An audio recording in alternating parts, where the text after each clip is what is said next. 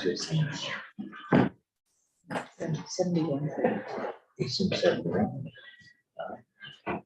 Okay. That's interesting. No, that would have been. And that's- Okay. Yeah. Yeah, either of them are up there now. We're ready. Board one. All right, Kenmore City Council's back in session. Michael. Welcome, day two. I want to draw your attention to the 10:30 session of the agenda, since we were able to get through some stuff last evening. Thank you for that. The next couple of discussion modules really reflect the agenda items that the council members identified during the pre-retreat design phase when we do the interviews. So we will, as indicated on the agendas, go through each of these, and the council members that sponsored the topics, I'll ask them to, which is indicated on the agenda, I'll ask them to kind of lead out with what they were interested in talking about. And then if there's any staff support on any of these, we'll obviously weigh in with that as well. So with that, we will turn to public.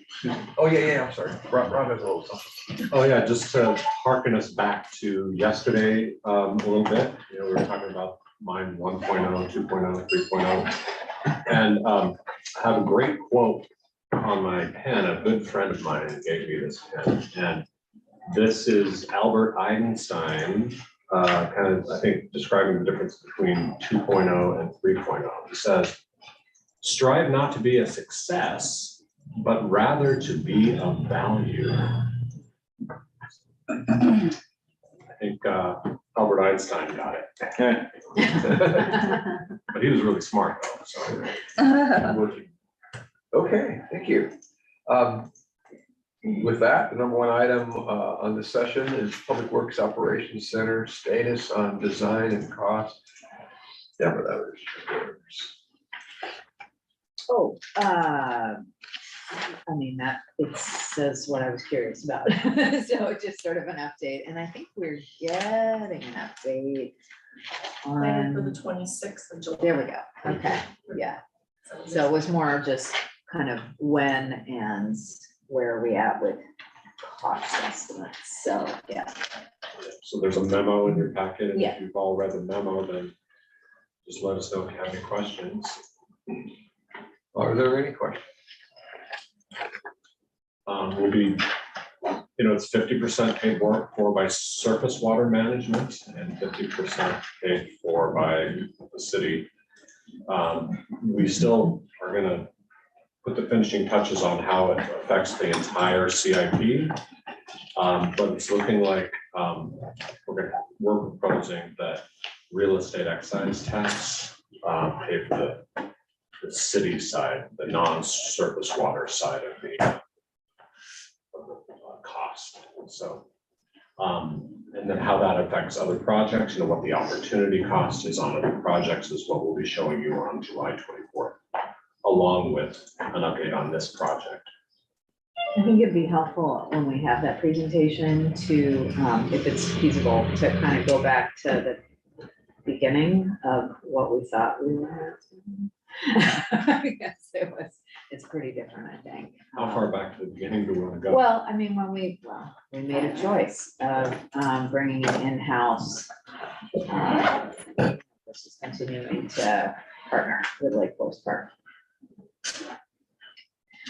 Oh, okay, so the difference in cost between Lake Forest Park and what we're doing now?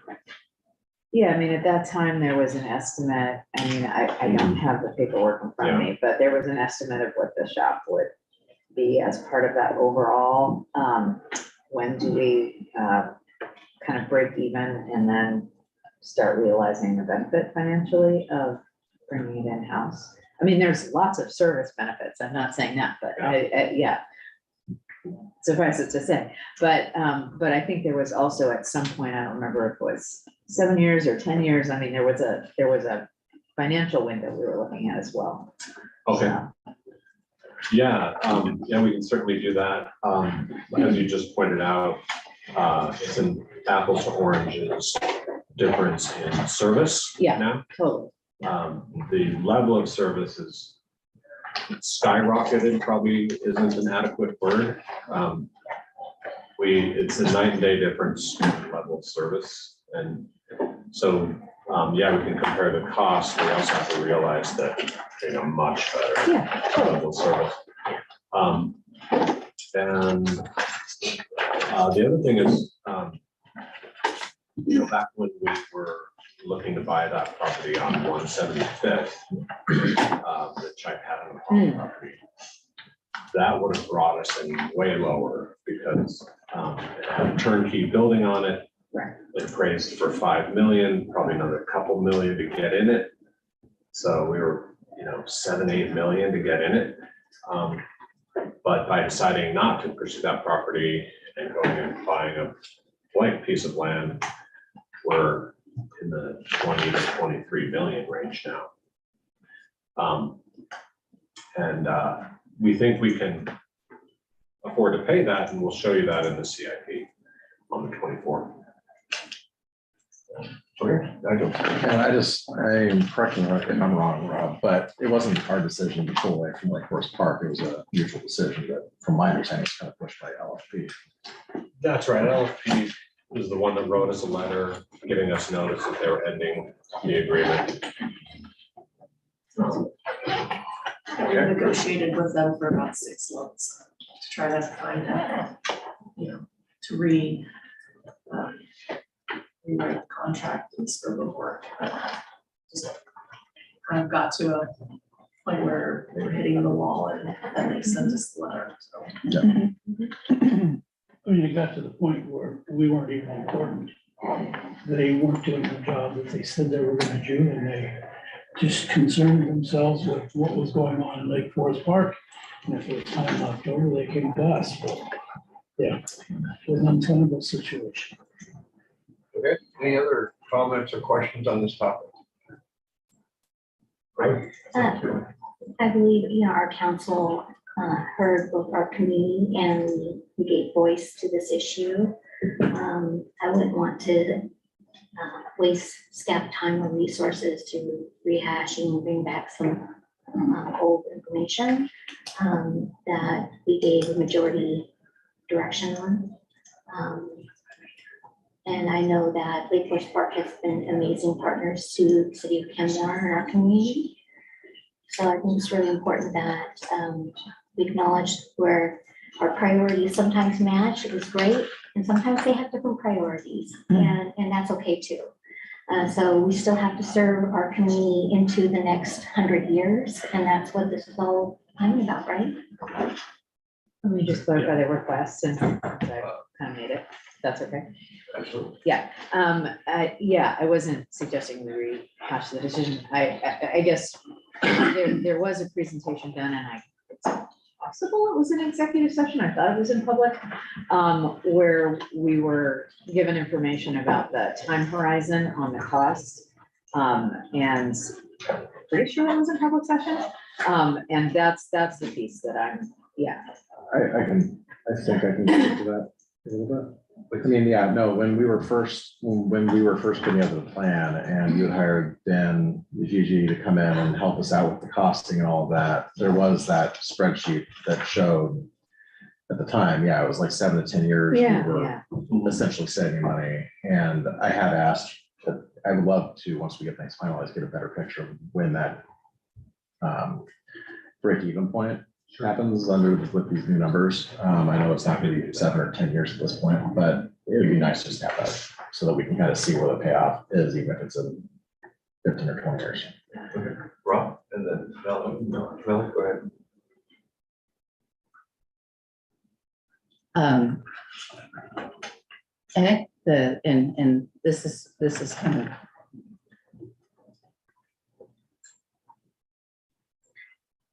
what I'm going to say is a lot due to the expense and cost and where we're at in our budget and feedback from community and the unique location that we chose for this spot due to timing, which I think it was the best available spot at the time. I do wonder if we should have waited a little longer before moving forward on this location. But we chose that and I voted for it. I supported it. I love the idea of this beautiful site with solar panels and all of these wonderful environmental improvements that we can have, that is definitely kind of a showpiece. But I think at this time and where we're going, as minimal, and I think the staged approach makes sense. What we need is, shelter and office space for our staff that are in public works, and parking that's on the right kind of surface in that area, that's got proper drainage and stormwater and all of that. But I'm just gonna say, I think as much as we need to get started is, and I think that's where what the plan is where we should be. For what the needs are and what our financial position is right now. So, and that's just something I want to say out loud. And I'm going to guess that I'm not alone with that perception. Okay. Rob? Yeah, so on the environmental aspects of the project, we are building everything to be solar ready. And the idea is that we will build out solar panels, but we're gonna go for outside sources of funding to build those solar panels. The project right now has, what are the big water tanks called? Cisterns. Cistern, I wanted to say urns. Cisterns. Yeah, we have that assumed in the project, the cisterns to capture rainwater and use it. I guess an LID, low impact development assumed into the project. I would love to include a decant station in the project if we could possibly do that. So that's where our Vector trucks, our sweepers bring the junk and have it separated out and everything. Right now, they have to drive where cat cart in Snohomish County, and that's a half-hour drive. So talk about like greenhouse gas emissions. If we can have our own decant station here and save an hour of driving, we'd love to do that. But that's an extra cost. So last thing I want to say on this project is two things. Pre-mentioned 100-year project. I do see this as a 100-year project. So 20-23 million. It is a sticker shock number, no doubt. But this is a 100-year decision. I really do believe that this building or some form thereof is going to be around in 100 years. And we would issue debt to pay it off over 20 years. That's our proposal. So, and then just the last thing is, I think this is probably the best operational decision, even though Lake Forest Park made it for us. It is the best operational decision I think we've made in the 10 years, 11 years I've been here. And I just couldn't be more pleased with how it's worked out operationally in the night and day difference. So I wish we would have made the move 11 years ago. We kept, working with LFP and trying to negotiate better. Finally, after 8-9 years, it didn't work and they said bye-bye to us. And I'm glad they did, because it's just such a much better level of service now. Karina? Part of this helps us meet both our local, county, regional, and state and national goals. And there too is the married funding sources as part of that several $billion funding available for infrastructure and public works. It's specifically called out, let alone our environmental climate action plan. So with our new environmental director, I'm hoping that we will be part of that a multi-application response that National League of Cities is working with municipalities on and applying to, and packaging bundles together. I know that deadline's coming up, but that's the resource we allocated to seeking those kinds of fundings. And I hope that it can help alleviate some of the financial burden to our community so that we can allocate, dollars in different directions where we have other goals we might be able to attain sooner as well. Any other comments before we move to the next item? Okay, coming to you on the 24th, I think. So, all right. Aquatic Center update. Joe and Deborah mentioned this in our interview, so. I saw the memo and that seems to address at least the timeline that I was wondering about. And then it's represented again on the big graphic, the consultants doing their work now, right? And they are hopefully going to be done then in November and report this in December as to the summary of their, I guess, choices for location. Comment, Joe? Yeah, comment and a question. So are we, remind me, are any of the school districts involved in this now consolidated site planning process? Because we combine, I think the two are combined now, correct? Yeah. Oh, sorry. The school districts, Yeah, or any of the school, I mean, because it touches several school districts now. it's basically working with the city, so if there are any potential sites owned by the school district, that would be their involvement, but we're not specifically contracting or working with the school districts. It's with the cities, with the city of Shoreline, Lake Forest Park, and Kirkland. And does the, I guess the reason I'm asking is the siting work dependent upon what's in scope, I guess? I mean, it would seem like you'd have to know kind of what your scope of the project is, what kind of facilities you're actually thinking of building, but yeah. And so if they're not at the table for that discussion of scope and facility types, that concerns me a little bit, I guess. Well, I think it's looking at the need, so the need Yeah. in general is broad, so you're looking at the need not only for whether it's school district swimming programs. Yeah, okay, Public, so so, it is yeah. looking broadly at what the Okay. needs are in the community. Okay, So yes, so we know that there is a need for a facility that would allow training for high schools, and it's sort of balancing that need as well as what the public needs are. So yes, awesome. needs and demand are all taken into account. And so there are several sites that I know of that are being included, plus probably more that are being looked at. Lake Point's on the list. Another one is a Shoreline School District owned property north of 145th, I think, north of 145th and in the eastern portion of Shoreline, so fairly close to us. It's a school district owned property there, and it was the former city manager, Shoreline city manager's favorite location as far as a tri-city cooperative there. City of Shoreline, you may recall, a few years ago, went out for a ballot measure to put an aquatic center near their city hall. They own those storage, if you know where the city hall is, and there's a storage building place down the street. The city owns that, and they wanted to convert it into an aquatic center. The voters said no, and thus Shoreline started talking to us and Lake Forest Park about a tri-city partnership. And for the purposes of a tri-city partnership, that location that's the school district owns in the northeast part of Shoreline was kind of a leading idea there. So, and also remember, we have a partnership with Kirkland.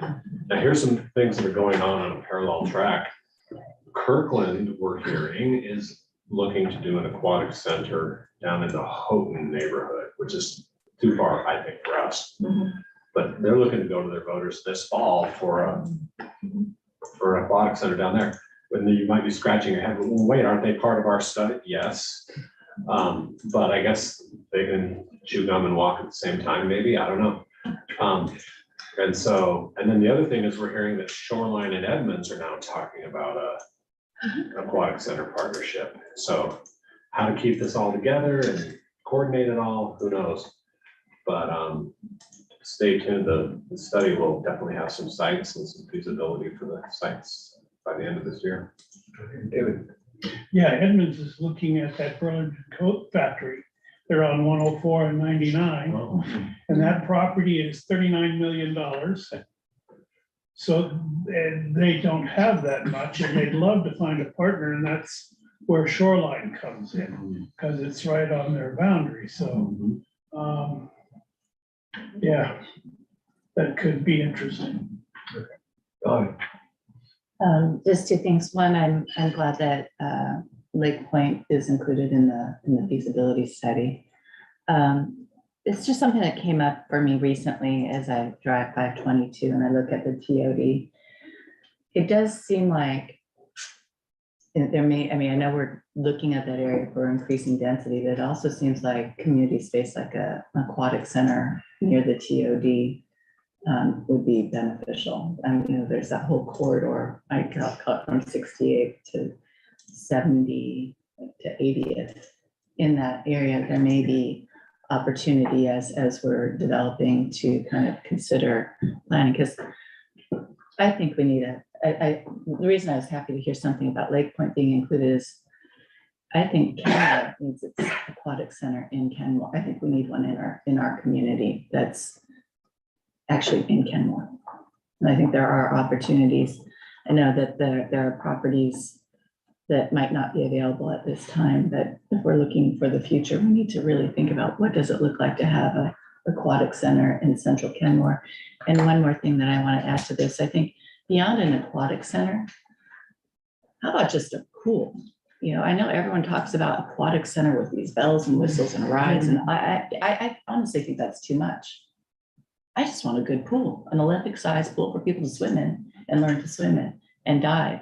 High quality pool, not necessarily aquatic center that's with all the bells and whistles.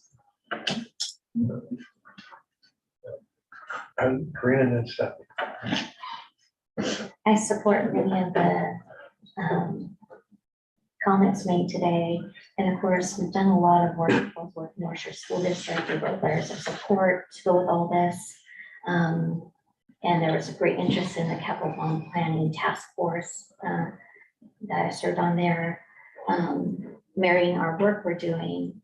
But when the past aquatic studies have all shown the productivity to balance the financial impact needs to include those meeting spaces and the multi-use center type of spaces to financially balance the outcomes and serve the community without greater impacts to the local government. And I know many of us would love to see a possible Metropolitan Parks District in Kenmore that included the tip of Lake Point or an aquatic pool, parks and rec center, you know, multicultural art center that serves our community and serves our whole north and east side. That would be great partnership work. I hope we can bring that back in other discussions, maybe a little bit later this year. But I think that would keep us on the line to meeting the goals and greater interest of our community and our region. Stephanie. Yeah, I was just gonna say something similar, which is part of what the feasibility study is looking at is also the financial impacts. And this traditional pool is not a money maker, and they're money losers typically in municipalities. So having some of those other spaces like meeting rooms for birthday parties or spaces, you know, lazy rivers, that's why, you know, aquatic centers include those features, is because they are draws and they bring in revenue. But it's a bigger conversation. That's part of what the study is. But speaking of a simple pool, I was in Utah last week and I was driving by, I was in Highland, Utah or American Fork, Utah. And there's a strip mall, and part of the strip mall, it says Goldfish Swim Lessons. And it's private sector. And I looked in the window and there's a nice big pool, and it looked like a private deal to me. It didn't look like public. And they were making a go of teaching kids how to swim, and it was a sweet pool, and private sector did it. It was a simple pool. Okay. Joe, Melanie, did I see Angela? You were here? Just gonna say real quick, let's also not forget our neighbor to the east, any diplomatic relations in the discussion of our city that we could we can make, that'd be awesome. Can I respond to that? Yeah, do that. I mean, we've asked them multiple times and they keep saying, no, we're not part of it. Even our county council member asked them to be part of it and they said no. Any further efforts, I think would be awesome, or Yeah. continuing in your discretion. Melanie and then Angela.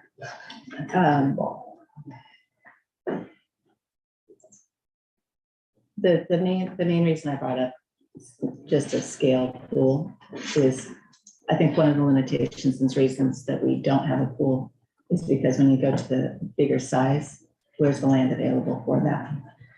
And, you know, I'm someone who thinks economically, you know, in a different way than maybe that we've been conditioned to. That when we have a high quality pool and something to pay people to take care of, those are jobs that serve our community and the essentials that we need for our community, which is a safe swimming space. It's just something I just like to remind us of. We are a nation that's growing, our population's grown. We have people who need jobs. We have an economy that's struggling for certain reasons, but part of that struggle is we're not expanding to meet the needs of our people and fueling the economy in ways that are actual services that we need. So that the element of why I say just a single pool is that's the need really. And conference rooms and things too, I think, yeah, have party rooms, that's fine. But do we need the big meandering pools? I understand there are draws for money, but it's really about swimming. I mean, what if we created an Olympic style pool where we have kids trained in Kenmore to swim there? That's a draw. That's a more powerful draw and important, I mean, like higher caliber need as well that we could be driving towards. But anyway, I just wanted to say, I'm glad where we are where we're at. I also know that there may be some ideas about in the Holt building potentially work and a smaller scale pool concept with a family service center, or, you know, Boys and Girls Club or youth YMCA, something like that. Potential ideas that could happen where we do get that through something else. So I'm excited where we're going. I just wanted to draw attention to a perspective about pools that I see, the size of the spaces. Angela, And Nigel, and then Joe.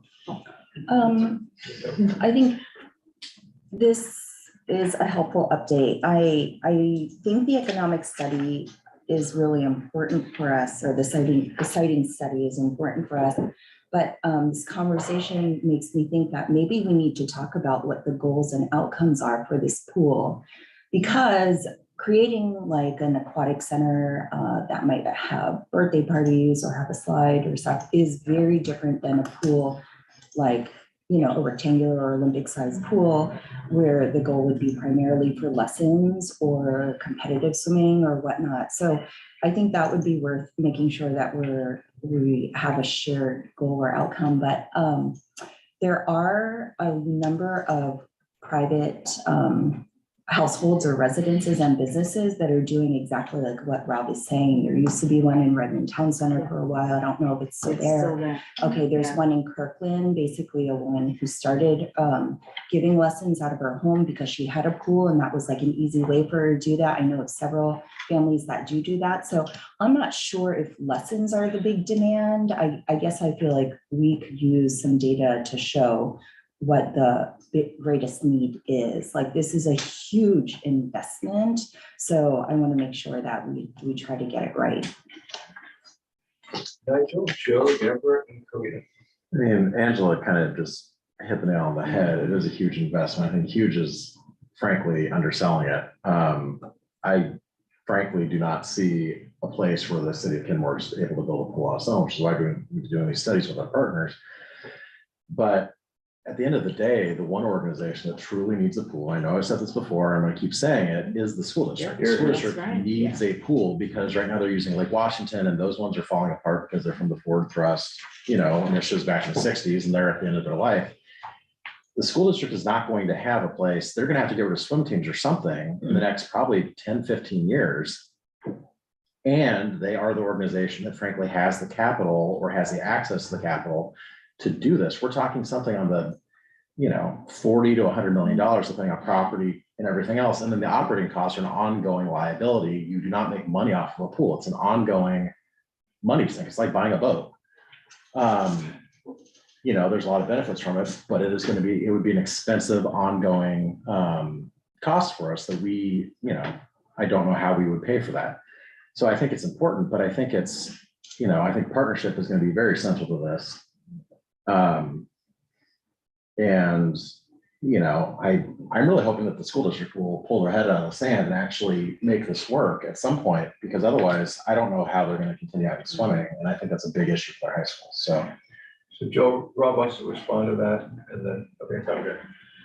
Yeah, so the last superintendent was headed in that direction, and she even identified a site.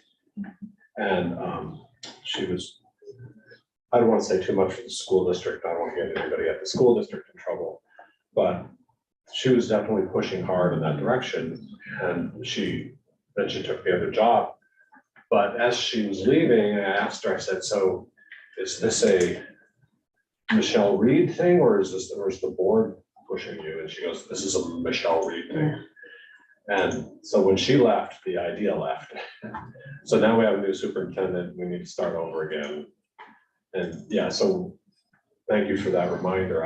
I've met with the superintendent once now. Debbie and I met with him on a different topic, but yeah, I need to help him get back to where Michelle Reed was when she left. So I can start working from that angle, but I think you all can do your work with your counterparts on the school district board to get it on their radar as well. And if you can initiate meetings with them and have conversations with them, take them to coffee. Because I think I agree with the mayor. This is school district more than any other entity stands to gain from this. Joe, Deborah, Karina. Yep, as to Angela's remark, definitely, let's explore that process, and lessons are definitely still in demand. I can tell you that.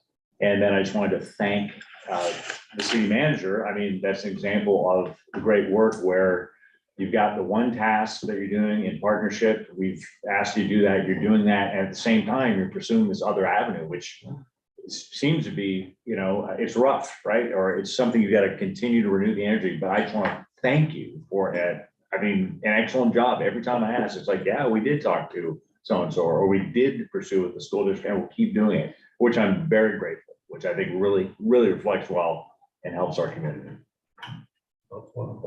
Deborah and then Karina. Yeah, and I totally agree with these other comments, and particularly the school district involved, and that's why I was asking. And what prevents that?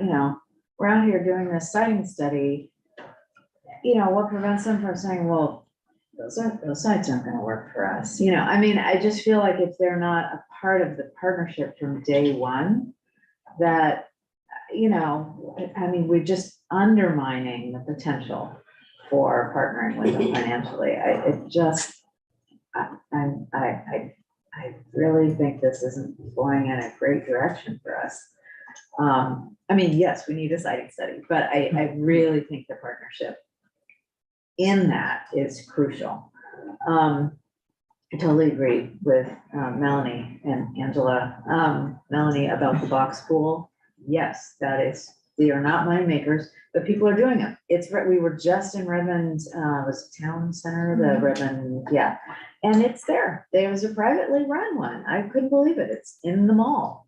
It's like, why don't we have it at the first floor of the whole building? Is that big enough? Why not?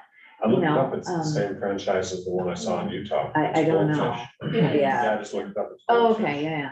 Anyway, it's there. And our across the street neighbor has a pool and runs lessons. I do think, I would love to see data. I do think that lessons currently are a real equity issue. And I was going to say this for the next topic, which is related to, but I really hope that we don't step off the gas in discussions with the Aqua Club. I know they are challenging. I mean, partnerships are challenging, right? I feel like we really need to really fully explore under every rock of how do we mobilize the resources that are around us for water safety, now that we have these great parks, and lessons. I really do feel like kids with means, kids in families who have means, financial means, get their needs met, and everybody else doesn't. Yeah, so those are my points. Engage the district, keep exploring with Aqua Club, and let's look at the rest of the private sector that's doing this in boxes. So, yeah. Okay, Karina and Melanie, then I kind of want to check on our time, not to continue, but I'm looking at the number of items, so. So this is a really deep topic, of course, and the last two very comprehensive studies done, one was done just a few years ago, and of course, Ken Smith, former school board director of North Shore, was part of that, and the one prior to that. And they're very relevant information, right? But things changed a little bit. So we know that North Shore School District had really great conversations with the Boys and Girls Club and with Rob Dombrowski, that facilitated good movement forward. It's about the pool? About the aquatic pool that would serve North Shore and possibly the schools in our north end area. And then the discussion filtered into the capital bond planning task force in our last set of discussions that came through with the recommendations that went to the school board. So there was great interest both from the capital bond planning task force, the recommendations there, and with the school board.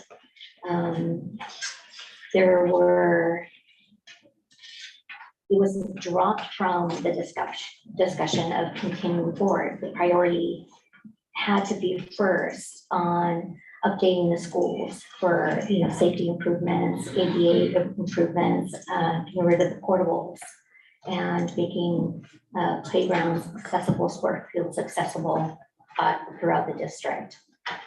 And 4 of our schools in Kenmore are benefiting a lot from that work. They were not very interested in just a north end kind of pool. They wanted something more center district, so kind of the Bothell serving area. And they had found a site, they're continuing that work, but there's still a pass through of carrying the work over to the new superintendent. What does that look like? And is that, I know the relationship is to continue the work and the goals. But then you also have the North Shore Parks and Rec board that have been working on an aquatic youth pool center in the Bothell kind of area. And James Neal has been one of the best council members leading the work, and really all that coming through. And as we do these further studies, I think that we can get really deep into studies and keep continuing to repeat the work, but we have to bring in new ideas. Otherwise, we're just going crazy, right? We're doing the same thing over and over, expecting a different outcome. We can't continue to do that. And so I like that North Shore is trying to think out of the box and work with multiple partners. I like that the North Shore Parks and Rec board are working on this in their capacity on the regional end. But when you also look at the disparities, the health disparities, the racial, cultural, socioeconomic health disparities, those who have not face the highest risks and tragic outcomes when connected with water. So pools don't just serve youth, they serve our aging community who need pools for, you know, physical therapy and recreation that way. I think this is all very exciting continued work, and we don't have to consider just, you know, set municipalities participating. We can consider a tripod kind of outlook to this, like we have done with our deeply affordable housing. So if we are bringing our governmental partners in, nonprofit partners, and, you know, another agent, we probably will get there and also drive down the costs. Realistically, that's what the data shows, and that's what is being thrown at all partners, and that regional application approach to be able to get what we need, like we did with the crisis care center. It was that reading that grant finite language. I talked to Rob and said, hey, have you seen that? They really want us all applying together. That's what they want. That's what got us that grant. And I'm grateful that he listened and carried that outward. But the same is really kind of needed here to be able to get anywhere. Okay. Melanie, and then I really want to check your time. And I'm gonna keep this short. One, I love being the North Shore School District responsibility to serving our kids with a pool. It was brought up. I fully agree with that. I appreciate Angela saying we need to look at what our need is. And a need that I don't think we've discussed in depth, the equity issue came up. And I'm gonna say, it's something that impacts my kids. I live near the Aqua Club. I can't go to the Aqua Club. The summers, my kids are hearing kids playing in the Aqua Club, but they couldn't go. I made it to the list, and the cost was way beyond my means at the time. You know, it had been it was a stretch, but then it went up when I finally made it to number one. And I had to give up my space. What about the concept of, because you know what we really want? We want a safe pool for kids to play at outside in the summertime that's not exclusive. It's not fair, you know, like, I mean, it's life. We live in a world that has that. I think about community pools, outdoor community pools are awesome. That's what I want. And like, if I'm gonna be, what am I talking about? It's not necessarily covered. An outdoor cool swim area. They exist in the Seattle area, and people really enjoy them. And maybe that's less expensive than having to build all the other stuff. Okay, before we move on, and because I think we need to, as I listen to this conversation, there is a lot of activity going around on in all different kinds of places about a pool. And given the cost of that, I mean, has everybody that's doing all these studies and all that ever gotten in the room at the same time and go, could we, I don't know, I'm just listening to this go, you identified at least 3 or 4 different jurisdictions, and then a partner that actually has an actual, you know, functional need in terms of their service mission that need a pool. Going, what the heck?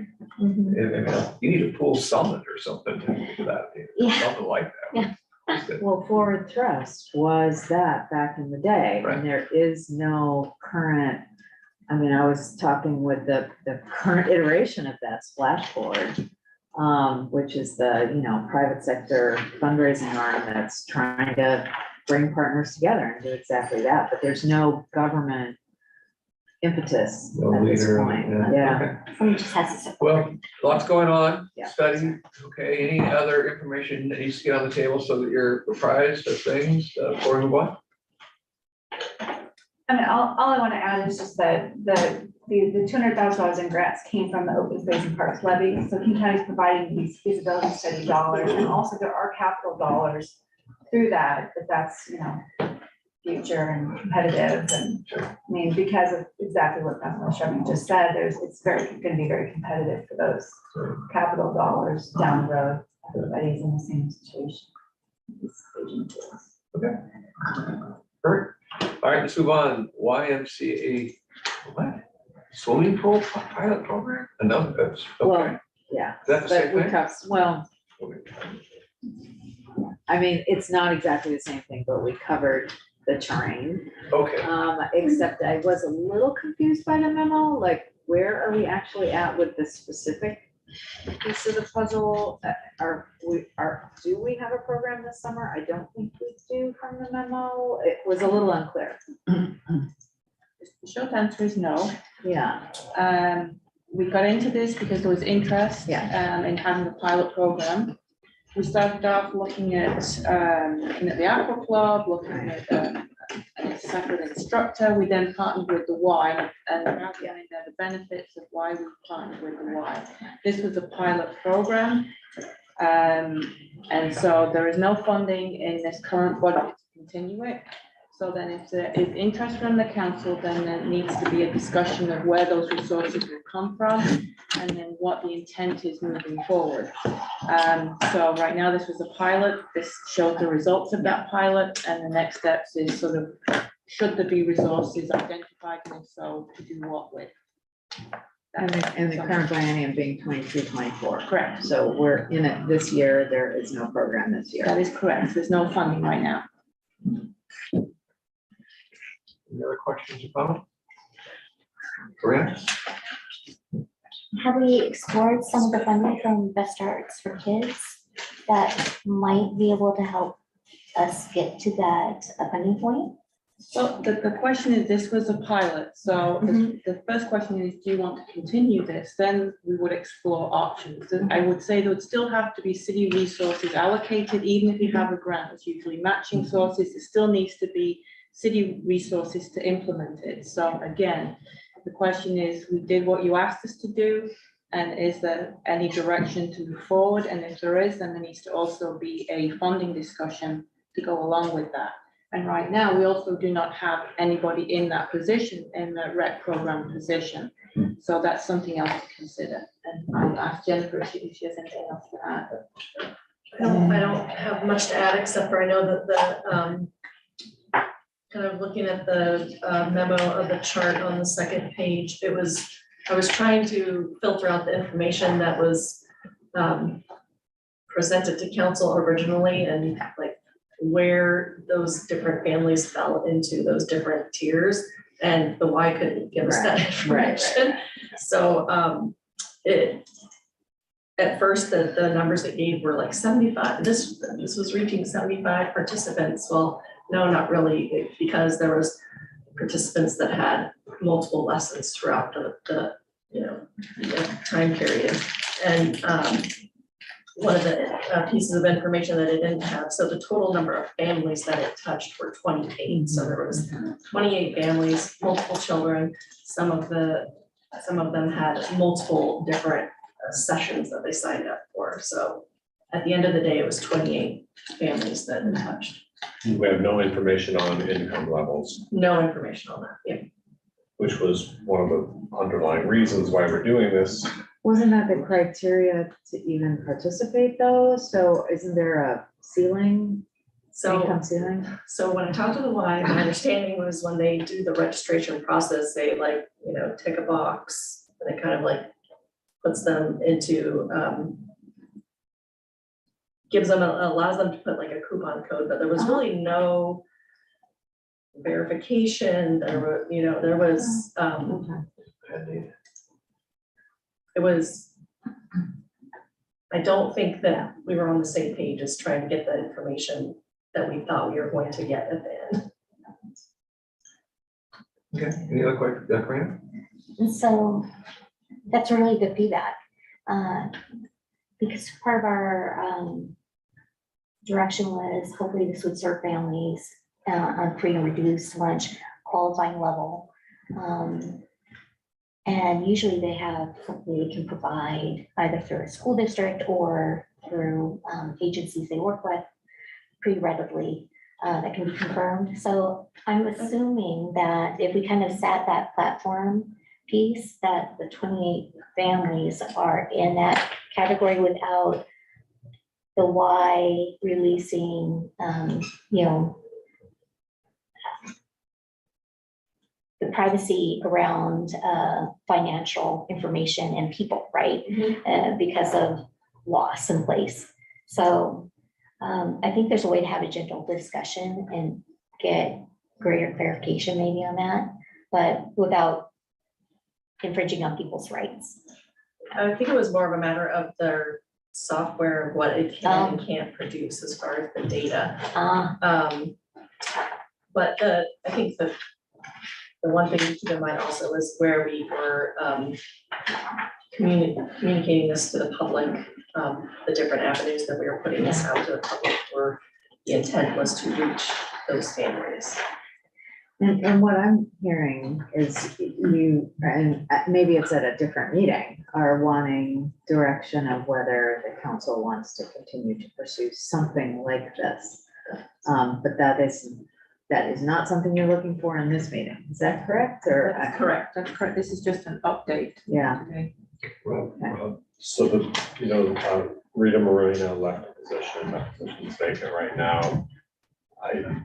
I don't want to put it on Jennifer to scramble to put something together this fall. That would be way too much to ask of Jennifer. So what I think we should do is get that position refilled.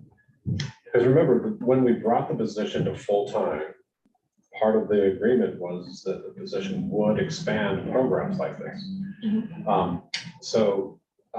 I'd like to bring that person on, get Rita's replacement on board, and then have that person assess the situation and come back to you for perhaps something in 2023. Do you mean 2024? Four. Yeah. Okay, 2024, wow, it is 2023. it is halfway through. Yeah. Corinne, Well, this was a great program funded by our ARPA dollars, our CARE dollars, and something our community really wanted. And we listened to them, our council listened to them, our city listened, and we responded. I have to, part of my brain is circling around the fact that we have this new housing and human services director. And it kind of fits in our alley of, something that they would be able to possibly facilitate if they have the time, or if you feel that there's capacity. I would hate to have a program fall through, just because we're waiting on a potential new hire. We have someone, but I also know their time is, we know everybody on the north end and east side and getting implemented. Yeah. That, I mean, she is working on getting the RFP for the whole property out and also the needs assessment, and they're Yeah. huge undertakings. Yeah. So I just don't see that she has capacity Okay. to take this on right now.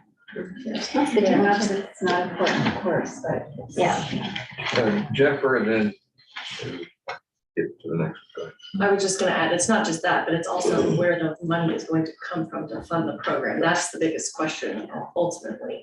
Okay, so I would assume you would have to address that at the budget, during your budget process. Yeah, my understanding is the money for this last one came out of the general fund. And it just came out of our reserves. Okay.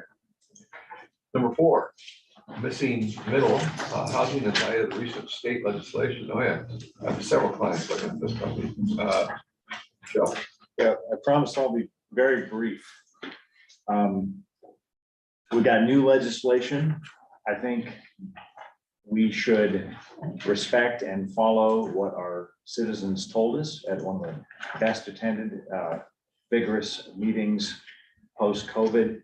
And that was to stick with the missing middle within a quarter mile of transit, to keep walkability, to have infrastructure, which are, of course, everybody can say in a refrain, sidewalks, the needed infrastructure to make things walkable, to keep things walkable, to protect our environment yard by yard. And then I've got also concurrency, because that's critical. It's in the Growth Management Act. The idea is that you've got to somehow plan and do basic urban planning to get this stuff concurrent with the density. Otherwise it becomes unlivable. And then code enforcement. I think concurrent with that, we've got to look at enforcing our codes for increased, or for the, I think you're gonna have violations that you have in suburban or in our less dense areas, in the single family zones. You're gonna have more violations if there's not enough enforcement. That's it. Okay, Nigel. I have a question for Debbie. What Councilmember Marshall just described, limiting missing middle to a quarter mile from transit, does that comply with 1110? No. Okay, thank you. Other questions or comments? Joe? Yeah, I'd like to, of course, have the input of legal counsel on whatever we're looking at. And then the other questions are, because it gets very subtle. Do our ADUs, I saw before that our existing scheme of just ADUs can comply with the new legislation. Does that work? I saw that. So anyway, I just think that we gotta foremost listen to our citizens on that. Rob, I'll answer that. It's gonna be Karina and Angela. Debbie, correct me if I'm wrong, but to answer Joe's question about whether the ADUs comply, we're waiting for interpretation from Commerce, correct? Right. Okay. My understanding though is that you can't just rely on ADUs, you have to allow a suite of missing middle, which would include ADUs, duplexes, triplexes, and so on. So when we presented to council in June recently, we had the consultant there. I now have the full report, so those full reports, and also the report from the community-based organization engagement, which actually did have more support for missing middle. That information, along with the requirements for state legislation, will be working on a strategy to bring forward and give council options, because you will have options. Because based on the city's population of being under 25,000, the requirements are less than once you get over 25,000. So there will be some policy choices in terms of, do you want to take this as a step-by-step approach, or do you want to kind of go for what needs to be done when the city reaches 25,000, which is going to be within the next year or two. Yeah. So we'll be bringing that forward with some options, and then that will be a 2024 docket item. To comply with the state legislation, we have till June 30th of 2025. So there is time. We understand we need to be deliberate about this, and we need to take into account what the public participation is, the broad public participation that also occurred after what you heard in November. So again, there's more to come, and that was what was also outlined in, I think, the progress on council priorities. And we also kind of stated that at the June meeting as well. And Rob has some additional on this. Just to dovetail on that, the full report that Debbie's talking about, I've had a chance to glance at, and it was we did the survey. It was self-selected survey. It wasn't statistically randomly type of a survey, but the respondents were disproportionately homeowners. And what we're going to do is we're going to cross-tabulate results and see what opinions and thoughts were based on whether they were homeowner or not, or other demographic information, see what comes out of that. But recognizing that it wasn't a statistically valid survey. Okay. Karina, Angela, and Melanie.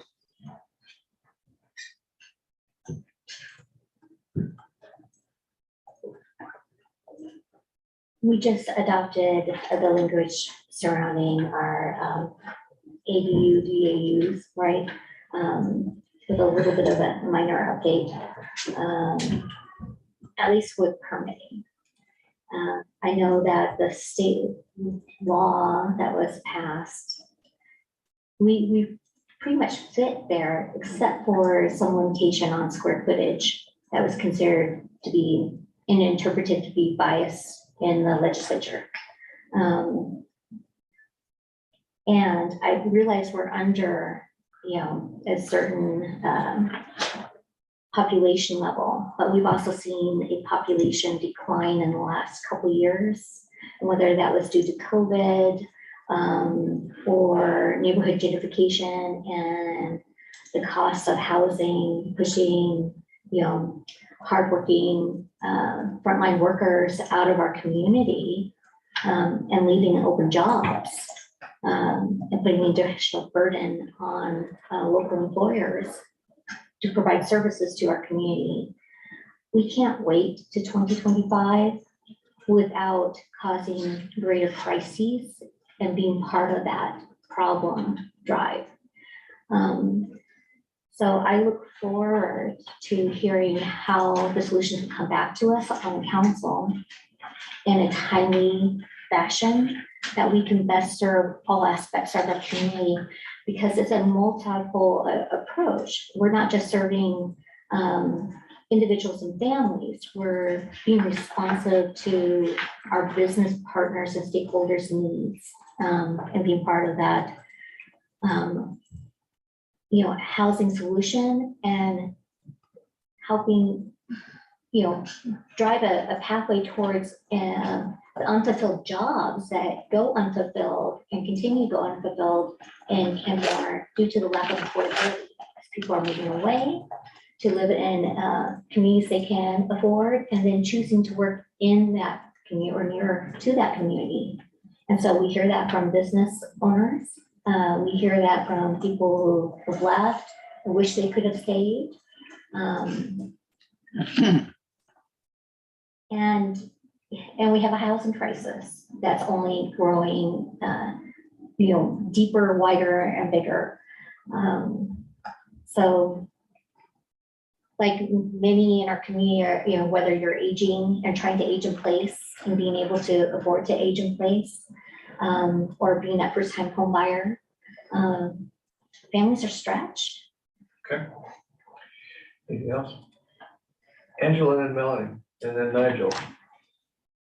Rob touched on one of the things I was going to bring up, which is the commerce guidance that's forthcoming. But the other question that I have is probably for Debbie, which is, I know Debbie has given me like the general timeline, but could you talk to this idea of speeding things up?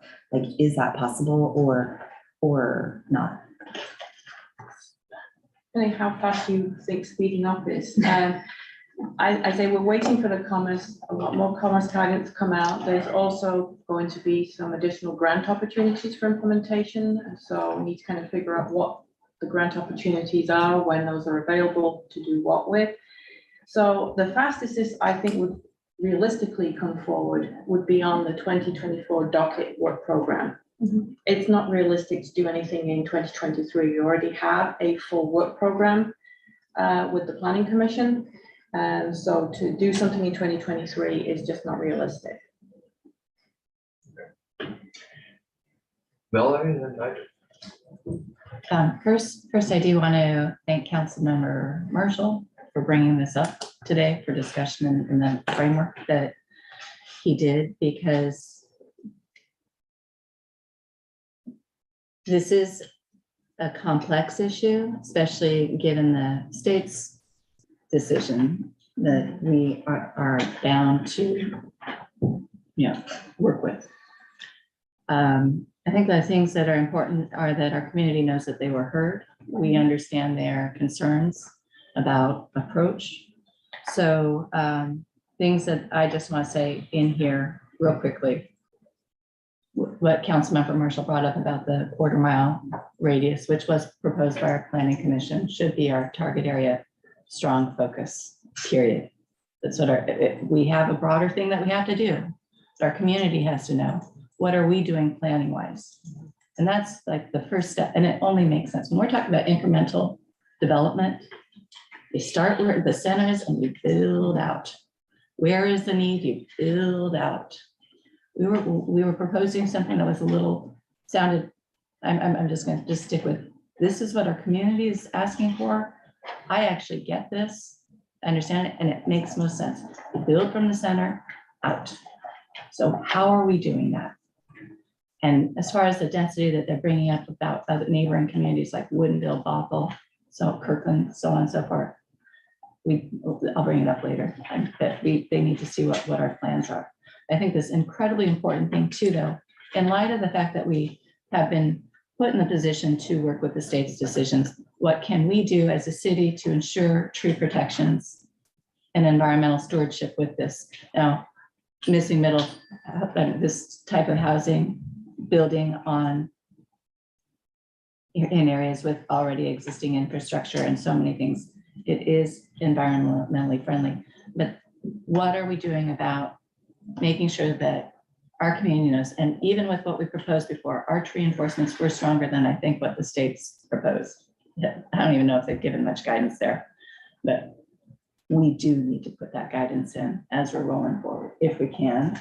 I think we can. Those are, I think, the biggest things, but our community was very vocal about this. What I heard, there are a few things, but I think if we get to the overarching message, they actually recognize we have a housing crisis. They were concerned about our approach.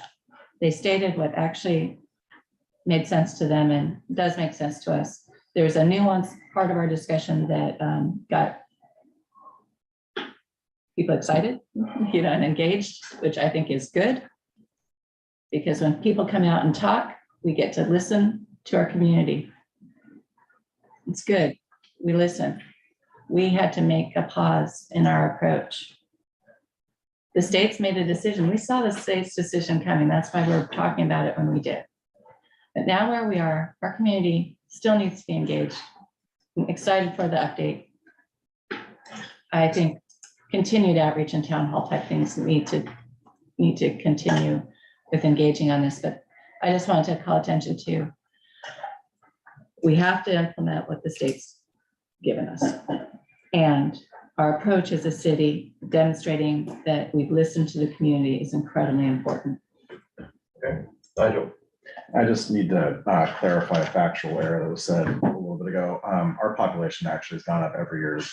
I'm looking at figures going back to just 2020, but our population has continued to grow every single year and will continue to grow every single year probably, unless something massive happens. King County is also growing. So there has been no population shrink in Kenmore, and there isn't forecasting to view on.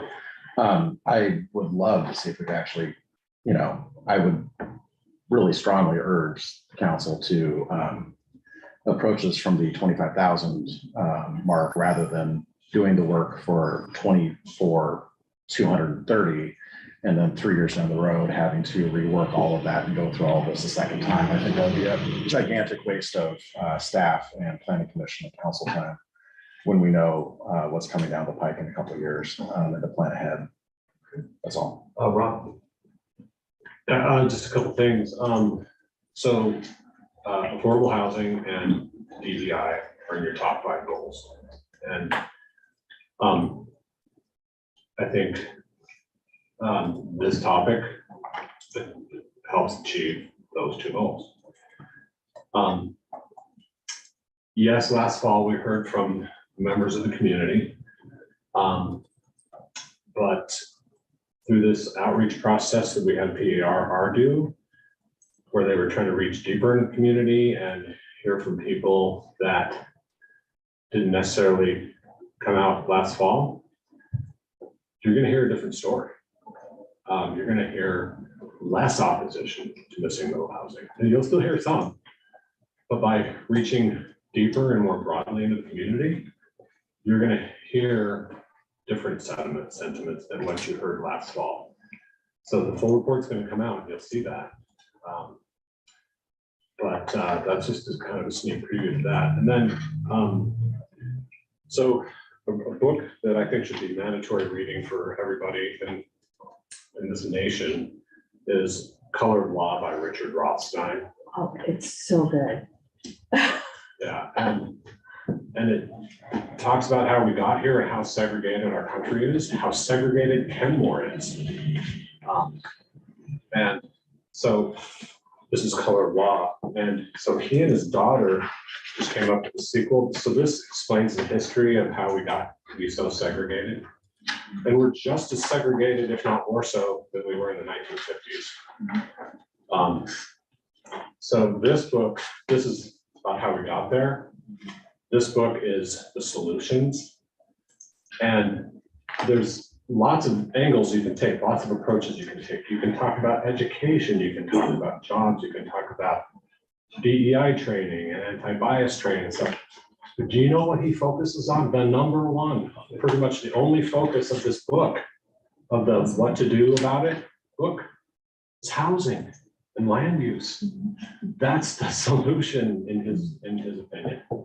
He doesn't talk about anti-bias training or jobs programs or education. It's all about housing. That's how we desegregate our nation. I'm only on chapter 4, but I tend to agree with them. I think if you solve the housing issue, then you open up other opportunities. You open up job opportunities, educational opportunities, everything else follows. So just my 2 cents. Okay. Terrific.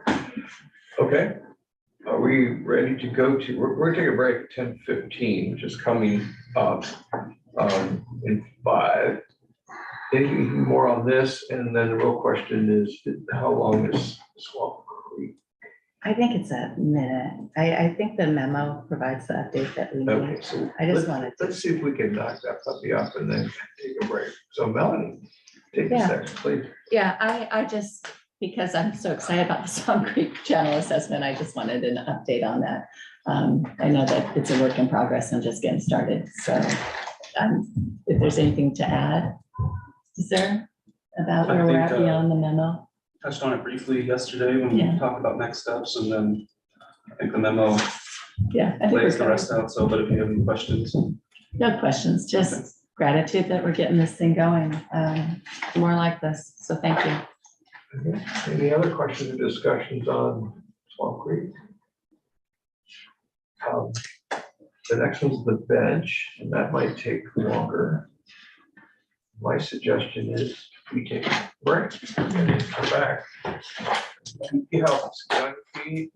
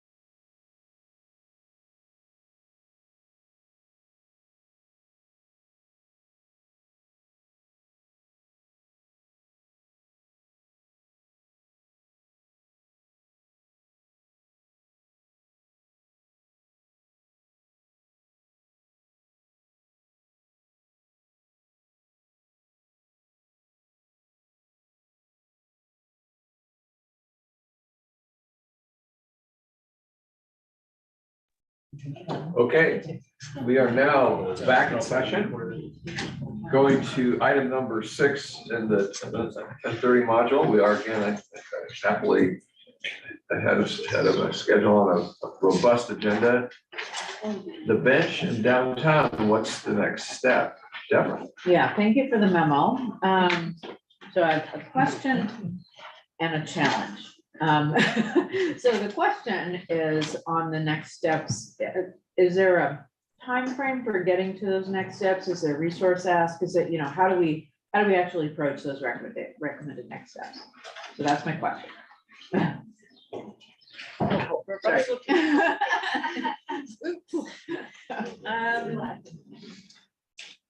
So next steps in terms of downtown or the bench, which one? Well, there was a set of, to go to the memo, and I'm not on the memo. There's the downtown element of the comp plan.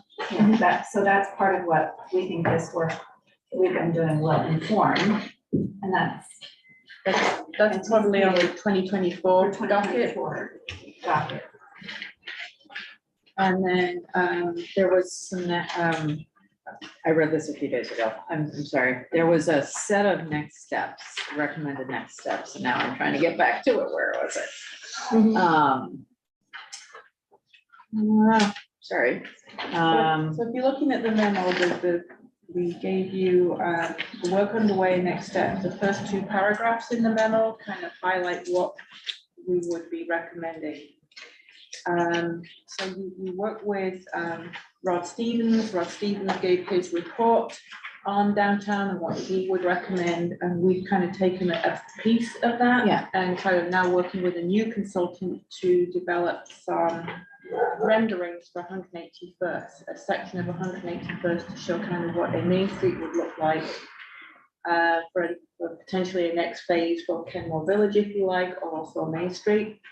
And then those renderings can then be used as part of the downtown element update next year, kind of if there is a new visioning piece for that. So that will be the next steps for the downtown development. Also mentioned in that, the next steps downtown development, there's still ongoing work, as you know, on the Plymouth housing project, on the Shell property and on the Holt property, and that's been discussed recently here. For the bench properties, again, Rod Stevens did a report, presented his recommendations, and his recommendations were either to demolish it and look at redevelopment for townhomes. I found what it was. And then this was something where staff is recommending a different approach for that. Yeah, Staff is recommending that the building be demolished. It should be demolished. It's really in no state for repurposing. So that effort will be accomplished in the next few months. And then aside from that, then staff is recommending that we hold on to that and do not pursue the options recommended by Business Street. So that is a change in direction. So this is just something that we're putting forward today. I guess we're not expecting a council decision on the staff recommendation unless you have any questions on the staff recommendation. And I've, sorry, and I found what I was looking for. It was actually in Rod's downtown one. He has 5 next steps. Those are the next steps. I was wondering whether we had a time frame for accomplishing. Because I don't think those exactly aligned to the memo, and that's why I was a little confused. And that's probably true. So I think Rod's presentation kind of gave his perspective on what should be the next steps, and what staff has done is narrowly focus that down to an approach for Main Street and the Kenmore Village Phase 2, which includes the post office parcel, which the city owns, and adjoining pieces. Right, so how did we get from the next steps in the report, which is what we saw, to this? So, I mean, they're not aligned, or maybe they're aligned, but they're not the same. Angela, on that? Yeah, actually, I have the same question. There is a sentence though that explains that when you combine the downtown expansion that Rod recommended, plus the bench, it increases values and opportunity, right? Like increases the interests potentially in developers and buyers, which is, I'm guessing, what informed the staff recommendation. Do you know, Debbie? Yeah. Right, I guess, do we have a vision document? No, Do we, yeah, are we going for something like that? Are we targeting specific developers? We are creating a larger downtown plan, sounds like. Are we trying to work toward expedited approvals, you know, or are we looking at some of those other strategies that he recommended? well, we have a downtown plan. And we have a downtown element in the comprehensive plan, which kind of sets that vision. So next year, that is going to be recommended to be on the work program. I think that largely that the downtown vision will remain the same, but we can tweak that, you know, next year when we look at that. Rod's recommendation for rezoning would probably come later after you've developed the vision. So you need to develop the vision first. The rezoning is an implementation measure.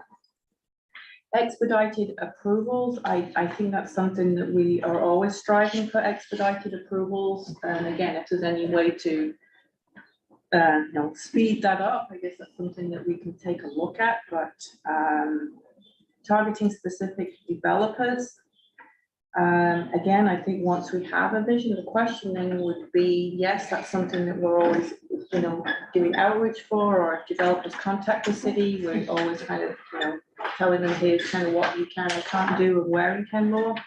Again, the larger downtown plan, I think, will be part of the update to the comprehensive plan next year. So we are sort of in alignment.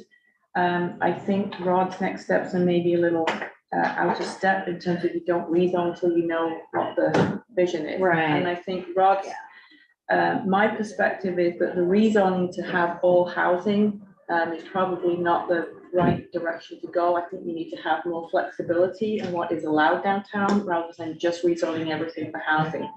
So in that respect, from a planning perspective, I would disagree with his recommendation there. Well, this is super helpful. And Yeah, can I also just, sorry, can I? Please, sure. The other thing I just want to add too, if you look at the recommendations, and one of his recommendations for the post office is a garden. So, you know, again, these are his recommendations, but I think that's, you know, as we looked at that, and that's what you heard from the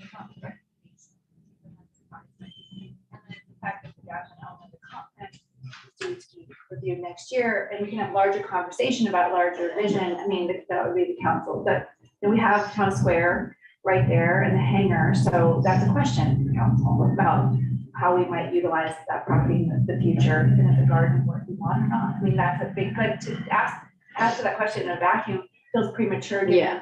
this larger effort that's already scheduled for 2024, and it'll be here. well, I will just mention my challenge, since that was part of so my challenge is, we're sitting here in McConnell. It has a population of slightly less than 1,000 people. I looked it up.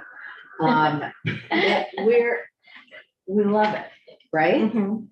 We walked on that promenade along the water. We love the little local shops. There's a ton of them. They probably have a half a mile of independent commercial retail with 1,000 people. We were in Roslyn last weekend. Same thing, slightly under 1,000 people, thriving downtown retail.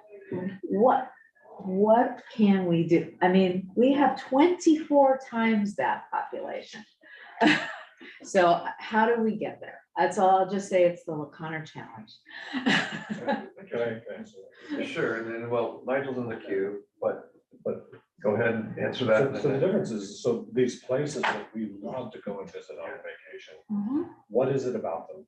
Right. They were built before World War II, before there was land use zoning and regulations, and before the automobile was invented. Yeah. And so Right. that's why they're so compact and cute and adorable. Yeah. Zoning and the car destroyed it all. Well, how do we get to that? Yeah, is there a way to get to It's that? part of that journey, but. Nigel, Debbie, I'm just trying to follow what you said earlier, a couple comments ago. You said that we're looking at the downtown element and that the vision would stay the same. Can you go a little deeper into what that looks like? Because I'm not, what vision were you referring to there? I'm trying to figure out where the council's touches are on this coming up. Okay, well, a couple of things is the downtown is the 4 quadrants of downtown. So you've got that bigger downtown area. which I think now coincides with the designation for a countywide growth center, which is for that downtown area. So we know that we have a large downtown area for where kind of growth or a variety of land uses would occur. So then that's kind of the big vision. And then you would kind of go from that big vision is how would you kind of piece that out? Is there anything different that you would expect to see in those 4 quadrants? Different from what? From what we currently have? Either from what, if we want to make some sort of adjustment, so you would take a look at what we are currently saying is on the south side of 522, so the Lake Point, the plywood supply, is you would expect something more, how it's written currently is like a regional draw. And on the north side, it would be more a local draw, and specifically in that northwest quadrant where the hangar and the town square, it's more that local place that is identified as a Kenmore specific downtown. And that's what we're kind of looking at and building on, working with this consultant is if we want something which we can really say is the local downtown, and we've started that effort, how do you continue that effort to really have a downtown where people know where downtown is and you go and you enjoy it? And so that's the vision. And part of that, and building on what Rob said, is going to be taking a look at how do you take away the focus on the car and focus it more on the pedestrian or different kind of experiences. Sure. So again, I think it's maybe tweaking that larger downtown approach, and then kind of, is there anything else we want to adjust? So I'm not saying it will stay the same, but I doubt whether there's going to be a wholesale change. Because I think it's the downtown bigger area is still going to be around that 4 quadrant area. And then the focused area is probably still going to be on the northwest quadrant or along 181st Street. And just to add to that, like, so we wanted to replicate what's here in Kenmore. Our parking regulations, I mean, in LaConner, sorry, if we wanted to replicate what's here in LaConner, our parking regulations alone would make it impossible. You would have, for all these uses, you would have to have an ocean of parking to go with it. Or structured parking, which would make the project not pencil. So parking regulations and other regulations would need to be adjusted, changed, deleted to make it a LaConner type feel. Are these your regulations or state legislation? Oh, there are. So you control these regulations, okay. I mean, the other reason though why you see all these little shops and stuff here is, you know, what Rob said is totally dead on, but also it's a tourist town too. That's how a town of 1,000 is able to sustain that, is because. But why is it a tourist? That's all I'm Well, saying. They're on a water. river. We're Yeah, on they're a on a river. We have a lake. I mean, Yeah, but what, that's- you know, that's what I'm saying. We Yeah, have yeah. attributes that are similar and a much greater population. So, you know, Yeah. anyway. Joe? Yeah, I was gonna say, at some point, probably the Chamber of Commerce and everybody got together and came up with a plan. Yeah, we're gonna market ourselves. I imagine it was in the 70s. After it lost some of its working class economy thereabouts. So it's like, yeah, let's reinvent ourselves as tourists. And what a great setup. I mean, it's water, but as you say, Debbie, it's like, yeah, we've got water too. Really nice. Yeah, and Debbie, I like what you talked about, you know, local and regional draw, and the regional draw on the south side of 522, which makes sense, and can't help but when you're here, see the similar amount of space that we have potential to create a boardwalk like this in Kenmore. And there's something that we rarely see in this part of the country that I recall from a really special trip to Florida, and we were at a restaurant on Intercoastal that had kind of the same spacing as what we have here in LaConner. Now, spaces, we don't have property available for that now. And as we, like a long-term vision to build something like this, I think is incredibly important. Arts, restaurants, housing, view of the river, view of the lake, at the right capacity for the area, you know, environmentally correct for that. But there's potential to create a regional draw here to like similar to Kenmore in an environmentally friendly way, utilizing our water access as the opportunity comes available, but I think we should plan ahead and say, this can be. This can be. I think we're a very brave council over the past few years that we've even started talking about stuff like this.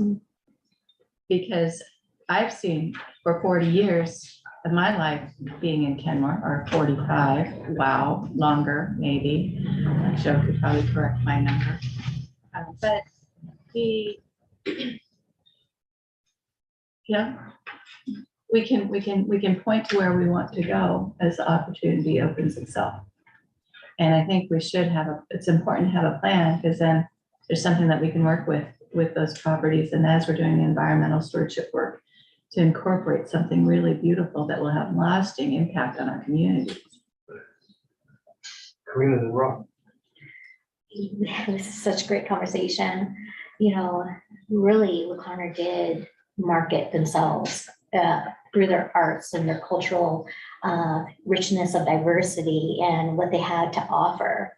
And they marketed that out to folks who wanted a vacation property and wanted a little seaside getaway. And I know that at least, you know, my family and council member O'Kane's family spent a lot of time and several decades coming out this way for weekend getaways and week-long retreats. But when we think about where businesses are going and why we are not having them land in Kenmore, when you hear from businesses who did think about Kenmore, where the input is the process is a longer process to get there. We are so in our way that we are blocking our financial sustainability and growth potential, job opportunity potential in Kenmore. So if we can get out of our way and reduce some of those barriers, we can, you know, have business come our way. Also, some of the aged buildings I'm hearing from business owners who are leasing business spaces. Some of those spaces are rather aged. And that means that the efficiencies are also aged, and their landowner property leaser is not meeting the need. So if they have a met need, their bottom line grows. And so it can be a little cost prohibitive. So hopefully we can incentivize our business partners, landowners who are leasing properties to join us in that climate action plan, be environmental stewards, and help improve outcomes for local business owners running their businesses so they can have a better bottom line. And hopefully we can shorten the window on what it takes to come to Kenmore to start up a business. Because we should not be losing them to Bothell and Bellevue. And I'm really tired of Bellevue plucking our businesses. I'm getting a little salty about that. We steal their employees. So. Well, you know, hey. And their surrounding. That's right. But boy, chaps my hide. Okay. Yeah, fine.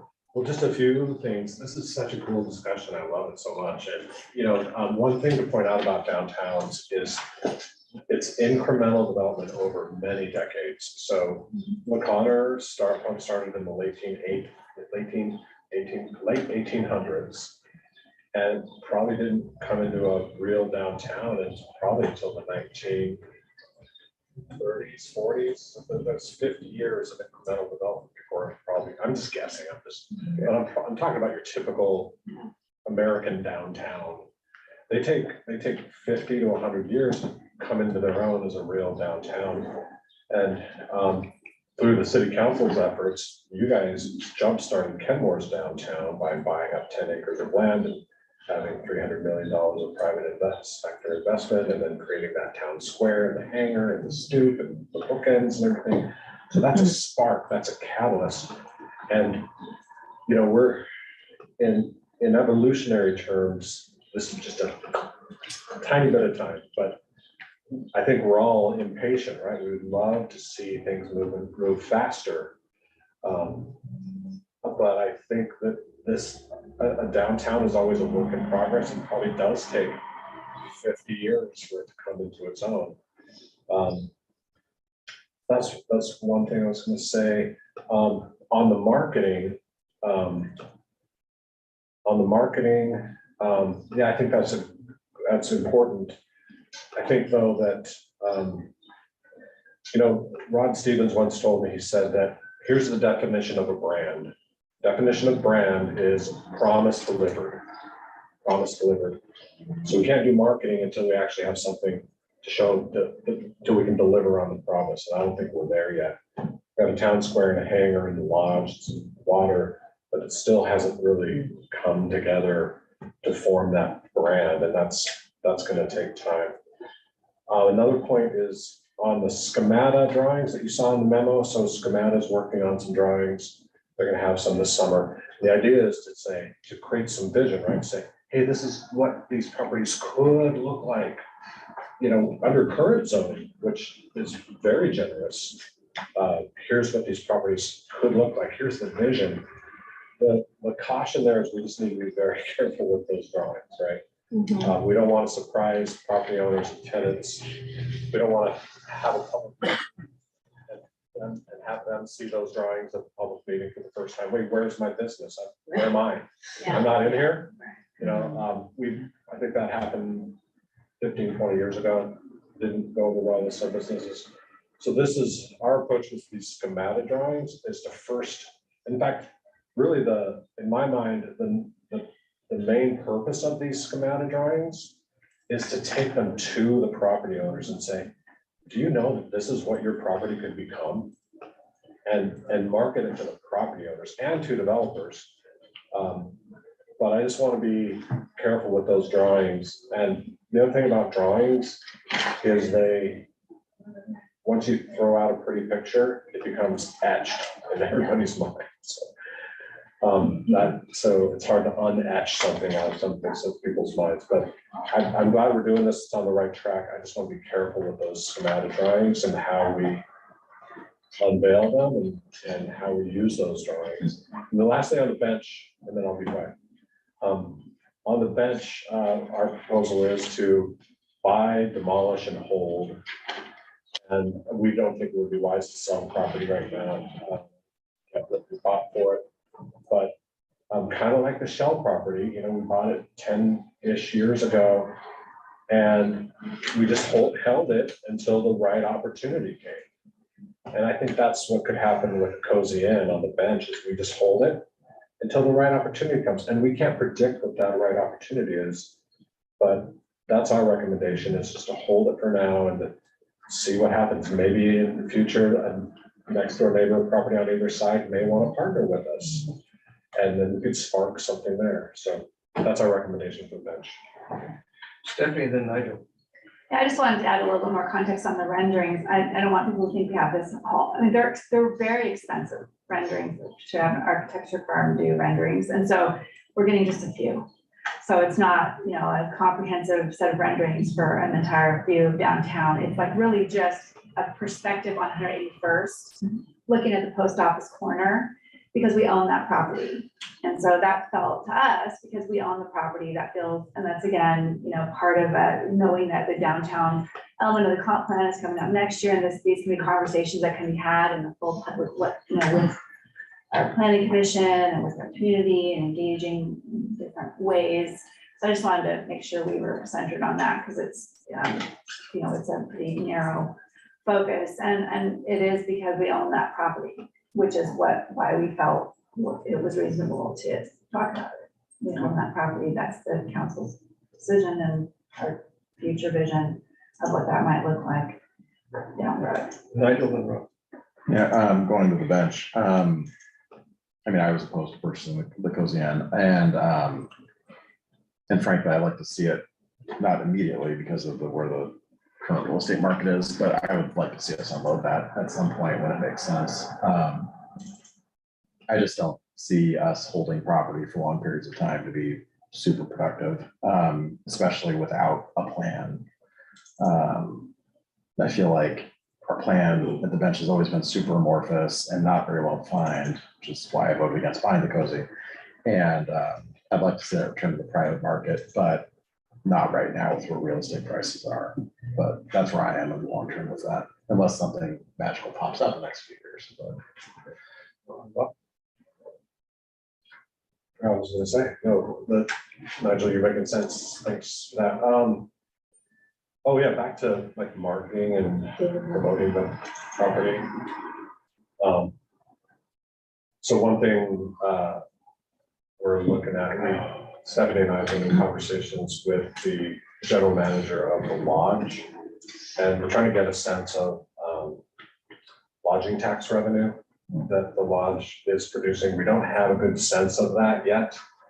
But if it's substantial enough money and worth our time and their time, then you could use lodging tax money for that kind of thing.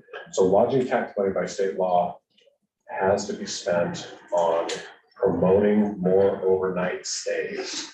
That's how lodging taxes. Now, there's an affordable housing piece, but we don't qualify for that. So we have to spend our lodging tax money if we decide to do it on promoting more overnight stays, which is called heads in beds. Promoting heads in beds. And but if it's substantial enough money, then it might be worth it to do what you guys are talking about is, promoting our city more as a destination, as a place to come and stay.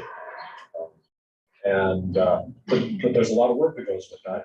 By state law, you have to create a lodging tax advisory committee, and all the money has to funnel through them. They're advisory, but still, any spending you do on that money has to go through them, and they have to be periodic, quarterly, or whatever it is, and staffing that and everything. So there's a lot of work that goes with that, but we're looking at that. And just one last thing on lodging taxes. It would not be a tax increase to the hotel. We would just be capturing the county's share of lodging tax. So they're open to the idea. The ball is in their court to tell us how much money that they think that we bring in. And David, then Karina. A couple of things, Rob, you talking about having developing heads in the bed. So could we promote Kenmore Air and things that are Kenmore Airs doing to get the overnight stays in the hotel? Yeah, it's tourism. Okay, good. Second thing, the rendering of 91st corner. Is the post office included in that rendering? Yes. Okay. Just The check. post office property is in that building, but we're rendering a future that. No, no, let's be clear. The post office really be in that rendering.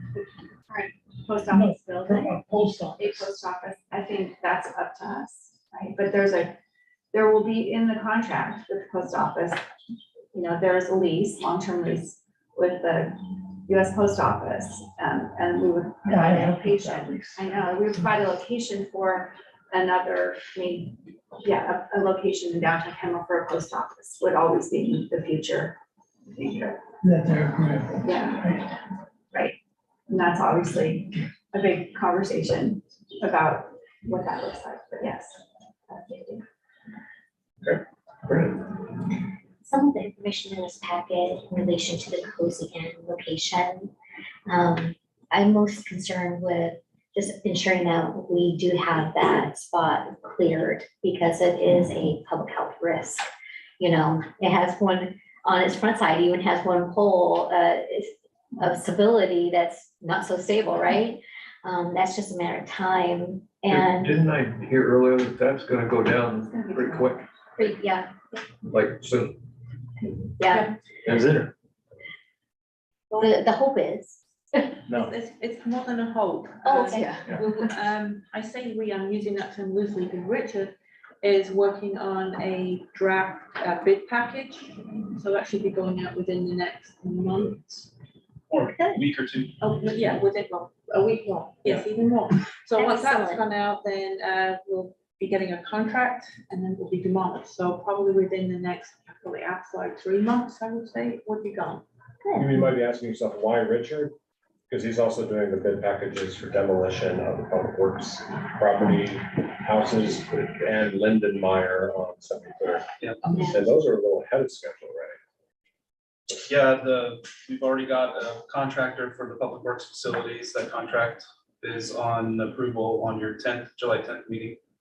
And then, and so yes, I'm working on the 73rd property and Cozy Inn property now. So it's going down, things soon. Okay.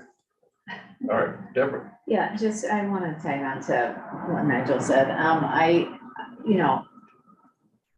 okay with holding on to the bench property with a somewhat amorphous plan, but what we did ask Rod to do, and I still am not sure that it was accomplished, is to tell us what are the options for development. I mean, he basically gave us one option for development, which is townhomes. But I mean, is that truly the only thing that can happen there? Right, so that's the one pager that I would love to see is, what are the options under current zoning? What are the options if we flexed on certain aspects of that zoning, parking requirements being? That's easy. We don't need Rod to tell us that. Well, okay, so that's the piece, and that's the plan, right? Yeah. I mean, here are the things that we're holding out opportunities for.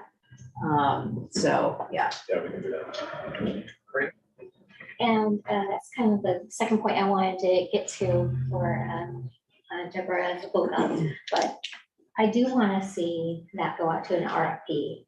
That's an opportunity for business and housing. And if we really do want to meet some of our end goals by increasing local housing and even a pathway to ownership, that could help serve some of our goals and help with environmental cleanup that needs to occur in the space. I know that this, that was the hope, was to have housing business there. That was the majority vote at the time and of the direction given by council. So I do hope we see some movement. I don't think it's a property to be undervalued, given its location and its proximity. So. Yeah. Anything else on this? Okay. Let's move to number 7. Deborah, again, Fire District Station 54 property and others. I think it's on the boards, July. It hasn't been posted yet, I don't think, right, the packet? Right. Yeah. So nothing further on that. Oh, somebody's seen it. All right, hearing nothing. We- I had a recent tour along with Representative Shelley Koba of the fire station. On that tour, you're told that, the property itself had been storage for a donut business and their equipment. Exactly. And they were very clear that the response pathway and multi-regional response is, top notch, that site wouldn't be a future location for them. And they could make it feasibly pencil out. I know there's a balance in between meeting our community goals and city council goals. But obviously, I think that we've been watching this closely and we all care deeply about the impact to the community and what that could be for the community. So I look forward to hearing next steps, and I'm sure that there's going to be some sort of legal update at some point without getting too thick into the weeds, just at a high level. I mean, obviously, affordable housing, community housing, with small corner business, it's right off of transportation, just a high level quick overview, right? Well, something you want to say? Yeah, I mean, so the fire district, like as it says here, number 7, yeah. So, yeah, they're supposed to, that analysis is being wrapped up and it's going to be presented to the fire district in July, the board, and it's the North Shore Fire District, by the way, that board. But I see them coming to one of 3 conclusions. One is keep it, and because they, in the future, they plan on building an aid station there. That's option 1. Option 2 is keep it, and we don't know what we're gonna do with it, but we're just gonna keep it. And then option 3 is dispose of it. And if it's option 3, I'd like you to consider proposing something to them. Yeah. And right now it's zoned public, semi-public, it's the blue zone. And so they couldn't build houses on that right now if they wanted to. So we kind of have a lever there, right? And we could say, hey, we could actually increase the value of your property for sale by rezoning it. But if we rezone it, could we enter into some sort of arrangement where we do some cottage housing there? And we could even help you get the entitlements for that, so the property is even more valuable. So that's the kind of discussion I'd like to have with you and with the fire district, is proposing, and by the way, it's within the quarter mile. It's on a bus line. It's on our main north-south bus line. So I think that's where, given your priorities on all these other things, I think that might be a conversation we need to start having, and probably start having soon. Deborah? Wouldn't we want to have that, wouldn't that influence their decision between options 1, 2, and 3?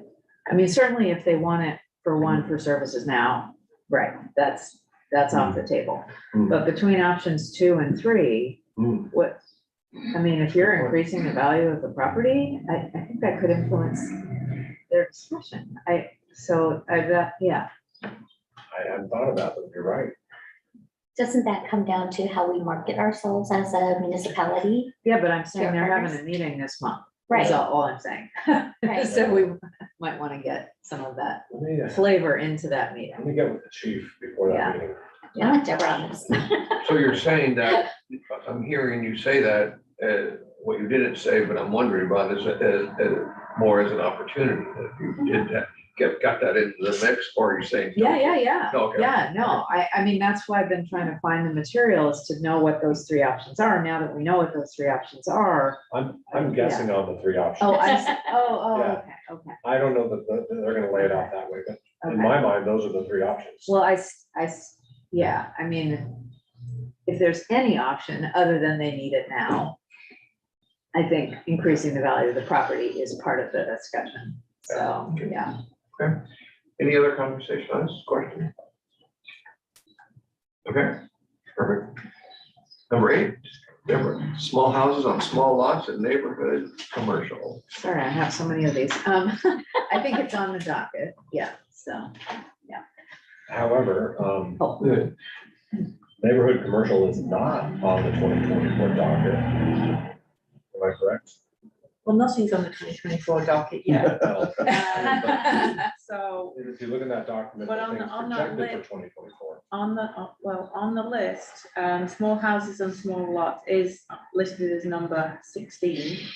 The allowance for corner retail is an adopted policy in the comprehensive plan. We did have PRR do, as part of the missing middle work, look at how to take an approach for that.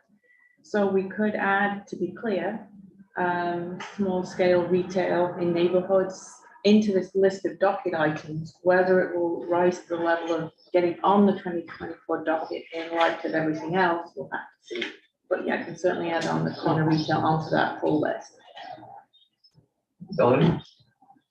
I think it's really important to add the corner retail onto the list, especially listening to our community. So thank you. Okay.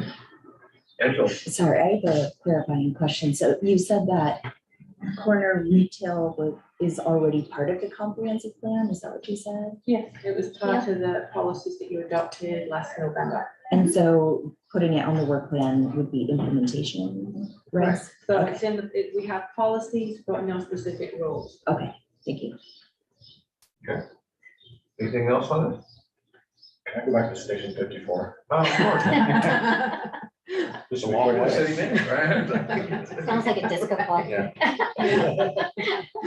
But we have communicated to them, and disagree with me, but we have communicated to them that we're not interested in extending that, what do you call it, temporary use? Yes. Something Right. Mhm. for another year. Right. We have communicated that to them. I mean, I think they heard that pretty loud and clear for the last reading. So we were all pretty cranky. But I think that the vision and the increased value wasn't in that conversation, so, yeah. Okay. Hopping back to number 8, maybe hopping to number 9.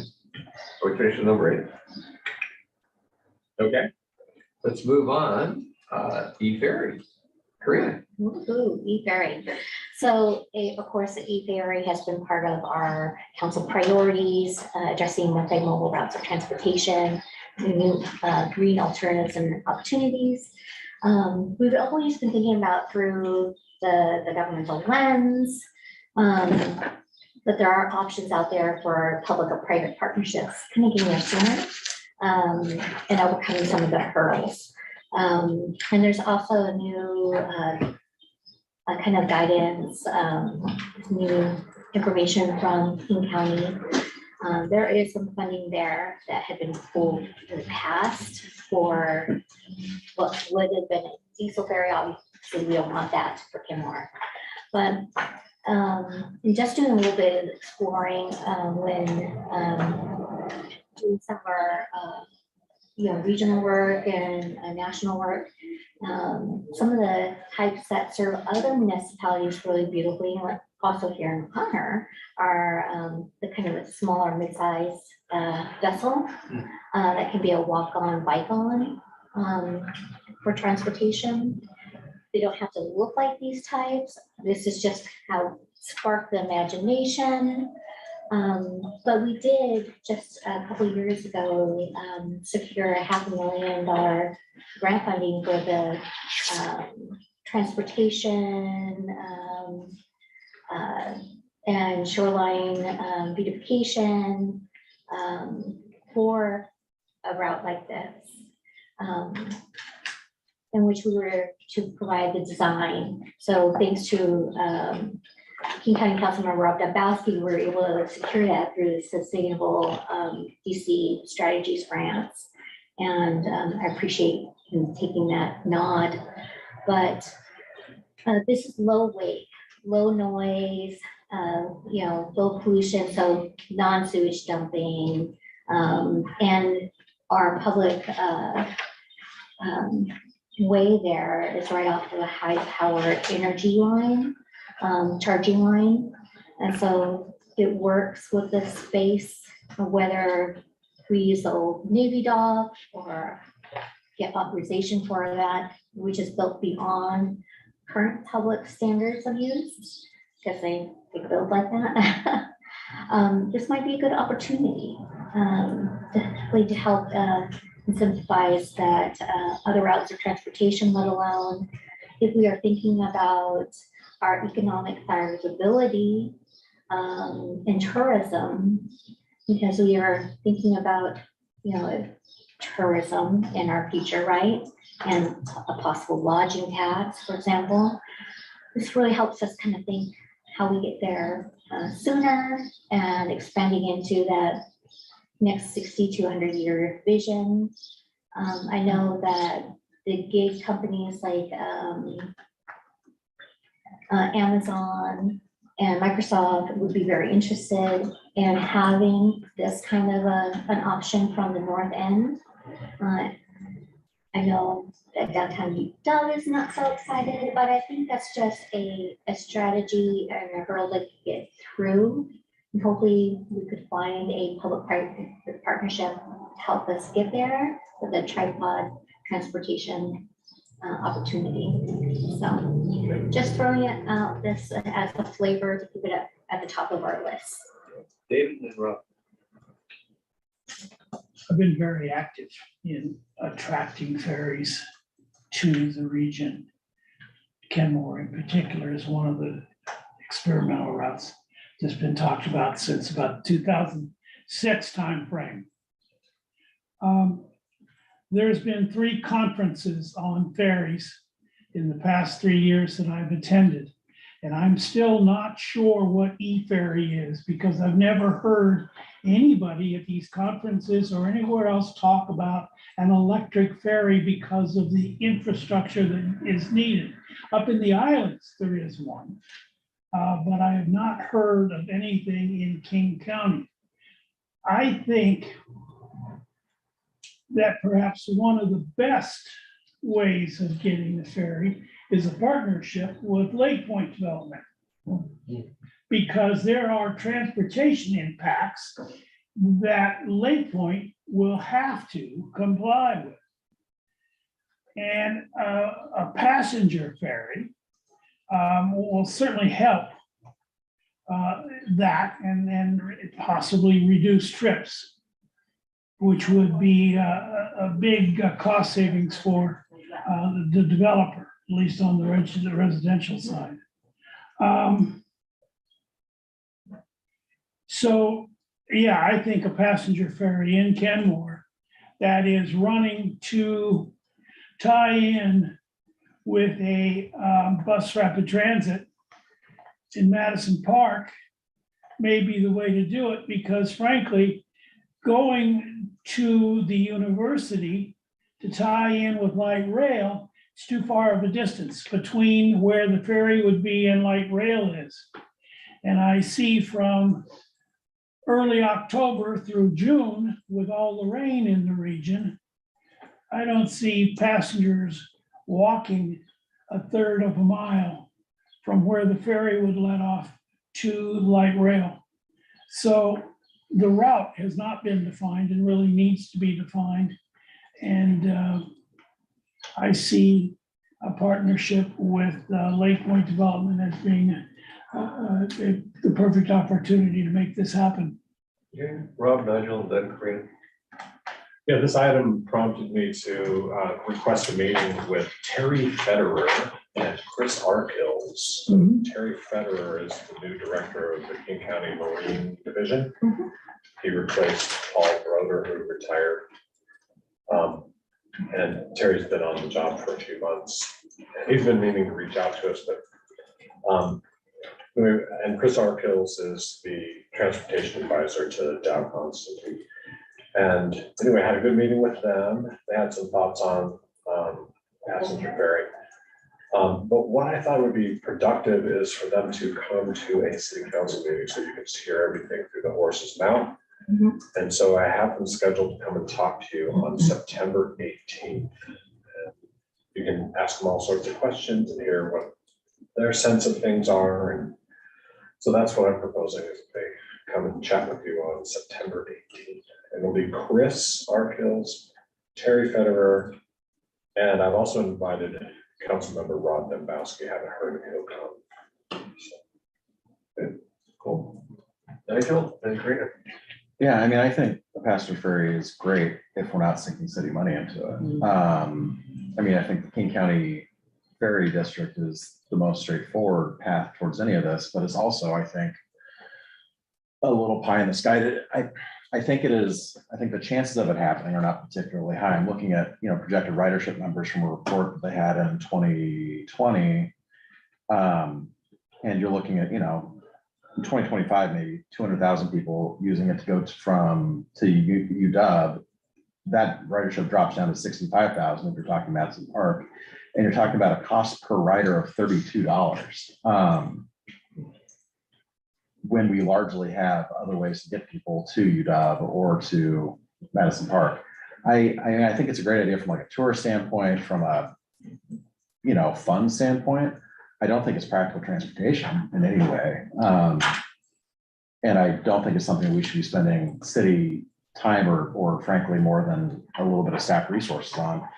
if King County wants to do it, I think we should help them. I think it'd be great for the city in that role. I just don't want to see us spending a lot of money or time on it because I think it would require too much of both, to be honest, for too little benefit. Rob, in connection to this comment, and then Karina, and then Angela. Just to respond to the cost, yes, Nigel's correct that it would require a subsidy. And King County currently subsidizes the West Seattle ferry. And so to pay for a Kenmore ferry and a Ballard ferry or whatever ferry, they would likely need to increase the county-wide property tax by a penny or two or three. And so the county council members that cover Sammamish and Enumclaw would need to agree to this or be outvoted by a majority. But yeah, but they would definitely need to get a coalition of county council members who would need to increase the county-wide property tax. That's a pretty heavy lift. Okay, and Nigel, in response to that, then Karina and Angela. Yeah, I mean, you're just talking about the substate West Seattle, but that's at a third of the cost of this $32 per rider. I mean, West Seattle, much cheaper, still expensive, but way cheaper than what they're proposing here. So. Okay, Karina and Angela. So, late, last week, I received some information from Bombowski's office with an update, and I'll forward that on. It's a little too late to get to the packet of information. But you know, a ferry has of course been a long time goal of both King County, the region, part of Kenmore, and you know, even when Rob Ferguson was a King County council member, a big goal.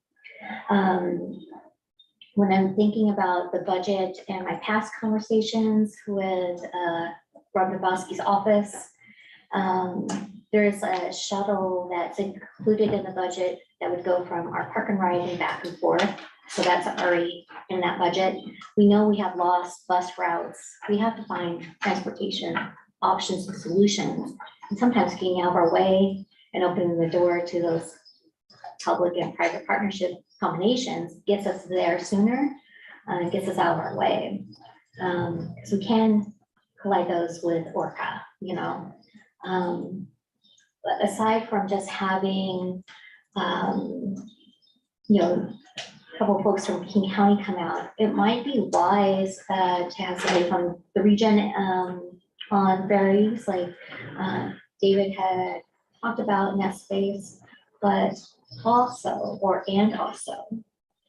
thinking about bringing someone in from Amazon and Microsoft, because they have made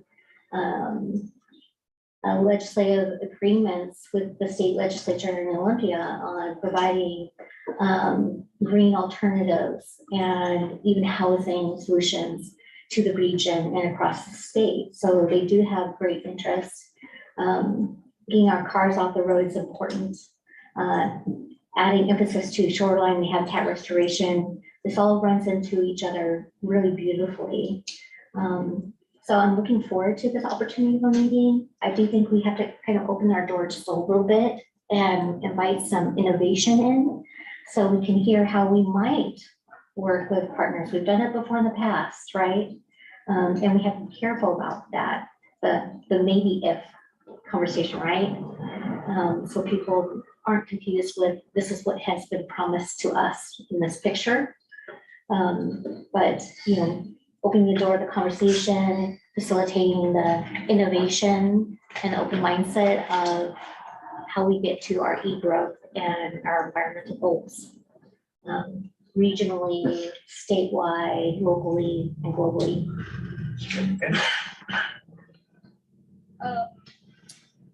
I agree with what Nigel brought up. I feel like when we originally started talking about this pre-COVID, I was thinking about the e-ferry as like another option for commuting, and that seemed, and based on the study that King County had done, it seemed like there was a good enough demand, but things have changed since then.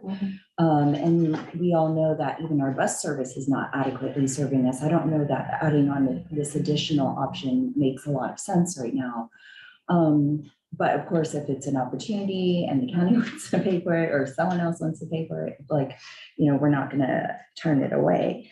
I do think it's a really interesting option as like a fun thing or to encourage tourism. And one idea that one of my friends just mentioned in passing to me recently that I hadn't thought of recently, that is not the scale of an e-ferry, but of just like individual boats. She had mentioned that they live in Kenmore. They actually took their boat to Seattle, parked it at a public dock, and then went out for the day, had lunch and stuff. And I wonder if we can do that with Log Boom. I'd never thought about that. Like, is that a public dock?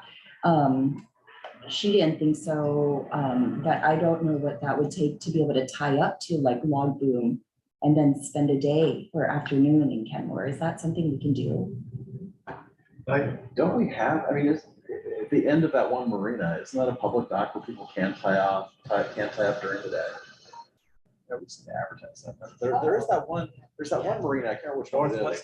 What? North Lake. Is it? Yeah, I don't know, but you can, technically it's public access out to the pier there, and I believe people can tie up there during daylight hours.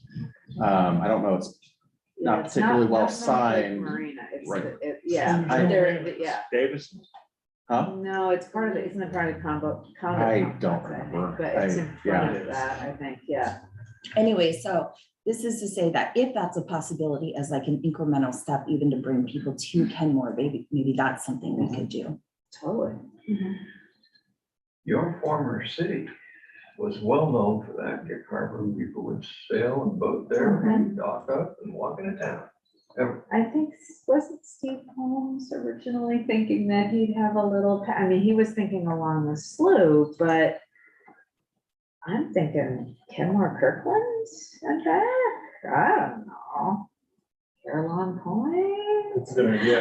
Yeah, in fact, the prior discussion with Kirkland, they were not interested because they thought we were talking about big ferry. When they started understanding the actual interest was a walk-on, ride-on, walk, ride, or roll-on, ferry, then it became kind of a new exciting idea. Yeah, I That's mean, something I you think could it's tolerate and was better for palatable. commuting, but this would be a touristy thing.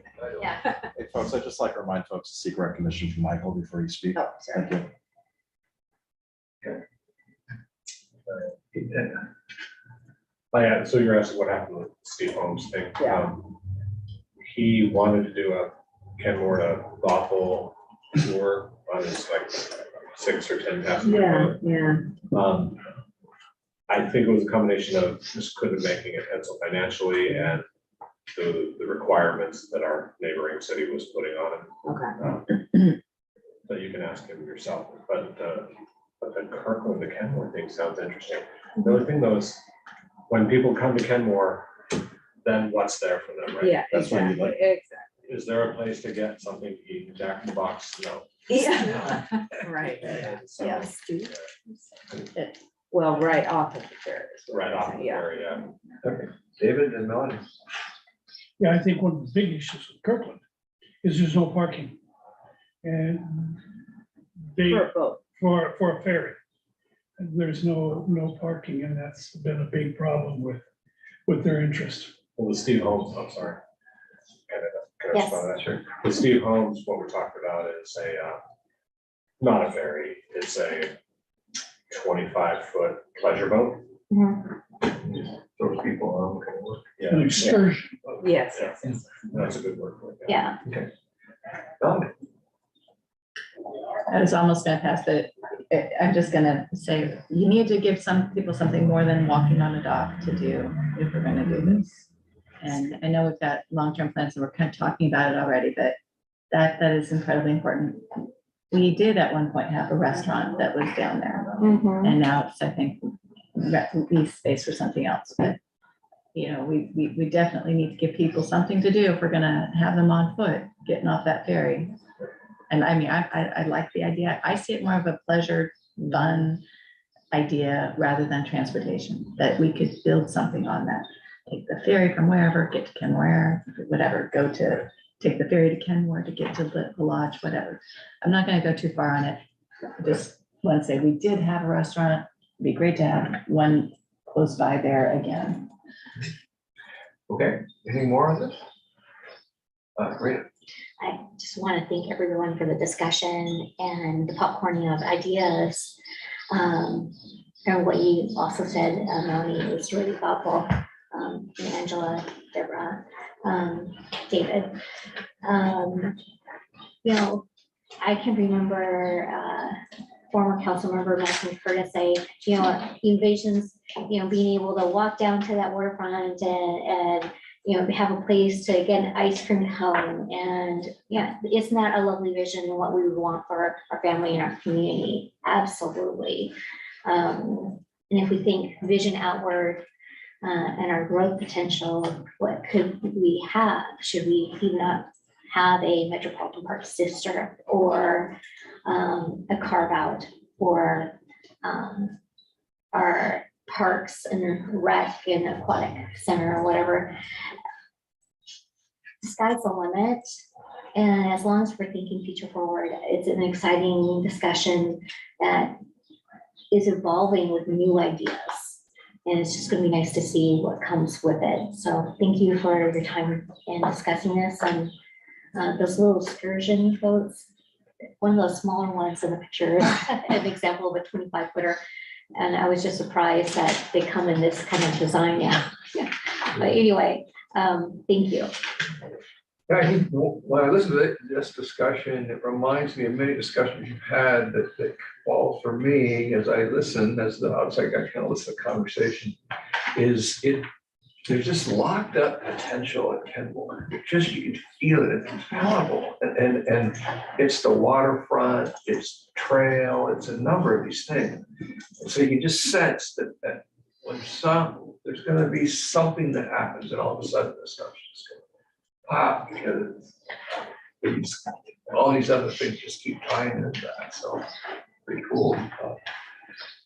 We're gonna keep moving, okay? And we have about another half an hour before we have what we're gonna call a working lunch. We'll talk about that in a minute, but this next cadre of items that you've identified have been sort of organized around the notion that you currently do not have resources in one way or another, a broad version of resources to do these things.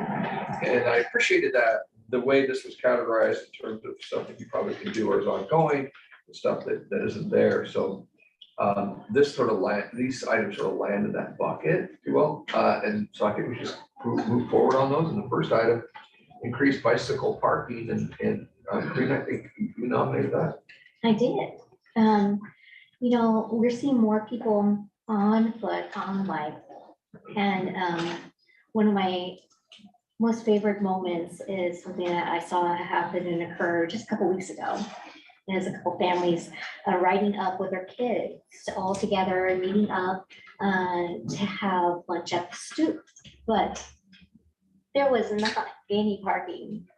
It was all taken up. We're seeing more bike use connected to this space, little other spaces in Kenmore. And that's a beautiful thing. That means the work we're doing is being actualized, right? And the vision is being caught on to.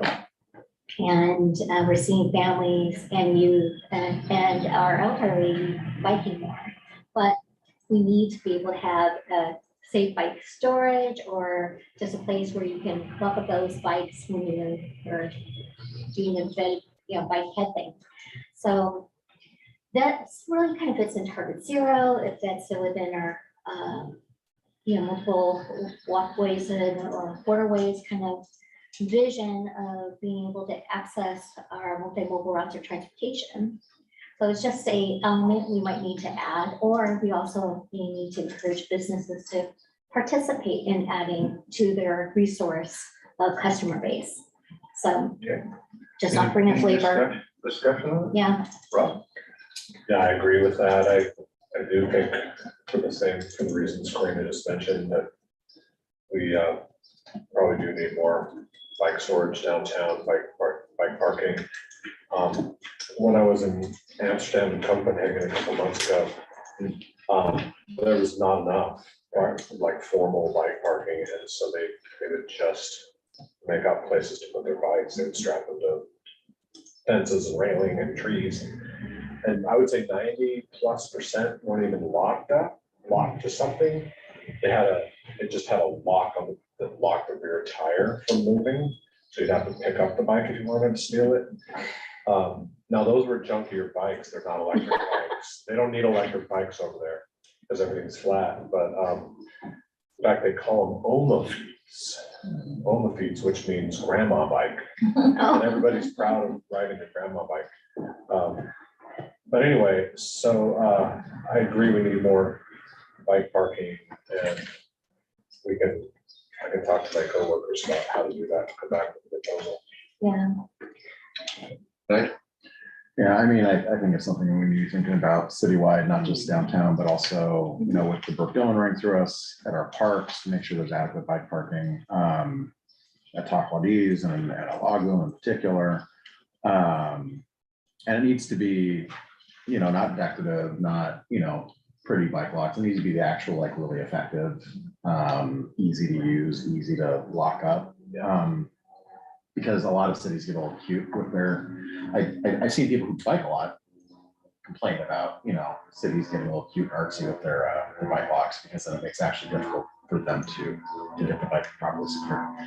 And if we need to use you know, if there's places where maybe we don't have space and we need to use like a parking space to put in a rack, I think that's something we should consider also. Because you can store probably 8 bikes in a parking space pretty easily. And it's real estate that we already have in a lot of places, so. Yeah.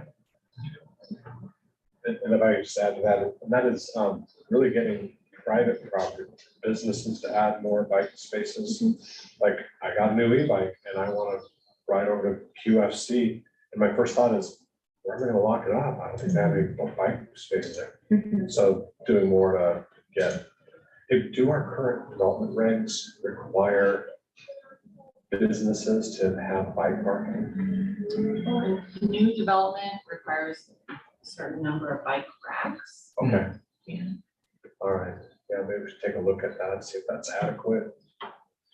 Okay. We need some more herons around. People don't know those are bike racks. That was just what I was gonna say. Yeah. And they're exactly the ones that I was. Right. I thought they were, So Right. I thought it was urban art. they're not actually practical for walking a bike up. Yeah. They're cute, but they're not actually But practical. the ones at the hangar, you'd probably say those are, Are those the round ones? yeah. Yeah, those are probably fine, but there might be, I mean, there might be cheaper, you know, more utilitarian, Yeah, just like really just workable racks, you know? I don't know. I'm not an expert in like what racks are perfect. I just know I've heard from people who have real strong preferences on which ones are really easy to like get your U-lock or your chain lock or whatever on it and actually make it feel so like it's secure and it's easy to do and you're not spending 5 minutes trying to get everything in place so that your bike is secure. So And I think we could ask Cascade Bicycle Club. Yeah. What they want to Yeah. see there. Yeah. So on that topic, a couple thoughts when you do that is that, and they should know this, but there's an evolution rapidly ongoing right now in actual bike locks that work. And so with the cost of bicycles now, and once you move into the e-market, you're lucky to have an e-bike that's less than $1,500, and now it's north.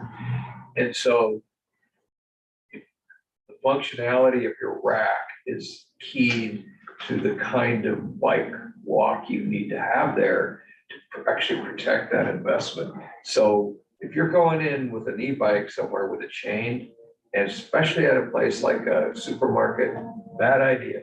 That's a clip and go. And so I just noticed that I've been in it, just my own personal life. So if you're gonna start in on that, and I think that's huge to do because of all the reasons you stated ongoing, but you wanna maybe take into account some of that. And it actually, to Nigel's point and others, that the ability to actually get these locks around your bike and the lock stand is huge. So anyway, the thought. and just something else too is, you know, making sure that if they're, making sure that they're wide enough for wider wheels and everything else too, because Oh, yeah. I've had that issue with my e-bike is, it's got the fatter wheels and you get in some places and and it just, Can't get in. yeah, Right, right. it's made for road bikes or it's made for, just Right. more conventional bikes. Angela? Yeah, similarly, we dealt with like going through like different versions of bike racks at my work for different issues we've run into. Oh. And, there are these bike racks that are actually terrible, which is that you just stick your front tire in, but really it's like your back tire and being able to get it through your frame. That's really critical to prevent that. So I think talking to Cascade Bicycle Club is very smart. Yeah. Okay. Okay, anything else on this one? All right. TOD, transit-oriented development and downtown zoning regs. Melanie?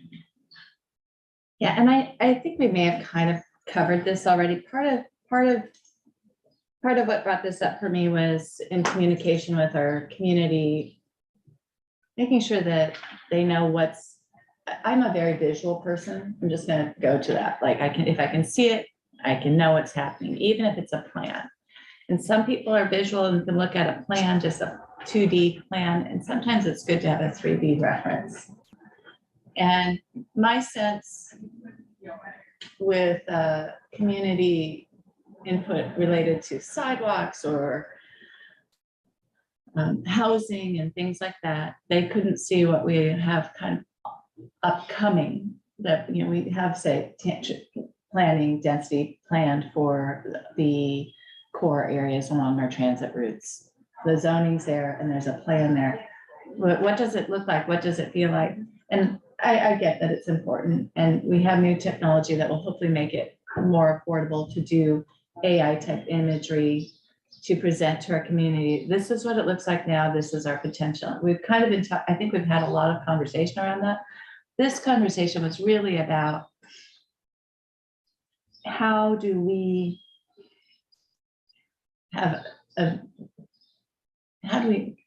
demonstrate our vision to our community? And there's just a little part where I'm like, it would be fun.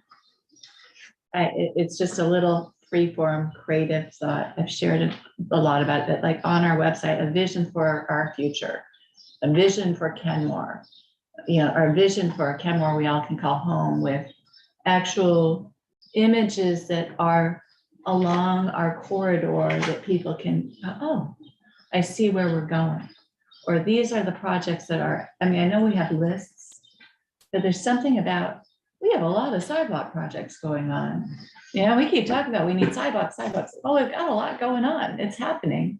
But there's a concern that we don't have the infrastructure in place, but it's coming in place with our plans. So there's something about the nuance of that where the, and reading the pros plan, or reading the plans is a lot of work for going into the plan and scrolling through the 150 pages to find one piece that is really what they want to see is hard.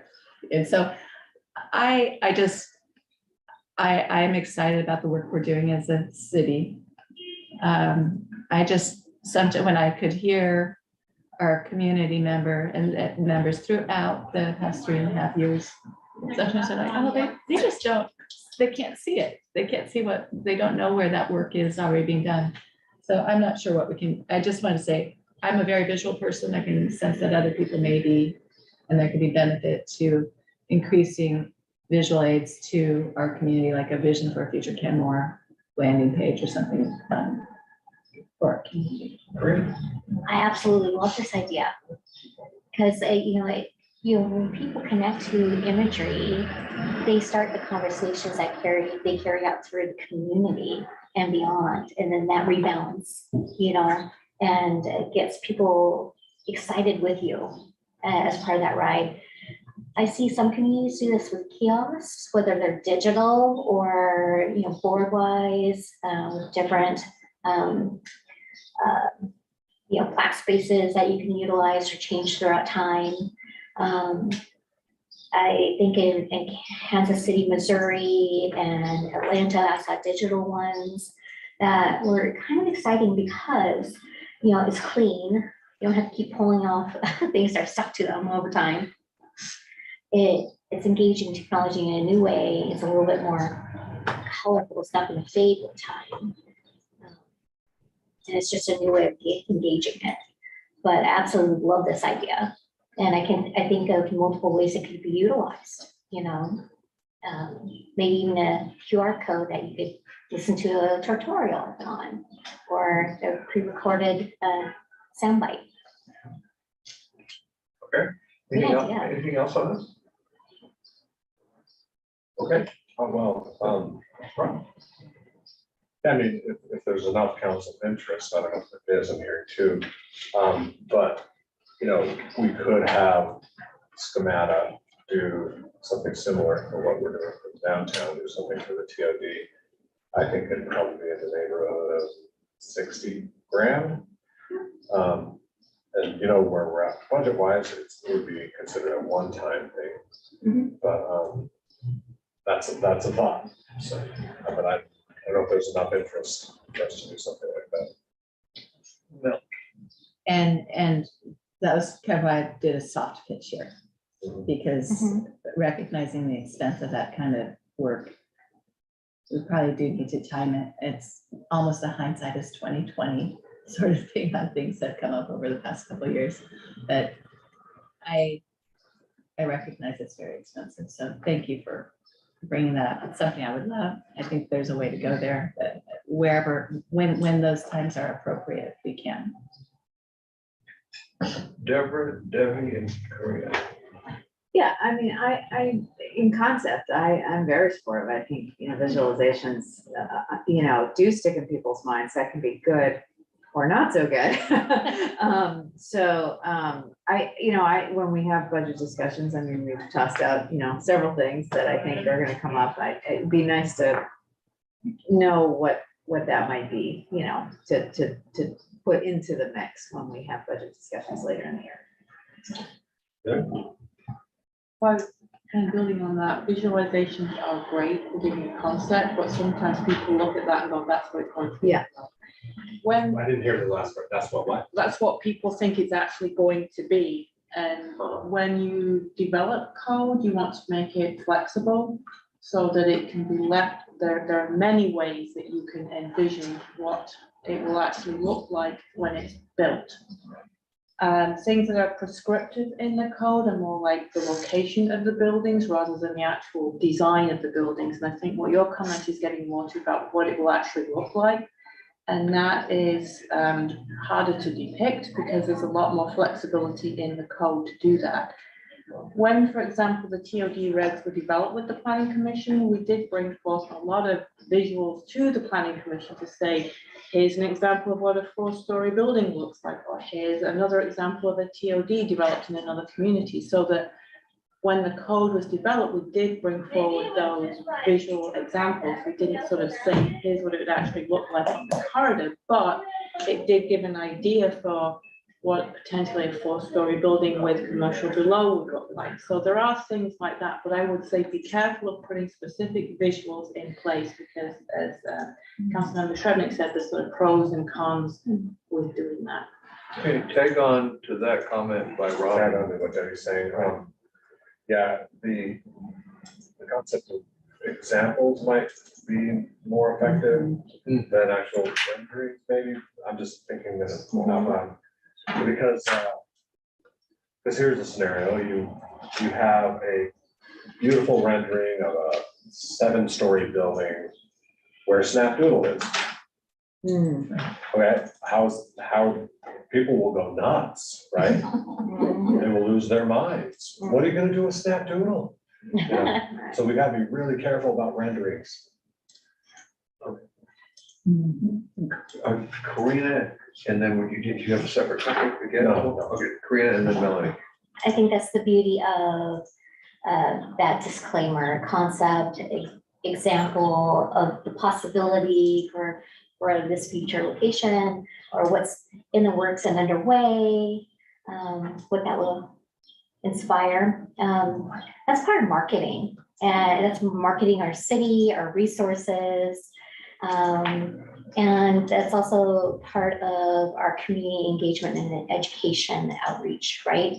So if you're looking at those funding buckets, and those potentials, yeah, they're one-time reaches. Are they effective? Usually, absolutely. And there's ways to engage community on what does this sampling it, you know, and for desirability, you know, and interpretation. You can sample that, you know, you can do that with our like DIA advisory committee, some call human resource committees or human development committees, for example. So, Melanie? And I think at the root of it, I think, or what I thought would look nice would be ways for people to see how green our plan is, like how many trees or, you know, like what it looks like when it comes to fruition. There's something about that, the long-term maturity of how we're incorporating tree planting with the development in spaces that are just kind of, I feel, a vast expanse of parking lots, you know, and how beautiful and transformative it's going to be. But that was at the root of it. It's kind of showing, look how, and there are communities that are doing a really good thing with that around our region and the nation for that matter. So that was at my root. Would it be okay if we did examples? Yeah, I think that's great. I think Yeah, some way really cheaper. good model examples. Yeah, Okay. that was probably closer to what I meant. Thank you. Okay, we have 10 minutes before we will break for our lunch. The next one, Green Job Center, that's Melanie. Can we use Sam? I would love a 5-minute break just because I need a quick break to open into this. So, is after lunch okay? I think that might be better. Sure. We can, It could be 5 minutes, it could be 10 minutes, it could be 20, who knows? yeah, okay, cool. That's why I asked. Yeah. So we can go ahead and break for lunch then, I guess. Or is there one of these that we can knock off? Well, that's a possibility too. Thank you. Gas power, Clean air and burning, that's from Joe's. he's not here, but Nigel. That's not there. Nigel. Yeah, I mean, I'm happy to talk about it. I think I just want to make sure that as we're working on our climate action plan, as we're actually looking at ways to lower greenhouse emissions, that we are taking a serious look at gas leaf blowers and other two-stroke yard instruments in general. Running one of those for an hour is the equivalent of the car driving from, I think, Detroit to LA or something crazy, like 1,100 miles with the amount of VOCs and everything else they put out. It's really atrocious. I'm glad to hear that that we're doing work to transition away from that. But it's something that I think we need to take a really hard look at citywide. I'm hoping that Seattle's having discussions around it, which would push a lot of landscaping companies to at least change their practices, which make it a lot easier for us to put that in place in Kenmore. But beyond just there's the health considerations for people operating the machinery, because that's stuff that they're right in the middle of it. There's also just the noise. I mean, it's constant, you know, or at least where I am, I hear it on a pretty regular basis. And it's not necessary. It just is something that we don't need to continue to allow this. There's perfectly good electrical options there. And I'm hoping that as we continue down the climate action plan, that this is something that we look at seriously, because I think this is actually one small thing we could do that can have a major impact in our actual output. And it's something that, I don't know, it seems like a relatively easy thing that we could do. So that's all. What I suggest we put it in the CAP brainstorm basket right now. And then have it in the plan that we show you in the fall. That makes sense. One thing, I think electric blowers are noisy too, am I right? They're still very noisy. Yeah. It's a different type of noise though. I don't know. It's more of a buzzing than like I don't know. There's a difference in those two things. Greener. And they're definitely greener. Like there's no question around that. Karina? I'm going to re-mention the Viral Stars program, both for businesses and for residents, because it's a wonderful resource funded all through King County Public Health. It includes local re-rate programs, for businesses and individuals in the residential sector. There's certifications businesses can have for, you know, Is this for switch, voters? related to motors and Okay. equipment. So it's a great resource, often underutilized. I think it's something we can promote with KBA and our business partners, but we also could work towards this goal of addressing noisy leaf blowers and other VOC emitting pollutant equipments. Can I just ask a question? How are you imagining the KDA? Can you just walk me through that? Well, actually, we can invite Key County Public Health representative for the EnviroStars program to present the program to the KBA. It's a select. EnviroStars is a website. yes, Yeah, for the- yeah. And I did recently send the program information update to you all after Ms. Wack met a couple weeks ago. But the update came last week. So there's a good top overview that can be shared immediately. But there are good switch out opportunities that also help meet our end goals. And I like what Councilmember Marshall had added to our schedule, but this is also a way to get there without utilizing resources of our own, utilizing resources that are already paid for with our tax dollars. We're just not utilizing in introductions to our community yet. Yet. Anything else on it? No, I just want to make sure it's part of the conversation. Jennifer? Yeah, I just want to add that, so we are currently testing 2 different brands of backpack blowers that are electric. We also have a handheld electric one at City Hall. And I just wanted to, on the other side of everything is just, it's not just, okay, well, let's do electric blowers, but the infrastructure needed for charging stations and the number of batteries that it would take to actually still do the same work with a gas powered backpack blower. So it's on the trucks, in the shop, the charging stations, the number of batteries. And I just wanted to make sure that that side of it is also kept in mind.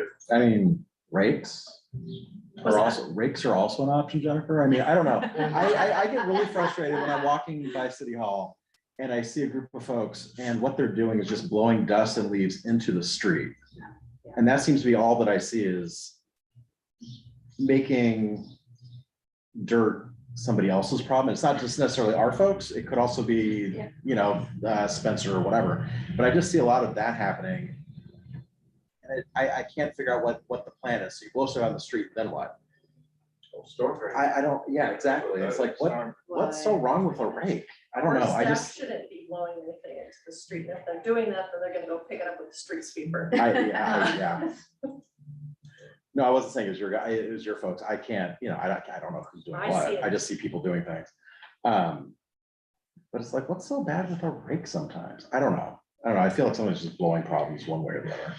I understand her point to be though, that the full cost of implementing the transition is true with anything you do in your sector needs to be part of the conversation. That's what I'm trying to say. It's not just cost, it's just the like infrastructure Sure. and discussion. I mean, it's not just like, you know, gas can in a gas Battery storage. disposal, I mean, it goes on. Yeah, so, Yes, that's yeah, the whole kit caboodle. Right.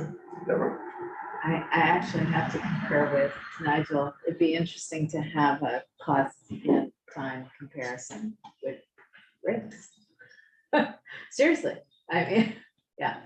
Well, just one last comment on the rakes is like, you can't rake a sidewalk really. I mean, there's more debris on the sidewalk than just something that you could rake up, so. Rob, I feel like this, the difference between rakes and blowers is very operational, and that's not a governing issue. And I hope you're not asking us for an analysis between rakes and blowers, because that is a staff decision. Okay. Great. Well, okay. Any other thing on this? Okay, 3 minutes Did I miss my item? No, we Okay. we recognize that you were wanting to talk about it and weren't able to, so now we jumped ahead to what we thought would be more of a quick win. So I think we'll take our break. Okay. Okay. Thank you for working hard on a ton of topics. I appreciate that. Wait, it says working lunch, are we? The way I like to see working lunches unfold is to get your food and give you about 20-25 minutes to eat without having to go through this. And then as we're finishing up, we can kind of regroup and get going again.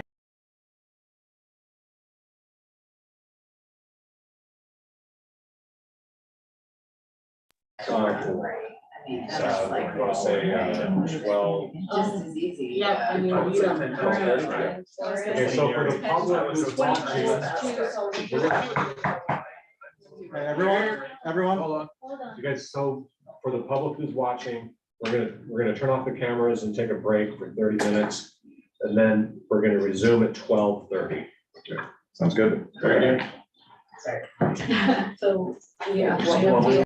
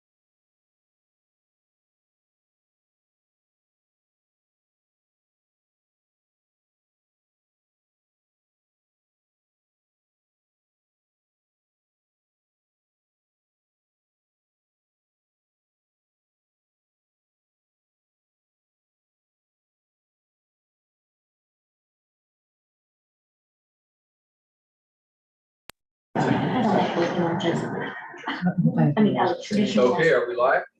We are live. Good to be back with everyone. Let's resume our efforts in the discussion. Well, we kind of jumped at, had an item or so, just in the interest of managing time. So I want to go back and be on page 4 of your agenda. Item number 3 is coming to you, Melanie. Green Job Center and a Learning Center and a concept that I think Melanie would like to share with you and have a conversation. So. Yeah. Thank you, and thank you for including this on the agenda. And I would actually title this, there are a couple ways of naming this, but part of it, I call it economic development for our community. Our role as a council, one of the, I think the most important roles for our council is creating a, opening the future, creating a auspicious future for our city. And we live in a time where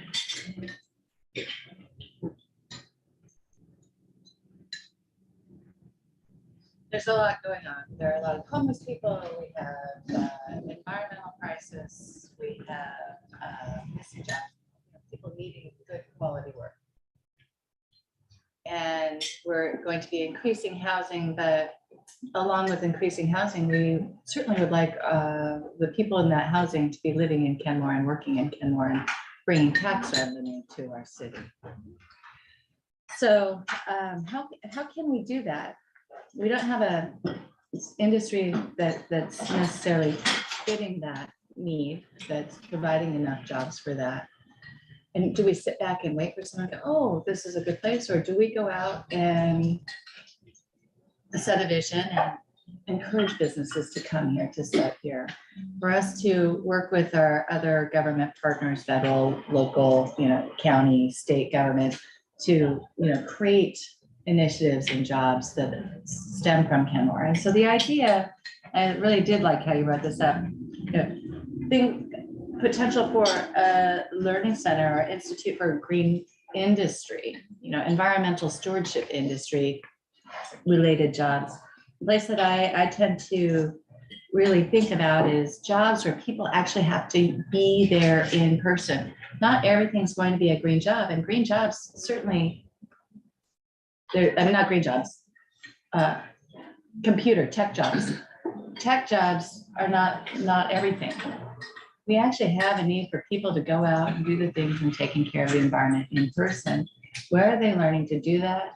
And where are we as people beyond the city of Kenmore placing value on these actually incredibly important labor jobs?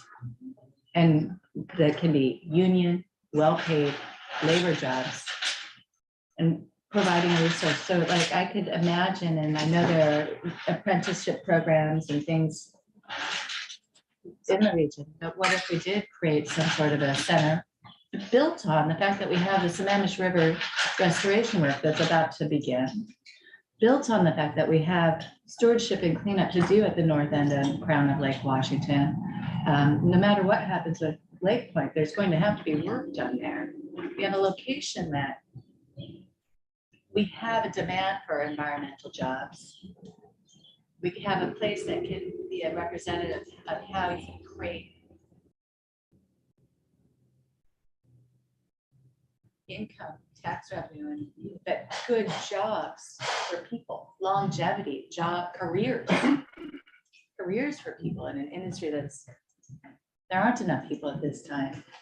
And I think it also, when I think about, say, and it could be, and one part of it is the environmental stewardship, salmon habitat restoration, like a resource center there. We are really well situated for this work with Bastyr and the Environmental Education Resource Center and UW Bothell and Cascadia. We are a corner of the puzzle to a solution with the work and visionary people in our region in proximity to help us create something really special that partners with private industry, we create a unique private industry?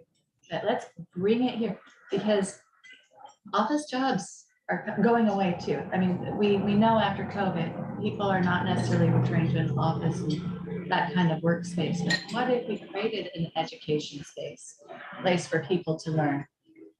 There's a need.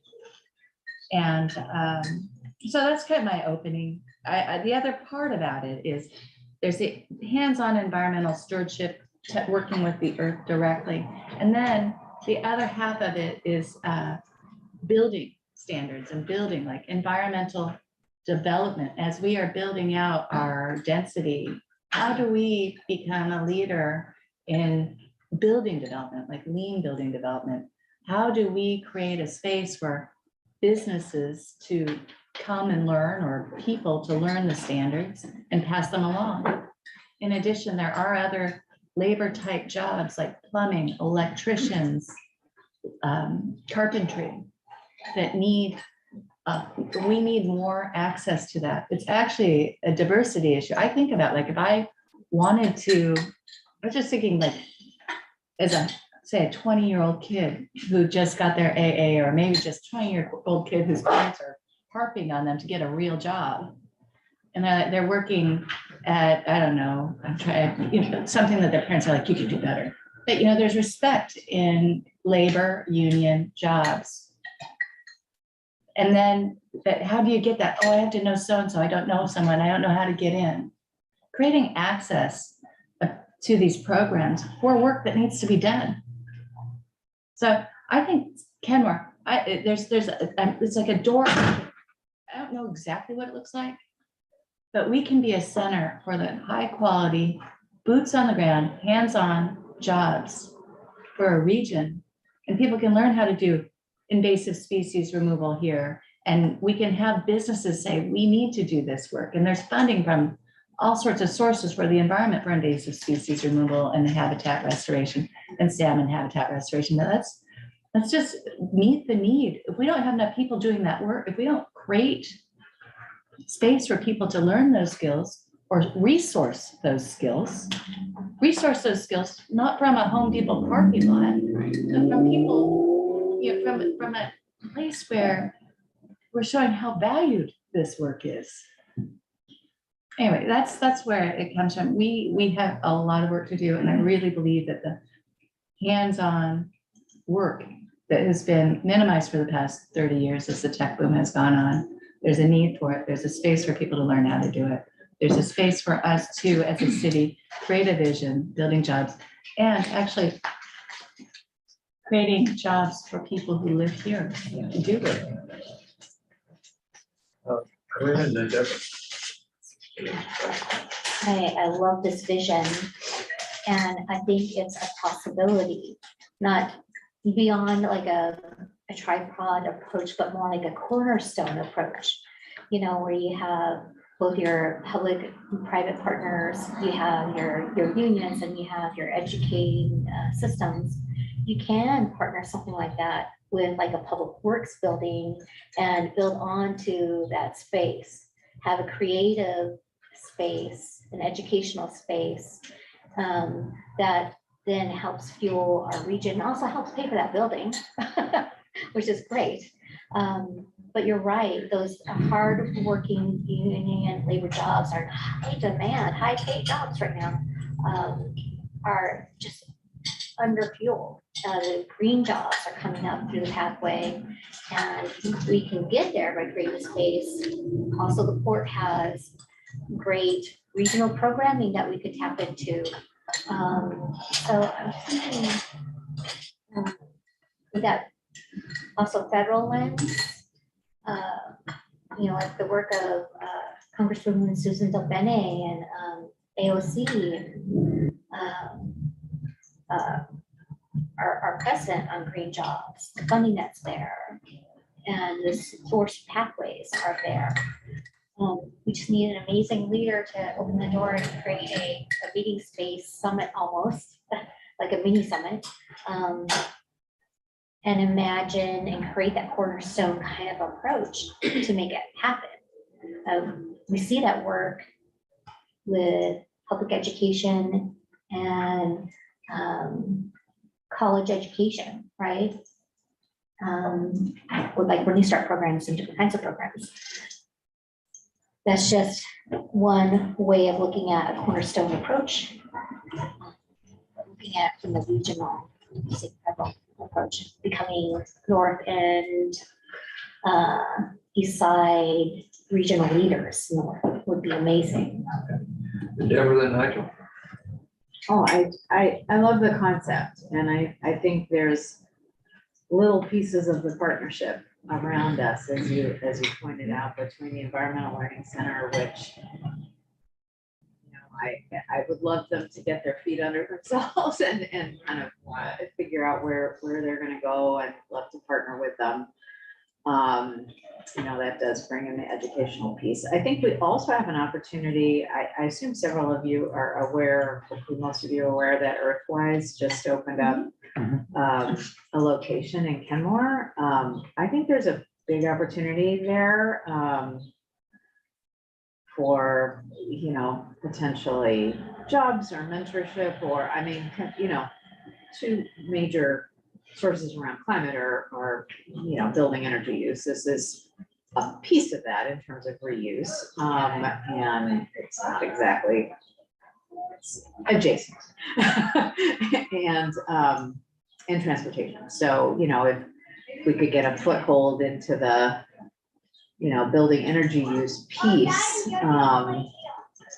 know, that coupled with environmental restoration. I mean, I think there's like you were kind of saying, this is how do we want to identify ourselves as a community? You know, how do we want to ground ourselves? So, yeah. Yeah, I mean, it's a very broad idea, and but one piece of it that kind of jumped out at me is giving opportunities for folks to get trained into labor jobs. And an opportunity that we have with that as a city that I think would be relatively easy for us to do would be to include apprenticeship utilization requirements in the program, in, you know, our capital projects. I think we had a missed opportunity with walkways and waterways, but that is what it is. But I think that is something that we could use going forward, which would get apprentices opportunities to get the experience they need in construction and electrical and plumbing and all of that. And the public works facility might actually be a good opportunity to take a look at that.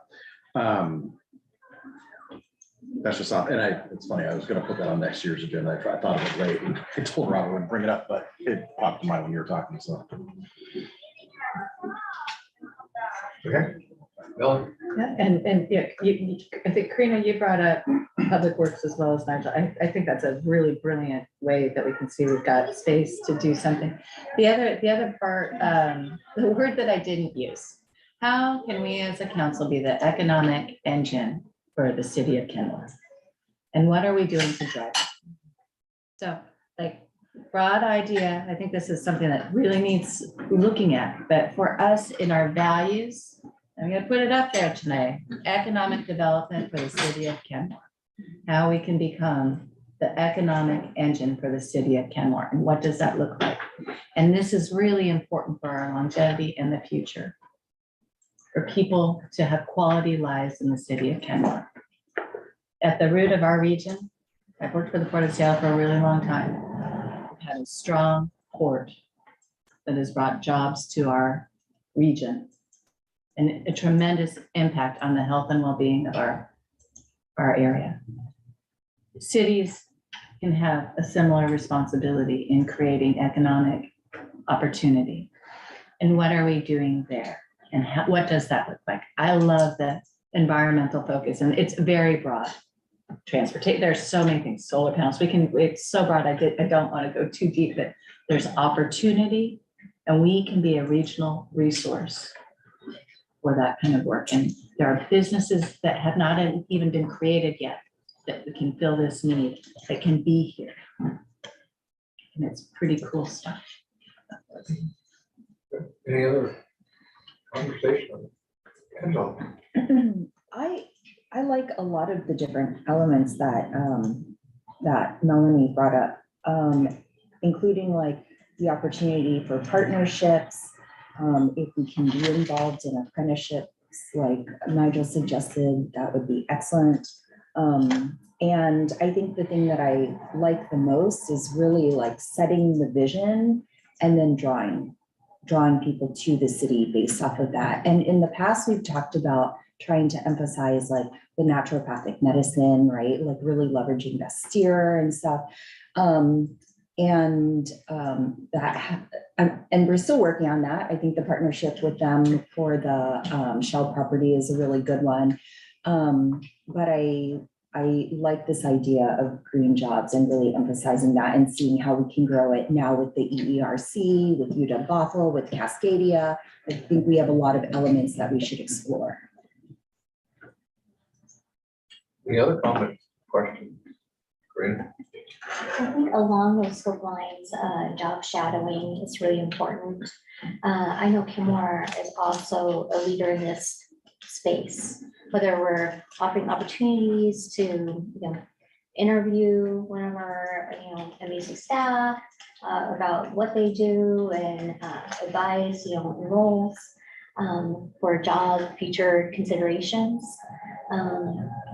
But that job shadowing piece is really important, something that King County has continually brought up time and again, and at our state level. So we have multiple partner agencies across the region that can support that pathway as well and help us in that effort. So help carry that load. And we don't have to go with this alone. So I don't see this as a difficult lift. It's about strategy, inviting partners and stakeholders to the table to pick up the work and lead. So we provide space, almost like a love note, if you will. Anything else?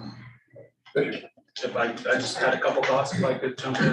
I think this concept is really interesting, but I wanted to just bring up also the economic development kind of in general and supporting, new businesses, but also businesses that we have that don't necessarily provide what we would consider a green service, but there's other businesses that are already here, and we could, maybe a grocery store or a retail business or something, but we could still try and educate and partner and incentivize these businesses to conduct what they are doing in a more green manner. And I think we've kind of touched on different ways we could do that. The bicycle conversation, how do we, electric vehicles, so we could work with them to, your staff and your customers, how can we promote having them come with, in electrical vehicles or on their bikes? How can we work with them to solarize? Maybe we can, get them to get their energy to run their business from a renewable energy rather than a non-renewable energy. So I just don't want to miss, there's this existing pocket that we also have a lot of work to do on not necessarily the businesses in our community that are, producing solar power and doing all these things, but doing the other kind of normal course of business that we can help them do in a better way. For Councilman Fire, you mentioned the EnviroStar program, can we promote that and get businesses to volunteer to do things differently? Landscaper wants to open a business in Kenmore. How do we get them to incentivize them? Well, hey, can you use electric vehicles and can all your power tools be electric? So they're not necessarily doing a green business, but we can work with them. Do we know if there is this presence in the HR employment area? In other words, where, and this, as you talk, sort of the notion of not just producing, have your business be oriented to be environmentally sensitive and beyond, but having positions in organizations that have the expertise to know. So if you're an electrician, how do you know whether you do it this way or that way? This is a better way in terms of the environment or otherwise. And so the question that comes around is, it's an expertise that exists, but has it actually been organized in any meaningful way? And then to what extent are organizations recognizing that and employing people really at the hub, say HR, if you will, where they're actually searching for that kind of expertise for the inside of their organization? so that the way they begin to do business internally begins to reflect these values. Is that, that's an honest question. I don't know if anybody knows. Corridas have been up in the valley. So the model exists already across the US, right?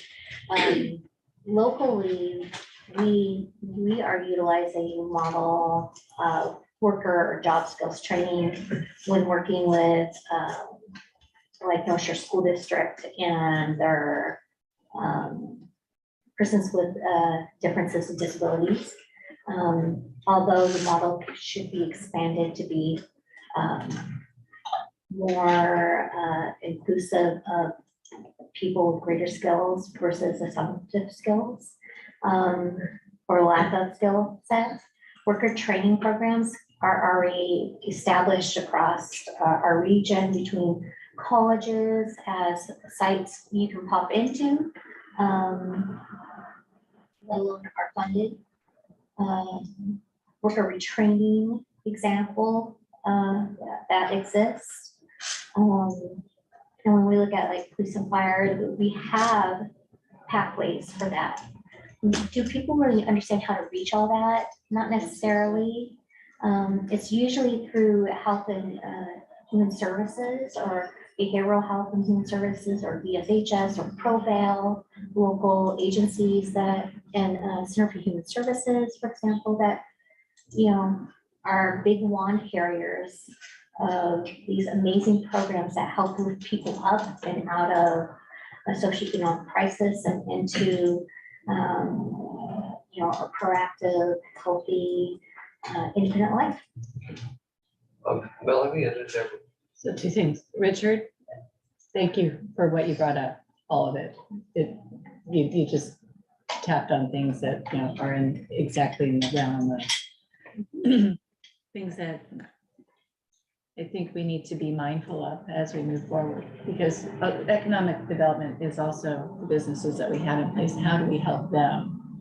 And Michael, you tapped on, and I think we talked about this when this came up on the agenda, which was where it's almost, I don't know if it's a technical center, I don't know what it looks like, but some sort of a resource so that people can learn the improved environmental skills. We could be the environmental skills resource center for the region or beyond, or tapping these resources, or for people where people can go to improve and take these ideas home. I'm not sure what it looks like exactly, but that's the idea is there's people who are electricians. Is there a way to do it better, right? There's plumbing. These are the best ways to do plumbing. Solar panels. What are the best ways to improve on how we even do already things that are good for the environment? And so the idea is, and we can, as a council, it's broad, but the real idea is, I don't know of anything that's a city that said, come here, you know, I don't know of a business model that says this, that there's work there. There are people who want, especially young people, who want to be doing good work for the environment. There's an opening. So did that answer what you're saying? It's because I just don't think there's a I think the genuine question that I have is that it strikes me that in all of the ways we go about organizing ourselves and producing services or outcomes, no matter where you are, what you're doing, there are probably, if you knew it, ways to do it that would be much more healthy and helpful to our environment than the way we are, or what have you. I mean, I just don't know. And it always strikes us that I think there's a lot of folks in your community, certainly one of them, that wants to do the right thing and so on, but don't really know what that is. And so that was the reason behind the question. If we've evolved to a point where we actually go, yeah, actually here's where you'd go to school to learn how to do it in an environmentally productive way, or vice versa. I don't know. That was my question. So Deborah, and then I just meant to finish. Okay, sure. Since we were in that spot. Is that okay? Sure. Yeah, okay. I just lost it when I had to excuse myself for asking the question a second. No worries. And have the work done that models the work. So we, the city, have something to show for this investment in this kind of resource. that others can follow. Right. Okay, so in addition to having the industry built around it, our city reflects the commitment to that work and the benefits beyond. So one way that might play out is if you put out a job announcement and you could hire someone that's certified to do it in a much more environmentally sensitive way through, because they've learned to do that, then you would put that in your hiring inspector, then your organization itself would start to push in that direction in terms of just how you did your work. So that was just a kind of a awkward thought in my head, but it seemed kind of to get and reflect that. So Deborah, you were waiting, and then Nigel. Yeah, I mean, I think, programs in all the universities, they're specialized tracks, right? And, engineering is dealing with engineering issues and, marine environmental issues are marine science and, so they're kind of distributed, but, we were just working on the code, the building code issues, which are environmental. My thought is, where to kind of begin. And for me, in my brain, I always think of who are the partners and where are those opportunities. Public Works is certainly an opportunity. But, we also have, we were trying to figure out the name last night, Northwest Electric and Solar is the company. But what I was thinking based on your comment, Richard, is, can we, as a first step, can we kind of identify potential partners, both on the educational front and the business front, to, start discussing, how can the business side help promote among businesses? How can the business side help place apprenticeships or create folks who could go out into the community? I don't know. I'm just saying, where do we begin? To me, it's always partnerships. Nigel Van Antwerp. I appreciate the ambition of what Melanie's bringing up. I do question kind of where, maybe I'm just still working to wrap my head around kind of what we're discussing, but like, we're not in the education business, and there are community colleges and technical colleges and all of that are much better positioned that we could partner with potentially, but that's what they do. I think we can use our government. I think we can use what we do as a government and the policies we put in place as a way to model and push out innovative things and do innovative things and show that what works and what might not work. But I'm a little wary of us getting into the education business. Maybe I'm misunderstanding something. I don't know, because the idea is kind of large. And I'm also a little wary of, well, no, I'll stop there. But those are just I'm still trying to wrap my head around all this. Okay. Tag on to that. Yeah, it's a Okay, tag on to that. It's not City of Kenmore getting in the education business, but maybe making space for something like that. But actually, what I was really thinking about at the beginning of this was bringing businesses that actually are equipped with these jobs. So they've already got the skills and they're bringing people in. And one of the things that I think is really important, we don't necessarily want everyone to have to go to university to learn these skills. We want to create pathways for people to get good quality jobs without having to go through the cutthroat process of even getting into the University of Washington. So we want to create opportunity, that bring jobs, bring businesses, environmental businesses here to Kenmore. What does that look like? I don't know. And I just spitballed all sorts of ideas, but the real intention is, what industry do we want in Kenmore? Industries, how are we going to bring them in? And for us as a city to take it seriously, that we can create space for revenue generating businesses in Kenmore that serve our community and the region in a fundamentally important way.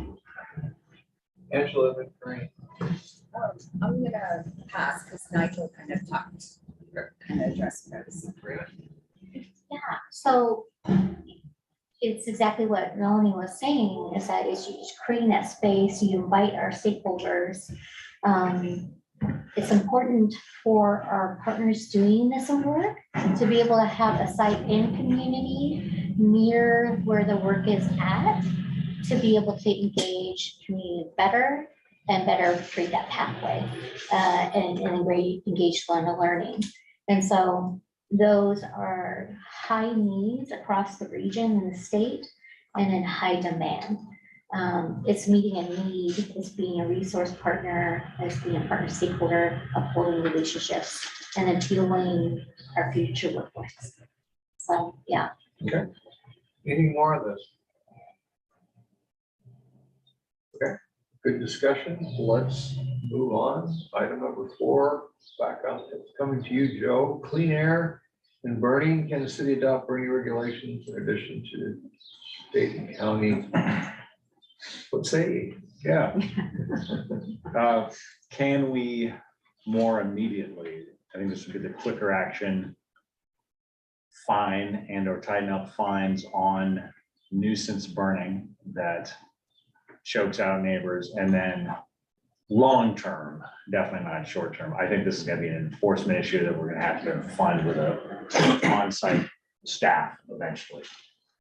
For more long-term, but, and then Samantha has some thoughts on how we doing it. Yeah, so we just updated our website, so it has all of the burn ban information. It's under development services and code compliance. So there are 2 types of bans. There's the fire burn ban, which we are in one right now, stage 1, and then there's clean air. And so they're enforced by either the fire department or Puget Sound Clean Air Agency. What you're talking about, the nuisance, it's more related to Puget Sound Clean Air, it sounds like. And so we've requested a copy of an MOU to see what we have with them. But it's our expectation that they're doing the enforcement. And we reached out to both, and they said that we should report it to 911, tell them it's a non-emergency, provided it is. And they'll send someone out. So we're continuing to kind of see what that looks like in our MOU. It's probably a pretty old document, so. So then you did get confirmation that the fire district will respond and enforce. Correct. Yeah, we reached out, the fire marshal, Ryan Burgess. He said, yeah, they'll come out, get it reported, and we kind of reminded them, like, hey, we're here. We need to know about these things, and kind of got back on their radar since the switch from North Shore to Shoreline, and letting them know that that's a concern of residents. So. Okay, David? Yeah, on that same note, last year, we had an example of one of the guys, I believe on 159th and Simons Road, that cut down 7 very old and large trees in his yard. He's burning this year. Oh, yeah. And there are fires going on right now. I just got a video of one. And he burns 24 hours a day. It's not monitored in the evening. It just keeps smoking and flames, and he comes down and stokes the fire every now and then. I've called the fire department on at least 5 occasions. They didn't come the first time. The second time, they were on another call, but they did come. And now they will come, but it's just kind of a drive-by. They don't do anything because they don't have any enforcement capabilities. In other words, they can find the guy burning and see it, but they have no enforcement policies. And that's where the chief has told me this himself, and this is where the problems are coming from. This guy's pouring smoke out 24 hours a day with the current burn ban, and nothing can be done. So I Samantha, get very you frustrated. want to tag to this? Yeah, so Okay. what happens is fire comes out and they document it and they send it to Puget Sound Clean Air Agency. And so they keep coming out, and we're relying on enforcement from Puget Sound Clean Air Agency. And that's where we're doing the follow-up right now to see, well, what were the terms, of this enforcement? Nigel and then Melanie. I mean, you're talking about the MOU that we put in place, I assume the one for nuisance odors, that one that we, I think that's probably a different one. okay. Because I think, Specific to this. I mean, we have a good, well, right, no, but I mean, we have a good, or at least we've had a good MOU with them around deputizing folks to essentially be noses and go up on, if there's something coming out of the asphalt plant, and documenting that. I mean, maybe it's worth exploring, if they can deputize somebody here to, essentially do what the fire department may or may not be doing, on Simons, just to document for PSCA, because I know this isn't like necessarily our jurisdiction, but it is a real problem that affects a lot of our residents and our air quality and everything else. And I know PSCA is stretched far too thin and is usually unable to respond themselves. And so if we're able to send somebody up the hill and just document what's happening and turn it into them, and that turns into a ticket, that would be great, or at least a step in that direction, I think. So. Melanie and David. Just a question. So if the fire department is called to someone's house where they're burning illegally and there's a fire, does the fire department put out that fire and then give them a ticket and leave? Or do they get to keep burning illegally? I was kind of confused by this, because this guy's burning on Simons Road, fire department's called, it's a burn ban. Put the fire out, right? Isn't that what they're supposed to do? They don't. And why I not? think if it's not, I mean, my understanding is if it's not like a life safety issue, then they don't, but. That's And ridiculous. they refer it to the enforcement Just write it agency. down. And- My apologies for interrupting what you were saying. Good question. There's David and then Karina. Yeah, I mean, they are not putting this out. It's continuing, but this has been burning for over a month. And nothing's been done.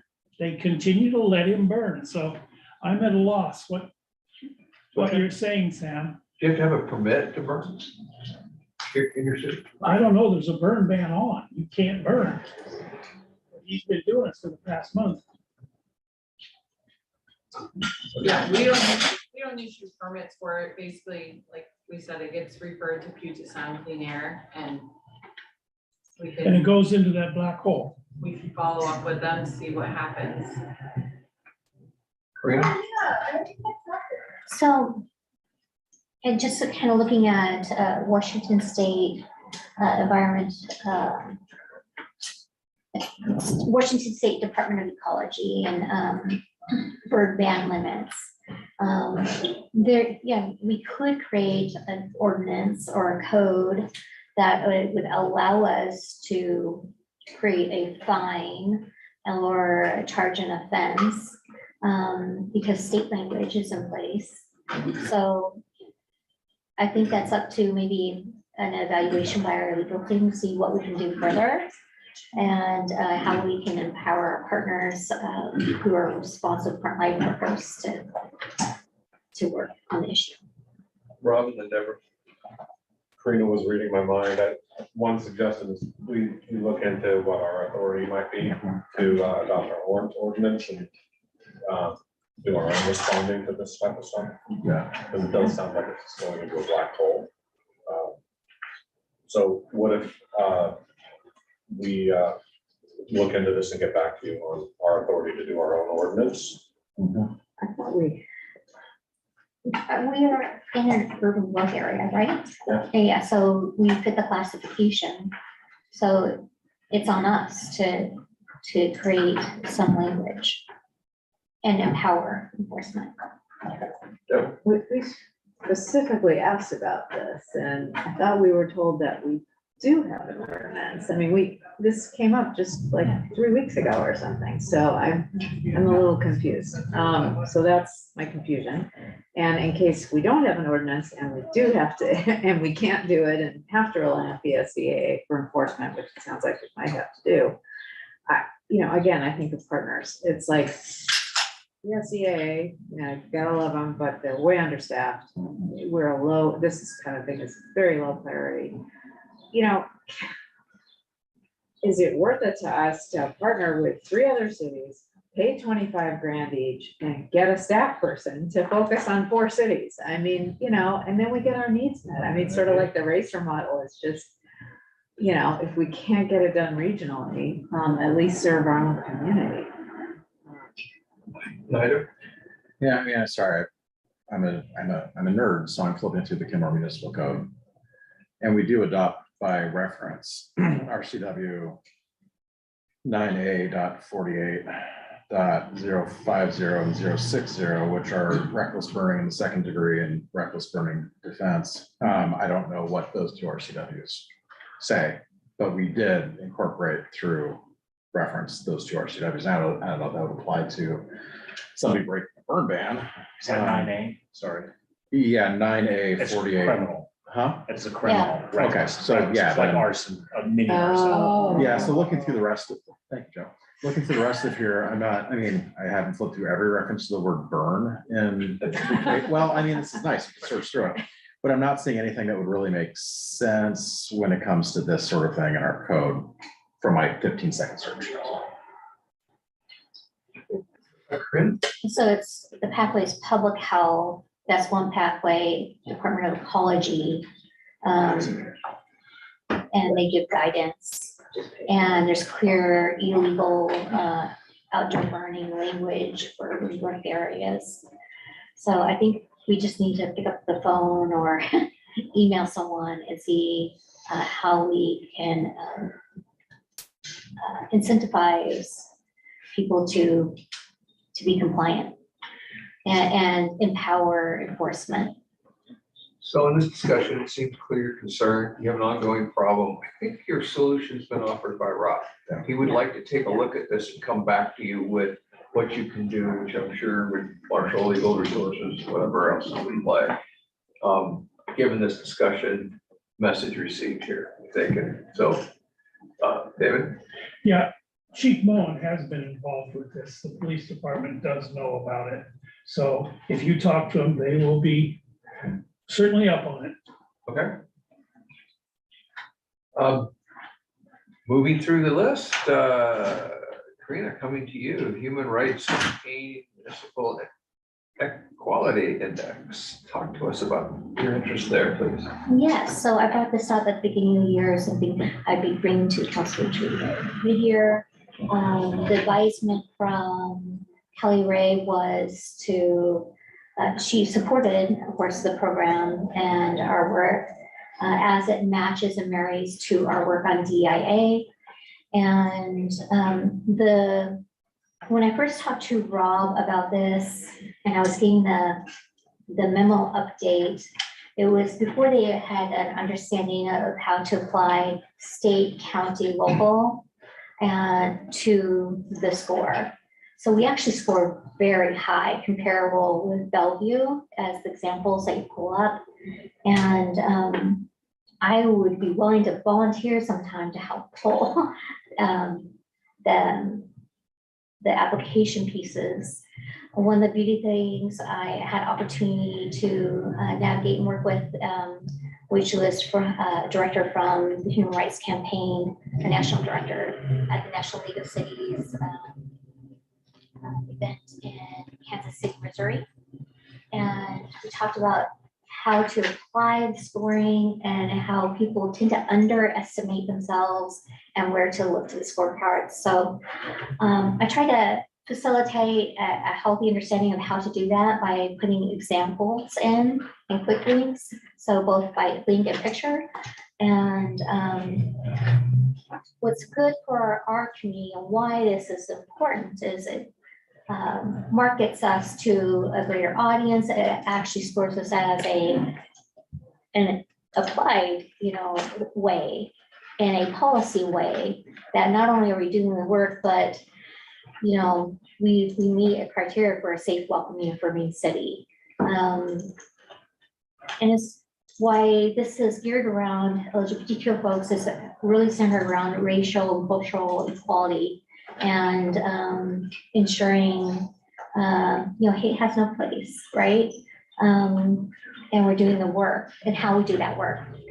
And so when I score us at 100 with some flex points, looking at the state and some county and municipals and also where other resources are available.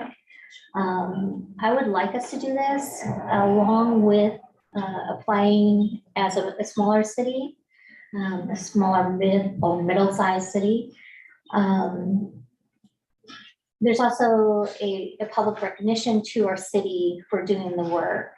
And, national recognition is also something that businesses and people when traveling look to. And in fact, as a member of the LGBTQ community myself with a transgender son, I look to the municipal index to see if I'm traveling to a safe state. There's been conferences my son would have liked to have gone to with me on, but the state we're going to might have laws that don't value him as a human being, or don't give him opportunities that we have in our state, that would make for a safe, affirming environment to be in. So I would love to continue to show and shout from the rooftops that we're outstanding, amazing performers. This is work we've all done together. We have great leadership. We have great examples. So I just wanted to put that out there. And I don't know how much staff time it would take to pull some of the policies, but since I've laid it out a little bit easier to see, I know that Bellevue, when they first scored themselves, they were like in the 70s. And they didn't know that they could hit the state or county or where the other supports were at to reach into and offer as resource links. But we're doing a major part of the uplifting work. Okay, Robin and Stephanie. Yeah, so I just want to share, so in the packets is a memo that Garrett occupied, and Rob asked Garrett to look into what's involved in this. And part of the reason why Bellevue has an index is because the organization, they look at the 5 largest cities in each state as part of their index. And so Bellevue didn't have to submit anything, they did the research, right? The organization did the research for them. So you can see there's a lot to it. I mean, and this is something that we're discussing as part of the DEIA plan that you'll see before you next month. And so that can be a conversation. Council wants to include that in the plan, we would go ahead and do that. But I think it's not an insignificant amount of work, and especially because if you do this, you want to do it well. You want to be comprehensive, because you don't want to not include things and not score well either. There's a risk in like not being comprehensive, but that means taking the time to do it well. So, yeah. Deborah and Corinne. Just a quick question. I mean, I think when this came up, the first time the ask was how much staff time? And so I didn't see that in the memo. Well, I know, I mean, it just sort of says it'll take staff time. So I mean, if it's 2 hours, that's one thing. If it's 50 hours. Well, I mean, that's from another the thing. amount of items on this, it's not 2 hours. I mean, I think each of them is probably, I mean, some of them are yes or no, but some of them are actually pulling together. Yeah, I policies. have no Not just idea. policies. Yeah, I don't think Garrett knew either. I think that's the question. We all want to know exactly the time involved, but it's significant. It's like days. Okay. Of time, not 8 hours. Yeah. But completing this, doing this exercise is included in the DEI. Yeah. strategic plan, Yeah. all of this. Yeah.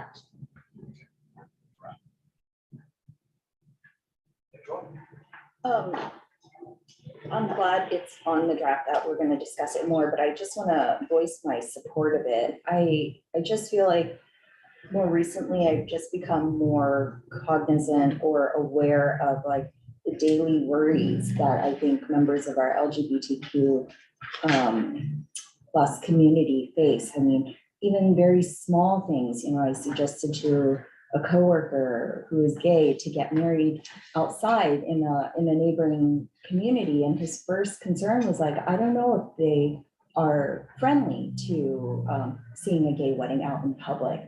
Or I asked another coworker who is also gay, who moved here recently from New Jersey. And I said, oh, well, I assume like Seattle is more progressive and more inviting. And I was like, have you seen that in your life? And he was like, oh, I've only been called this very common racial or common slur for, gay men. He was like, I've only been called that twice here. And I'm like, that's too many times. So it is a daily concern for many people in the LGBTQ community about their safety and what they have to worry about. And even just, scootering down Bothell, I saw someone post this on Facebook the other week, like someone also yelled a slur at them and they were like, do I belong here in Bothell? Like, is there a community and am I welcome here? So explicit messages like this is really important. It is not just theoretical. It is an actual message telling them, like, important information for their safety. I think another thing I'm seeing in different industries as well on this topic is that people that don't take a stand in these areas, people are becoming less interested in visiting and spending their tourist dollars in a place that doesn't take a stand and has, it shows that they're committed in meaningful ways, which this looks like it is. So, and I think you're going to see more visions that there's a lot of pressure they had in Utah. And when Utah started doing away with wilderness areas, Boulder Commons, I have heard that they've taken it back. So I don't know exactly what's happening, but my point is that this kind of demonstration of commitment to values is on the radar of more than just the individual level, it's at other levels as well. So just thought there. Any other topics on this? Sounds like it's great. Yeah, and I just want to appreciate all of your support. I'm a little emotional on this one. And I think it's more related to what we've been seeing in our community. I'm a humanitarian. I have a big old soft heart. I love everybody. I can love a person and not their actions or choices they choose to make, but like the person. We have to have a whole lot of heart for our community. But recently we've heard in our council meetings, we've heard on social media, ugly, bias, hate, language. We know an amazing organization partner that we work with, highly respected, Arts of Kenmore, receiving hate mail and threats and hateful calls to the point where they're concerned about the painting taking place and having somebody harmed. That is so sad, but that should not be the loudest voice in the room. And our delayed response to this is painful. It's painful to me as a council member. It's painful to members of our community. And it says not enough about our commitment to the work. But, it's interesting between our work on farmers market, that's diversity equity work. Juneteenth, that's diversity equity work. Beautiful. Our community wants it in volumes. We can't get enough of it. They want more. And we have to find a way to carry our community with us. And I'll just say that in the state of city address with Shoreline, they've been doing their diversity equity work in the background, right? They're now creating it into the public space so that people can participate and learn with them. So they're creating a space where they're engaging work and having speakers and having discussions around authors and creating this welcoming space also for that to happen. And that's bringing community with you. So we shouldn't have to worry about threats of violence and harm in our community. It just shouldn't happen. Anything else on this? Donna? Well, first, I want to thank you for bringing this forward and bringing forward the details that you did for this agenda item. I'm sorry for not saying something before what you just said, that I really appreciate your passion and openness and expression of the importance of this issue, not only to our community, but like through a lens of you as a person who's been in this work for a long time. I support the city moving forward with it. I don't think the time commitment's overdone, and I am looking forward to seeing it come forward on our DEI review. Rob? Yeah, just the short answer is it is in the draft DEI strategic plan, and if you adopt it, then we'll do it. Okay.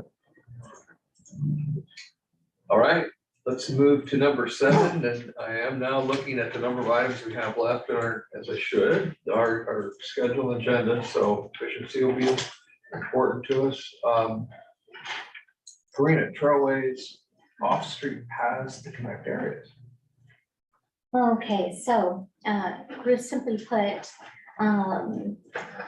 this really builds off of our target zero, our multi, routes of connectedness, our commitment to that work. We're wrapping up walkways and waterways, but there's a need to still continue those direct routes that create,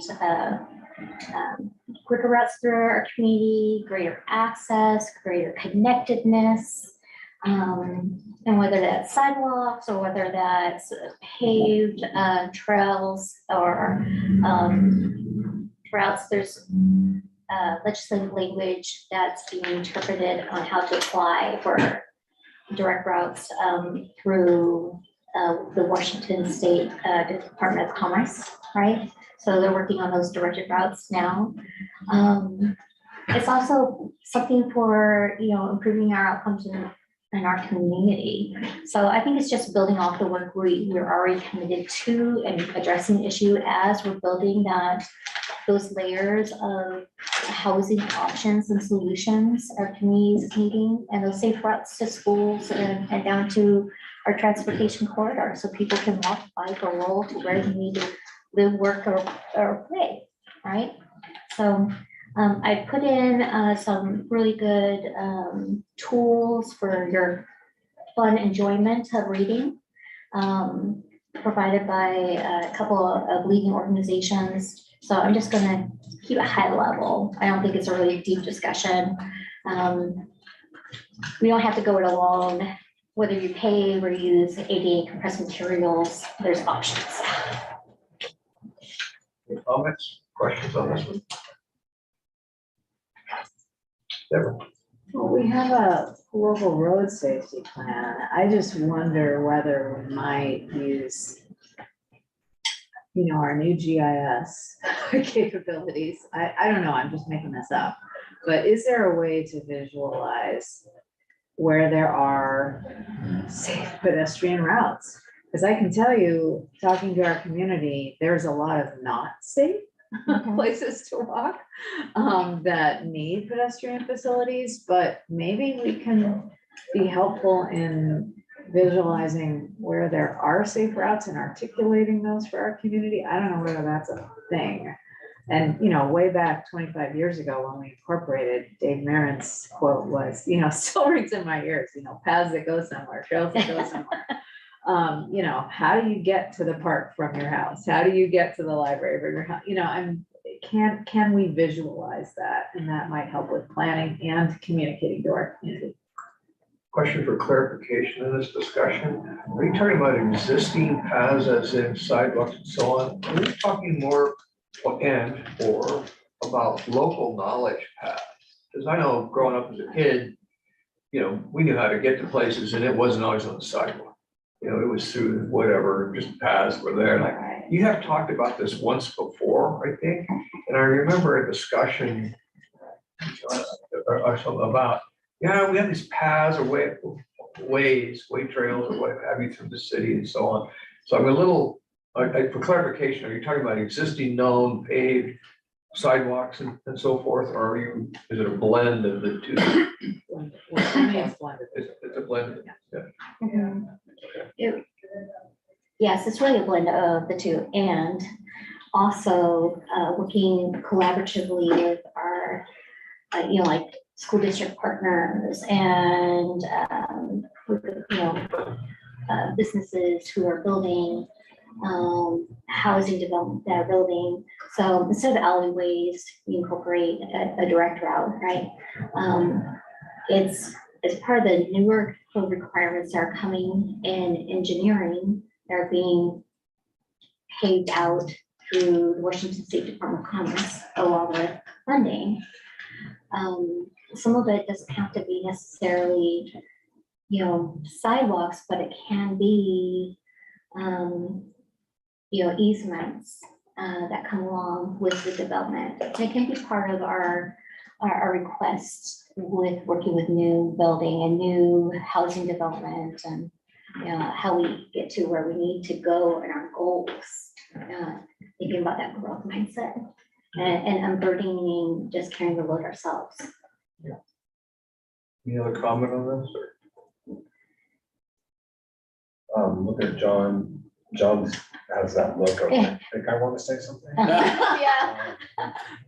But you know, we do have a pedestrian facilities plan and it does talk about connections. Do you want to? Yeah, so just kind of going on with what the council members were mentioning, one of the things that my group is going to be asking the new GIS person to do is to put all of our sidewalks on a map so that you can see where they are. One of the difficulties we have is, you know, defining safe passage. It's relative to a person's mobility ability, their mobility. And so right now, to be safe, the only thing we can call safe would be something that's ADA accessible. Is there a way to have like a gradation in coloring or something? Like you'd have, you know, ADA accessible dirt trail, you know, I mean, you know, like you have on a trail map. Yeah, I mean, we could do something like that, but we don't have, right now, we don't have that sort of thing documented, so that would be a lot of extra work for us to. Well, you start somewhere. And just that possibility of what do those routes look like at different times of year? Do we have a snow route? You know, connecting to our downtown transportation, like which is the best bike route? You know, or which is the routes that are going to be maintained first. I mean, we're building on our on car reduction, right? So at some point, we have to think about how we care for our sidewalks. You know, Kirkland's starting to do this. They have these little John Deere mowers with their little scoop shovels on them, right, during snow season now. And they're out there, or their heat plows, you know, heat blowers that melts the ice when you have to start backwards rather than forwards, right? I think how we grow together on our environmental issues and our carbon reduction issues head bike improvements, and it's, you know, incentivizing those routes, so it's the communication. So when I hear from bike organizations, they don't necessarily know which are the best routes for winter months or through some flooded terrain, for example. So there are some Google Maps that some bike riders use and different maps that help, but they're all kind of disconnected. We don't necessarily have anything we can show our community. North Shore School District, I worked on the fitness and nutrition committee, and we developed the safe bike routes map. And we've been connecting, doing our own work as a municipality, but that builds on the work. So it's not work we have to all do alone. We can work with partners and stakeholders, even parks, you know, region even. I'd let Jennifer comment about the snow removal, but right now our focus is on specific roads, depending upon, you know, which road gets priority 1, priority 2, but we're not doing sidewalks. And I don't know how we address bike lanes if we get those cleared or if It really depends on what street it is and if it's accessible to our plows. Or, you know, a lot of times we get the snow again on, you know, evening time when during the commute hours and people strand on Simons all along there. So it really just, it depends on every single event is different. But we definitely don't right now have any of, you don't have the resources to be doing the sidewalks at this point in time. I mean, other than our efforts to do City Hall, you know, the hangar, those would be top priorities. Parks, and then the other stuff would follow mine, but yeah, we just don't have the resources to get that detailed. Rob, then Nigel. I forgot what I was going to say. It's a warm room. I mean, I would just like to see I'd like to, and John may already frankly have this, but I would like to see a map that shows all of the, where we have sidewalks, where the gaps are, where we have bike lanes, where the gaps are.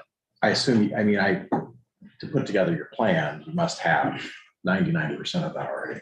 But I think it'd be helpful to have that public facing, and also, make sure we're visiting on a regular basis to find where the kind of quick, easy wins are to increase connectivity in places. And I think it's beyond just basic what is in our right of way, but also looking at, is there an end of a cul-de-sac that is, and there's a street right there, and right now we're making people who want to get to that street walk 4 blocks around to get there. Is there a way for us to maybe like buy up an easement for, or something like that? But I'd like to start off with just, the map of what we have, gaps, that sort of thing. And I know you've done a lot of that, so. Yeah, it's definitely on the list to get into GIS, but with our new GIS person, she's got quite the list. So depending upon, I don't know if Richard's had a chance to start prioritizing what gets done for a second, but not really sure when that will be implemented for our group, but it is on the list. So our pedestrian facilities plan does talk about future trail connections like Old Trail. Yes, it does. Transportation element that we're in the process of updating, that we'll be talking to council here in the fall. We looked at ways to make other connections. As you mentioned, is there a piece of land that we could run a connection to so people don't have to go out of their way? And that was actually pretty difficult because most of the places we looked at, there's a reason there's no connection. So it's topography or structures are in the way, not enough space. There just wasn't much out there. So that was one of the things that we're tasked with, is trying to make more connectivity with our infrastructure. It was pretty difficult. Then along the line of new development, so take 181st, for example, between 73rd and 68th. Our planning documents talk about how the whole property needs to have a north-south head connection. So talk to me about let's say somebody wants to put in an 8-house cul-de-sac. Do we talk about pedestrian connectivity and making that happen in the preliminary plat? So right now, the requirements for something like that would be to provide pedestrian connectivity to the existing right of way. We don't require them to go through other private properties. Again, that's becomes a private discussion and trying to negotiate rights to do that, so we don't impose that on developers. So it's just connection to the right of way and making that accessibility within the development to that right of way. In that 8-house cul-de-sac, we require sidewalks on both sides and in the bulb. Gonna make me trying to remember the road standards. It's only on one side. I think we do one side. It depends on the number of houses and the length of the road. Yeah. The smaller ones, I believe, less than 4 houses, they just have to provide some sort of pedestrian space. Anything more than that, they've got to provide sidewalk, I believe, on one side, and after a certain length, it might be on 2 sides, I can't recall. Yeah, I think for a safe connection to the main roads, the sidewalks ought to be required. And it depends on the amount of traffic we would anticipate within that development, if it's a cul-de-sac, which is why when I presented the road standards, we originally had taken out sidewalks for anything less than 4. There was an interest in making sure there was some good pedestrian connectivity, so we required a designated space for pedestrians, not necessarily a sidewalk, but something that's delineated with a stripe. Anything more than that was a sidewalk. So if you can't afford to live on a bigger cul-de-sac, your safety is not important. No, I would not say it's if you cannot afford to live on a smaller cul-de-sac. It's more if there isn't enough space to build very many homes, then we felt that the need for the sidewalk was limited or minimal because you didn't have a whole lot of traffic nor a large amount of pedestrians. It only takes one. True. Sorry, I wanted to bring this up before we got off the topic, but Rob mentioned the whole property and the north-south pedestrian requirement. That made me remember that there's a property directly behind, or I guess, kitty corner-ish behind the whole property that is getting redeveloped now for townhomes. Gonna go back there. Property, right, northeast corner, I think, of the whole property meets up with that, and I think we might want to check to make sure that they're doing something on their end in their development that we can connect to, so that when we do hold, people can walk up through that way. I don't know. Perkins. Yeah, there's a single family house on there right now Yeah. that's got a thing in front of it. Anyway, Yeah, they it- have an application for townhomes. yeah, if we could, make sure that they have some sort of pedestrian access that we can connect to Holt, that'd be great. If it's not possible, then, Okay. Sorry. All right, let's move to the next item, the great discussion. Activities for youth in tween years, Angela. I remember I brought this up last year, I think, and maybe my thoughts are still not that clear. And you can probably tell by the way this topic was written. It's a bunch of questions listed out, but one of the presentations that Rod Stevens gave reminded me that our playgrounds are really designed for mostly young kids and not teens. He had shown us this picture specifically of swings that were designed for what they thought like female teens wanted, which was like swings that were colored and they were facing each other to promote conversation between each other. And ever since that presentation, it kind of got me thinking about like, who are we designing the city for? And who are the people that are not really like that the city is not really designed well for? And I really feel like I don't see our teens walking around very much our city. There isn't like a center place where they can all gather. There's nothing near their high school for them to get together after school. Biking down some of the major roadways to get to the city center is really not ideal. And I know a lot of cities have teen centers, like Shoreline has one, Redmond has one, Kirkland has one, Sammamish has one. I'm not actually specifically saying we need to open a teen center, but I think what we need to do is we need to ask them what they want to see in the city. I don't feel like we really incorporate their perspectives, their needs, or their voices very much in our plans. So I think my ask is mostly that I think, and I know we're doing like really great exercise at the farmers market to solicit input, but summer is not a great time to catch youth, right? And like ideally we would go to the high schools or to the middle schools and like seek and solicit that input. And they might not even know what they want. I feel like we might need to give some samples or ideas for what the possibilities are. But I feel like we could do a better job of doing some things for them. And I've been thinking about some incremental ways we can do that. So not just going and establishing a center or something, but like when it comes to the movie in the parks, like could we do a night that's like a movie for their age group? Or when we're doing the concerts in the park also, like, can we do a night that's like a band that they might be interested, or K-pop or something that's like geared towards their age group, I just think we need to think more about all age levels. I feel like we do almost everything's designed for adults, right? And then I do think we do a good job of a lot of like playgrounds and amenities that are great for like families and young kids. But I think there's this middle range that we could do a better job of. Is that the missing middle? Don't confuse people. Okay, Rob, you had a point on this? Yeah, thanks for mentioning the Love Where You Live community outreach projects. And so we're seeing that as a year-long project. And so, yeah, definitely our thought is that once school's open, that we do want to take this to the kids in the schools. And again, give them a variety of ways to so use their hands to tell us what they want to see, or they can write something, or they can put on our website.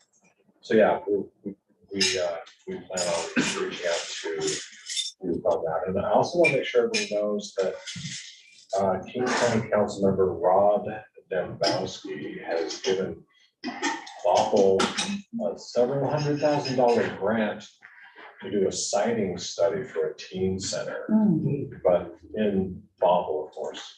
We don't know much about it, and who is on NPRSA now? Yeah. I mean, that's where it's going. I mean, the money is actually, I think it's going to Bothell. I mean, it's going to the coalition that is coming around this idea to do a siting study. But the ringleaders of it are people in Bothell. But the money isn't, I don't think it's going to the city unless they're just a flow through. I mean, yeah. Okay. So, I did have one other comment. I totally agree. I don't think we have a lot for adolescents. I also think we don't have a lot for preschoolers. We have a lot for kind of school age kid families and adults. I mean, we have some, we have the skate for adolescents, skate park, basketball, roadie, you know, our new beach is an attraction. But yeah, not a lot.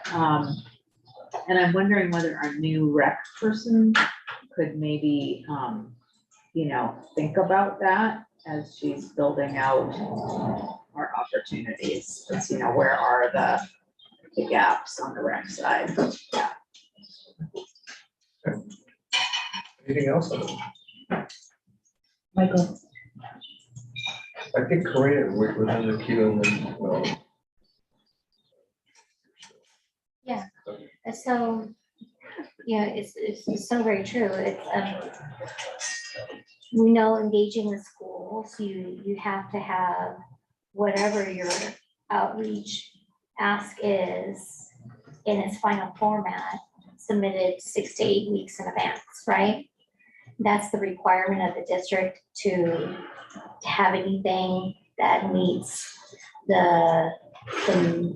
like the middle school, high school level folks, let alone elementary, but especially at the middle school, high school, very vulnerable level of communications and having it approved.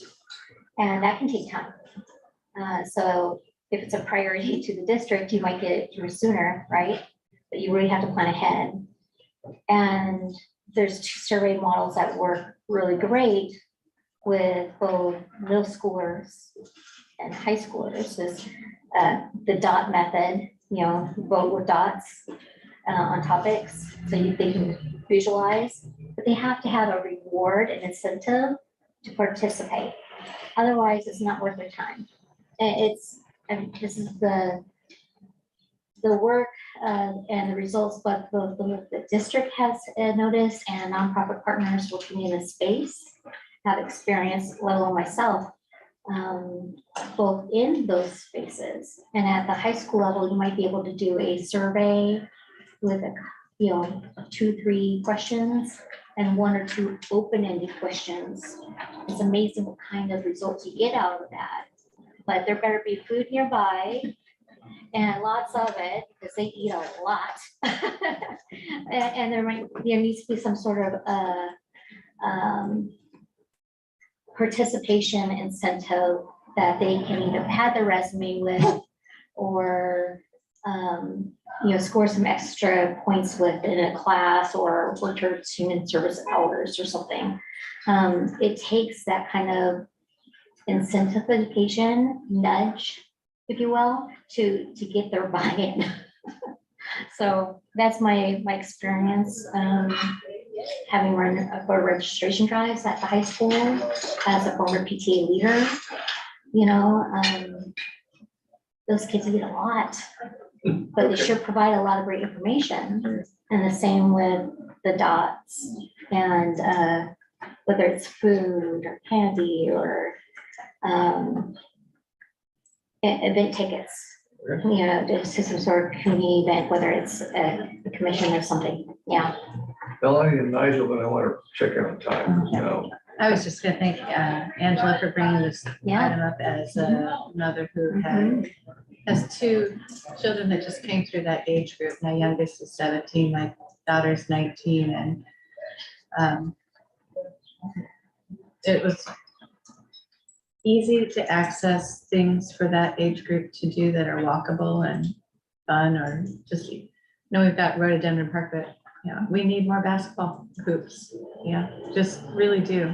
Something downtown would be nice too. But I just think it's important, it's important that we keep attention to it, and I just have visions of Kirkland, like look at Totem Lake, that's something for kids, my kids, go there, or, or I think about downtowns that are walkable, that kids can go do things, and we're getting better, but an activity center, I think, is a really nice idea or potential way. I think that word was in here, maybe not, but some attention to what we can do to, as a community that's not a school system, but as a community, creating space for activities for that age group. And I do think into car driving, I would say even kids can drive. There's a need for activities to meet the needs for actually teens to, or tweens to 21, or 18 at least, Thank you. Nigel, and then I want to check in on our schedule, and I'm going to take you to break here pretty quick. Yeah, I mean, I know in the past, and I mean like a decade ago, the city, or maybe longer, the city had some issues when it came to getting youth involvement, but other cities have successful youth commissions going on right now. And I know we've had our issues in our, I know that we have had problems, like we've had unsuccessful attempts at getting youth involved with various things, but just new generation's a little different. I don't know, it might be worth reviving the idea of a youth commission or something, just as a way to get feedback on what the city's doing to make sure that we are being responsive to that population. I don't know. Can I say one more thing? Sorry, I forgot to mention this earlier, but what Anastasia brought up yesterday was, I don't know if you remember her comments about like starting at the youth and literally looking at like, the behaviors and habits that our young people have as they grow up, I think is so critically important. And one thing I feel like as a community, we don't talk about a lot is like how poor so many adults like health is, like heart disease is the #1 killer in the United States. And so originally when Rod showed us that presentation, I was actually looking at playgrounds for adults, and they designed them. I was like, how fun would that be to be the only city on the east side with a playground designed for adults, and how fitting for our motto of like bringing the fun, right? And like we take play out of so much of our lives as we get older. So I feel like it wouldn't be too difficult to think about like maybe that downtown playground that we eventually build or something, is not just designed for youth, like really young kids, like that we look at it for slightly older or even adults. But I do think that mental health is especially for our adolescents now. I think the pandemic definitely accentuated that. I know we're seeing the effects of that in my work where young adults are avoiding conflict, avoiding conversation, avoiding human interaction if they can get all their answers online or through text or email, they will. So I really think this is a really important topic on so many levels. And I think we're going to continue to see trickle down effects down the road. Okay, any other comments on Joe? Angela, you're spot on, because there was a adult workout route or stations in Swamp Creek. So that's totally something we could do again. I just really appreciate this topic and talking about the mindset and the behavior of this generation and how they choose to engage the world around them and how they qualify that, right? They're not going to do something for nothing. They value their time, but they are suffering from loneliness and depression and isolation. And it's a very competitive world to get into college, colleges they want to go to, it's very expensive. They need to have something that lifts them up. So we have to recognize, we're gonna have to be willing to help lift this generation up in a mindful way that serves all the purposes while giving them the sources they need too. So whether it's, community service hours, honors hours, certifications or recognition, or for the work and the participation of the work, it's very meaningful for them because it's something for something and something that can build them towards a pathway that they are projecting on. And it's us respecting their space and them individually. So I like this idea. I like the idea of putting together a youth council, whether it's middle school to high school. I don't think they necessarily all have to be in person. I think we have to recognize this is a very mobile community. And so maybe they meet online and then have, like once a month in person meetings. I don't know. I think we can get there, but the lead on time is 6 to 8 weeks with the school district on anything you want to put into the hands of youth. And then you need 2 or 3 weeks of that publication being in front of students. So really think about that. You need to be planning that now. If you're planning on an engagement, you need to be thinking several months ahead. Okay, anything else on this? All right, we'll take you to break. This is an important break. This is the truth hour. We have, it is, we have 3 more topics before goal setting. So they're important to you. And so, but I will ask for efficiencies in our conversations, but get up and take a break. Well, I wanted to reiterate what Michael said. I would ask that with the amount of time we have, that people be as succinct as humanly possible over the next couple subjects. That's all. Yeah, and we are now officially behind schedule, so the hour and a half that we gained yesterday, that's gone, we're now behind schedule. All right. How long of a break? Yeah, how long break? How long? At least 10 minutes, for sure 10 minutes. Do 10. Yeah, take 10. I'd rather you had to take 15. but- So, Yes, I sparked when you said. You didn't say that. Take 15. Go outside if you can, just try to get a different look and feel.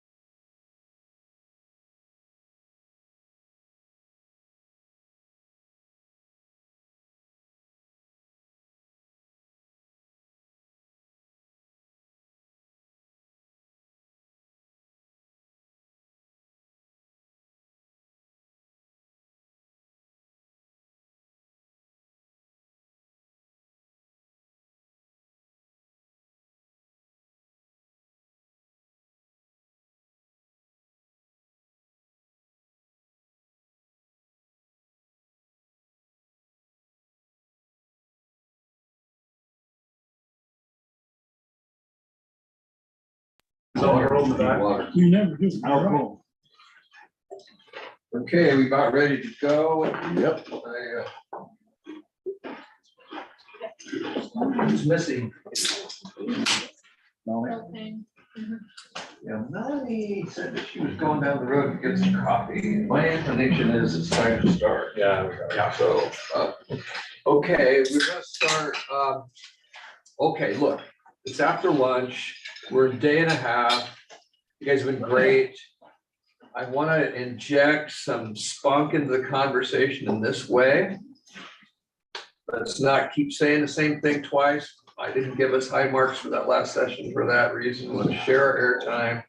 So it's our rules. We've operated really well, and I'm just saying that I need to be a little bit more on the facilitating side and say, you know what? We need to do a little better job on that, and so please help us with that. No, I don't want to diminish the content. Content was terrific, okay? Not saying that, just saying, and it comes with being tired. You know, we're into it. So what we have left are two important conversations. I think David has signaled to me he's probably going to pull number 3, but is that true, David? Okay. Yeah, I think so. All right. All right. So he's going to pull number 3. And we're gonna do these conversations, and then we're gonna talk about setting goals. So you've done a great job. Thank you. Let's move it forward. Coming to you, Angela, improving new council member onboarding orientation process and some work that could be done to make that better, different, or what have you. Okay, great. I'll be pretty quick. If you read the memo and the attachment, it's pretty straightforward. You know, given that new council members come on to the council and can change regularly, I think this might just be a great way to help us govern ourselves and help with transitions from one council member to the other. So I know staff do an orientation, and I think it would be great if we could consolidate some resources. Rob came up with a really great comprehensive list. We could probably add to it. And I'm suggesting that this be an ad hoc subcommittee, so not staff doing it, but that maybe council puts together some of it. Some of the resources are staff probably owned. We would just need to know where they're located and link to them or whatever.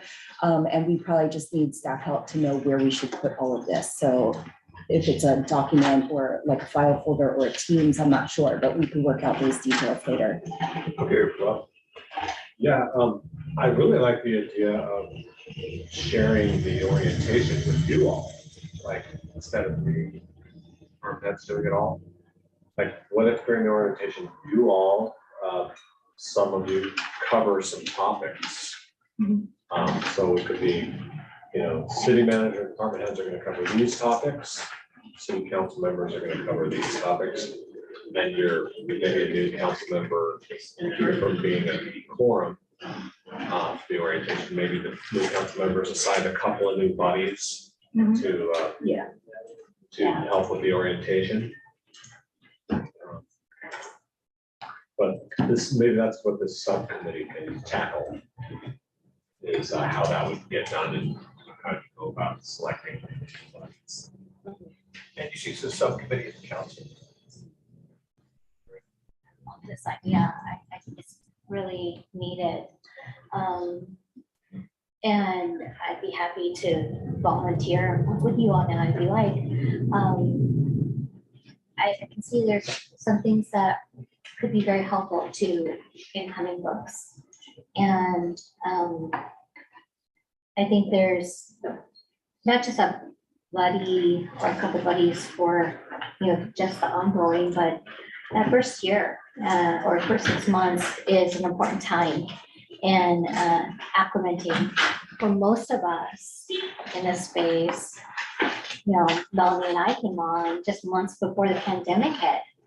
And I like to call those dog years because the pandemic worked us all really hard, right? I mean, people got burnt out everywhere at all levels of government and employment through the pandemic, but we were resilient because of how we worked together. So I love the idea. Good work, Angela.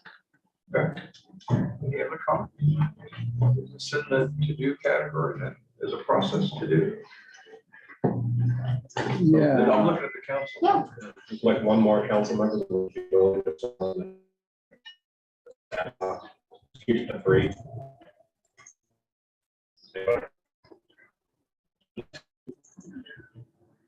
I'm sorry, I missed the beginning. I felt like what you did for onboarding when we started was really strong, personally. I'm just gonna say that. And a lot of what we do learn is trial by fire on the council. So I do appreciate this coming up as coming forward, and, you know, I don't think there's a big lift to the shift. Yeah. As far as the checklist, so if it's minor, I support it, but I felt pretty strongly welcome. And we, and introduced, there's a lot about learning on the dais, just how it goes when you're here, and, that's it. I just wanted to say, like, I don't think it's a lot of tweaking. Yeah. At least from my experience, but others may have different perspective.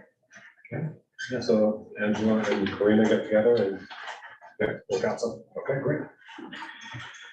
All right, Angela, involving on-the-ground users, experts in making some policy decisions using the example of cyclists on 70th Street. Oh, that one. Oh, yeah, this one's, I think, super straightforward and short, and that is, that was just one example of using the cyclist, where I think that having input from cyclists would have been helpful when Tobin presented that idea, those 3 different options for 170th Street. But since multimodal transportation is one of our top goals, I feel like in general, we should probably be conferring with them more regularly when we're developing plans. Conversation. Nigel. Yeah, no, I agree. I think we could have gotten more bicyclist input on. I got an email from somebody, I saw Rob got an email too, from somebody who bikes on Juanita, and the way that we have to raise cables and stuff, especially the downhill section. Yeah, might have been better ways for us to handle that. I don't know, but we're getting kind of more granular look from folks who are actually day in and day out to be using the facilities, I think, would be super helpful as we're kind of finalizing it on design. Okay. Awesome. Okay. Now we're at our working lunch. Excited. No, we're jumping ahead. This is setting priorities for the 2024. And so I want to have a couple of quick comments on the front end of this. You have a roster of goals that you know about, of which the top 5 really get the lion's share of the focus. Not always, sometimes opportunity causes you to reach down and grab something on items below on occasion, and that's great in terms of an organization being nimble. First point.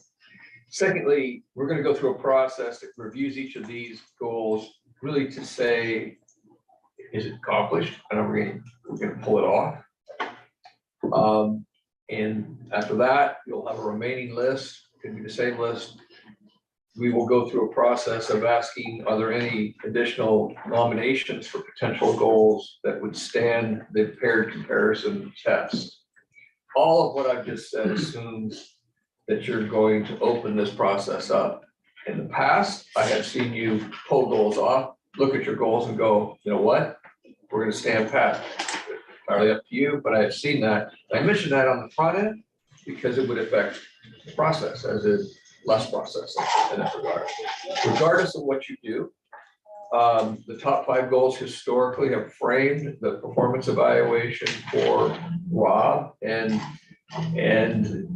that process has always included pretty in-depth analysis of things that have gone well and so forth in each of these areas. So this is more than just a plaque on the wall. This is driving budgets, this is driving evaluations and so on. And I think that's the strength of this city and your leadership team. I commend you for that, but that's what this process is ultimately about. I think the final thing I'd say before I turn it to either Rob or Nigel for any more sort of framing conversations that they need to happen, it is that this setting would not be for 2023. So you're looking forward now to things in 2024 and beyond. Now, some of your goals, particular capital goals, have had a lifespan that's gone much longer than 1, 2 years, and that's normal and what have you. So I kind of want to set up your thinking as we begin to approach this. It'll feel a little clunky as we go through it. You've been through it before, but it'll come out in the end. And depending on what you decide to do, it'll either take a little while or take a little less. But I want to take questions. I want to turn to Rob and Nigel, also help caretake our processes and just check in, make sure where we are on that. Yeah, so this is a little different than how we've done things previously, because we used to do this in January for the next year. The thought process with moving this exercise to the middle of the year was that it would give staff time to then fold in any changes that we make into their budget recommendations they'll bring to us in the fall for the following year. So with that in mind, because previously if we had put something new on there in January, it would be a year before anything appeared in the budget. So with us being able to have that discussion now, to lay 2024 priorities, that will allow staff to get things in the budget for us to consider for 2024. And these priorities, top 5 priorities, would only be used on Rob's evaluation at the end of 2024. Does that make sense to everybody? It's kind of staging, it's giving us a little bit more time, it's giving us the ability to tie these closer to budget, hopefully is the idea, I think. And Rob? Well said. I don't have anything to add.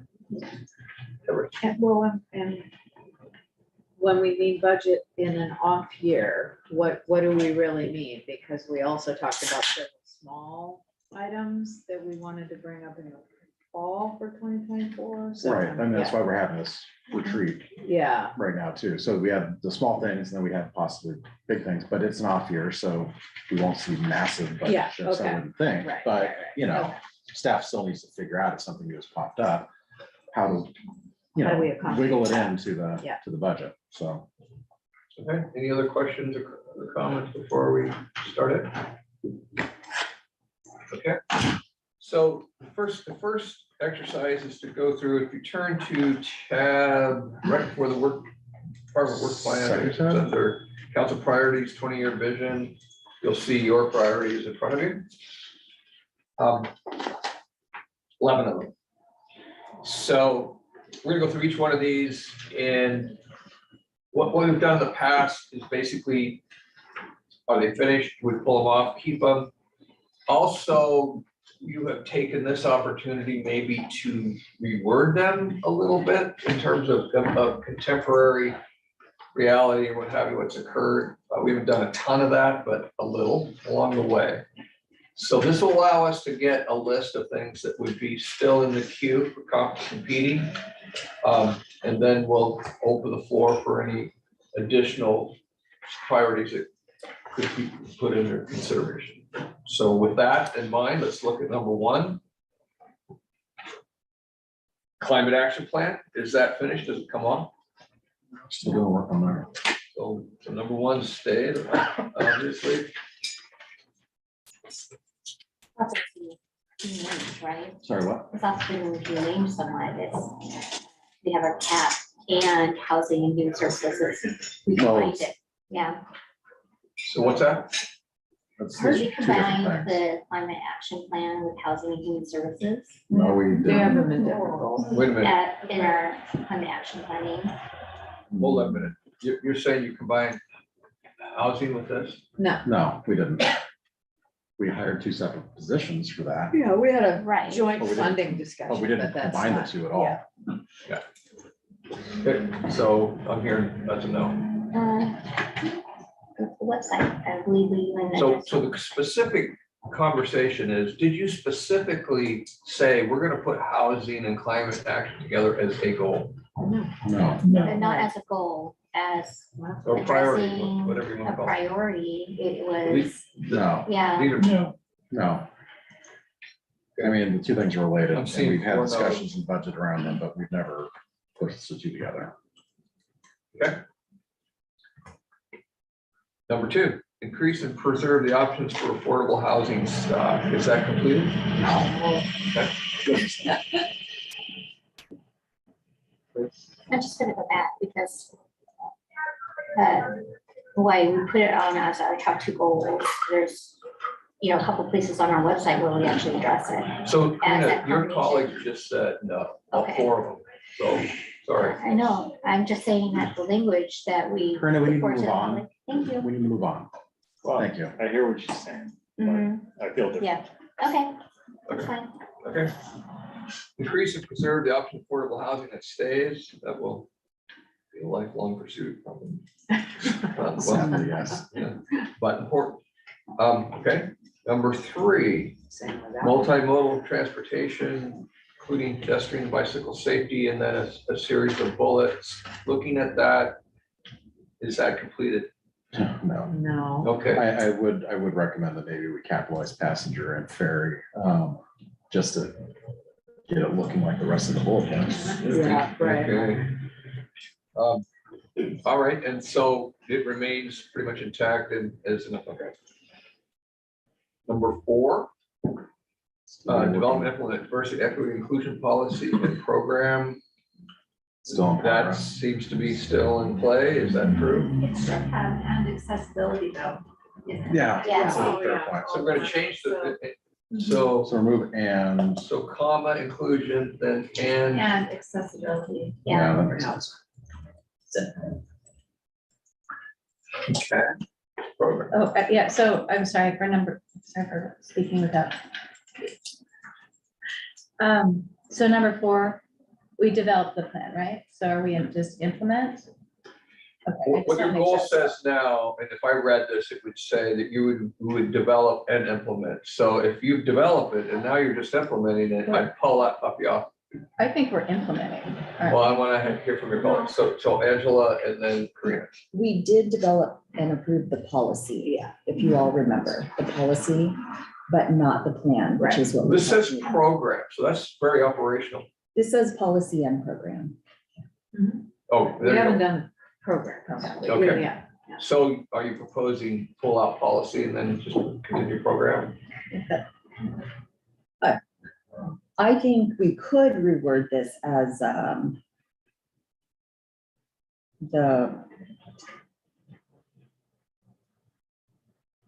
we could just change policy to plan. Yeah. That'd probably be the easiest and accurate. Just call that plan and program. So say develop and implement a policy and or a Could plan just be the Just plan, Plan, and program. no, just Yeah. plan. just plan, Because it has steps in it, presumably, right? the plan. Well, wait a minute. A plan and a program are related but different. And Okay. so, well, and if I'm sitting at the staff level, so designing a plan is one thing, putting a program together based on the plan, of course, is yet another. So correct me if I'm wrong. Well, I think could we just say strategic plan and then all that implies.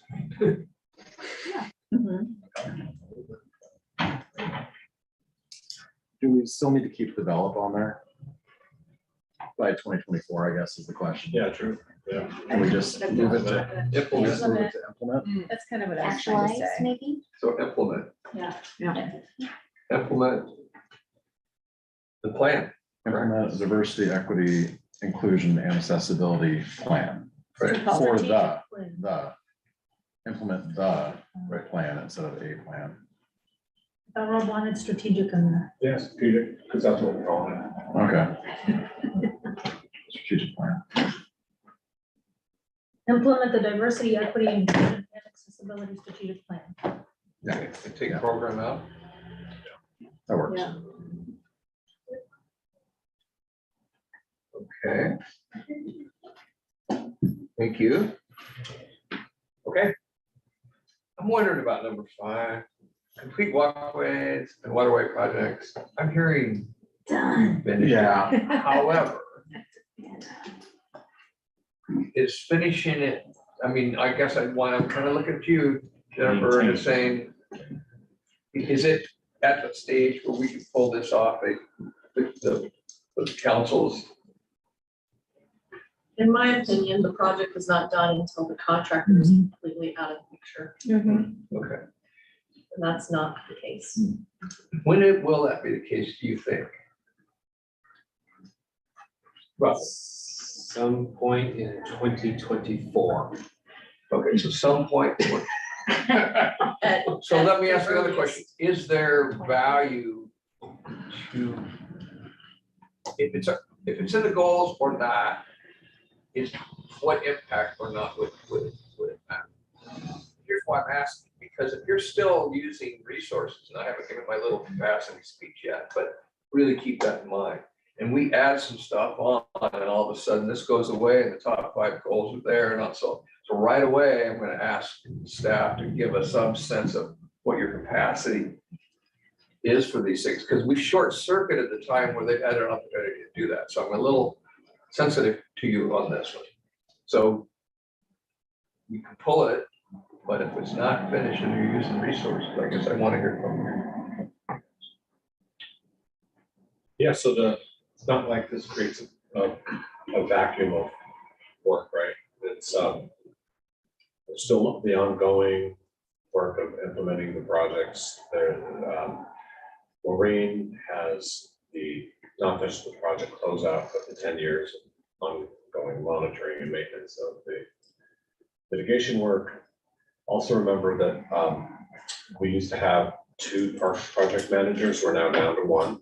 Rob Sayer McCord's term of employment ended, and he is no longer employed at the city because of his temporary term ended, so we're down to 1.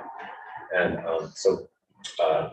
Maureen is still working on Walkways and Waterways project, but she's also taking on the work that Rob was doing.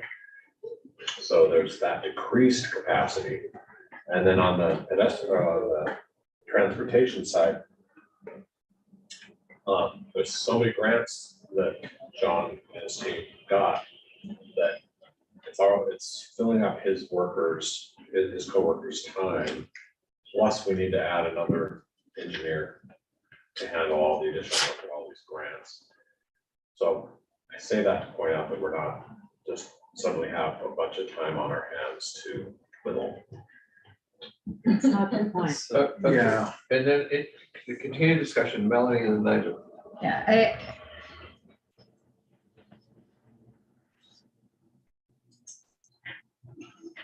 Yeah, we're at the closing end of the project. We have that year-end timeline that begins when they're finally boots, they're done and don't touch the trees anymore, and they're our responsibility.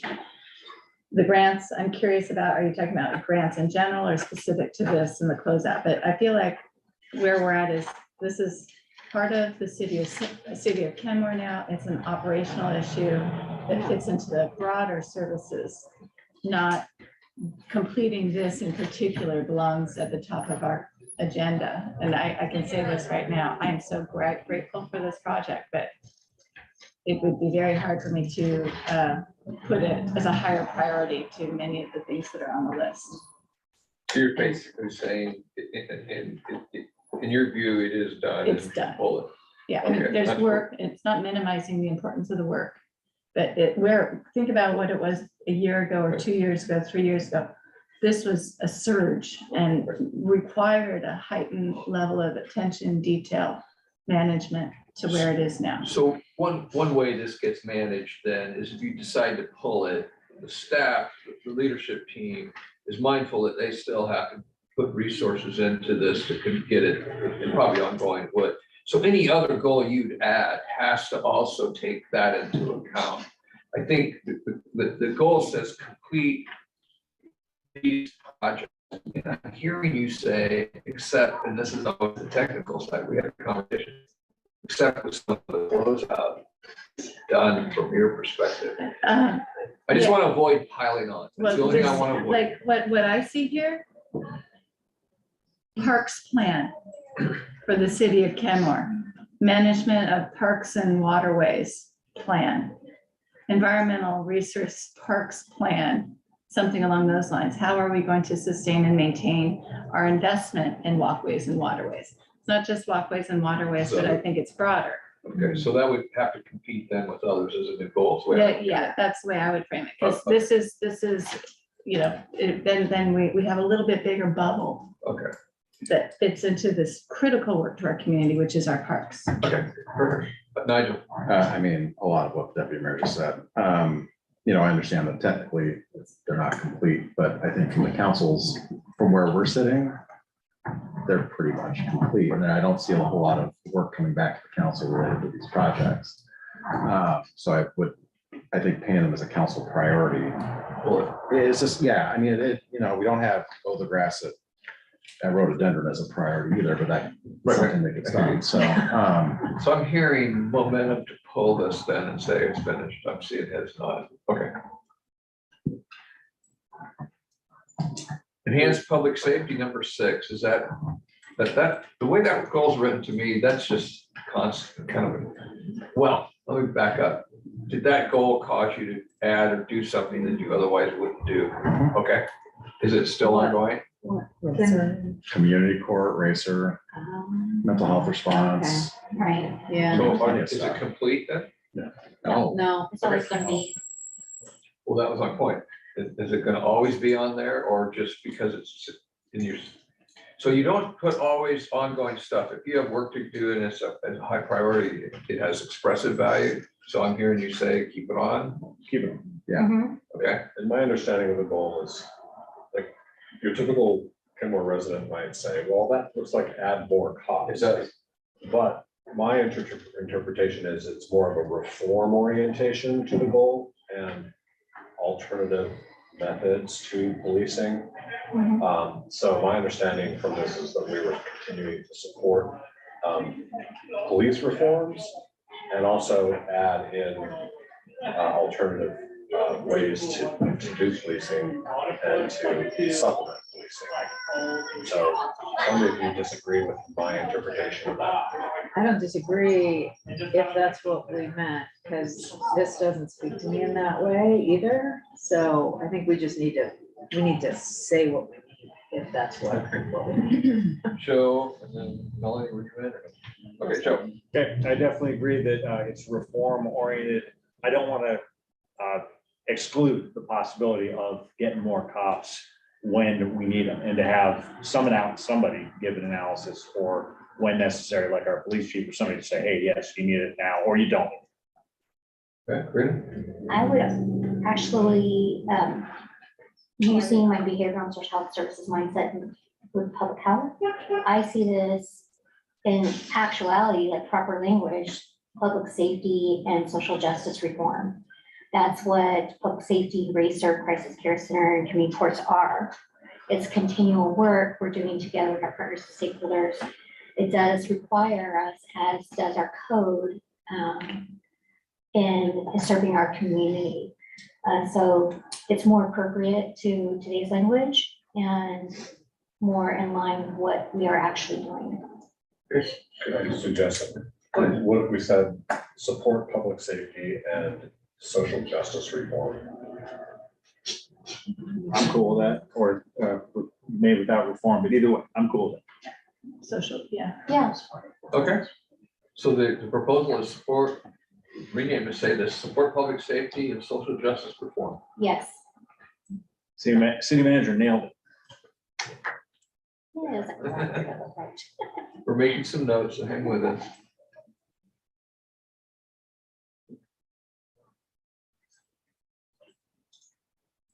Okay, Can I just mention something on goal number 5 really quick? sure. So when we said we accomplished the goal, we're taking it off the list, it was a little bit anticlimactic.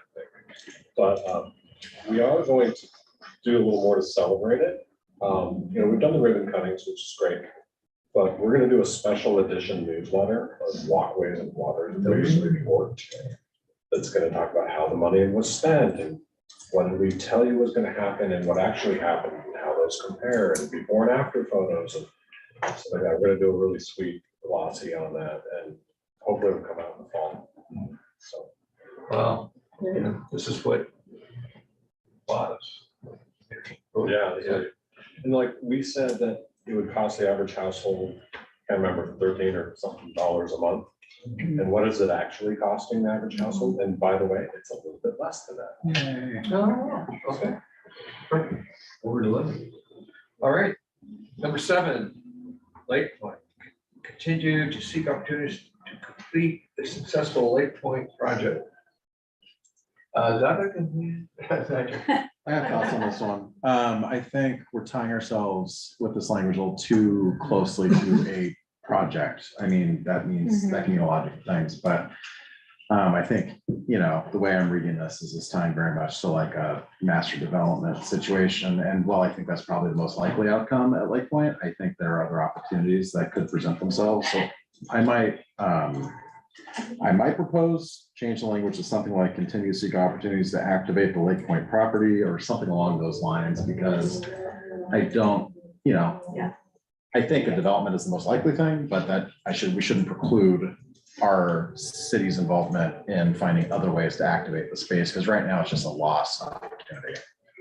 I second person. So the proposal is I have both a love-hate relationship with this line period on, because we're talking about a property we don't own. We're talking about somebody else's property, and we have to have an actualized mindset to recognize we are doing that. And so really what we want to have is a successful lakefront, actualized, right? Project proposal wise, whatever, outcome wise, but seek opportunities to complete successful lakefront project. Sounds like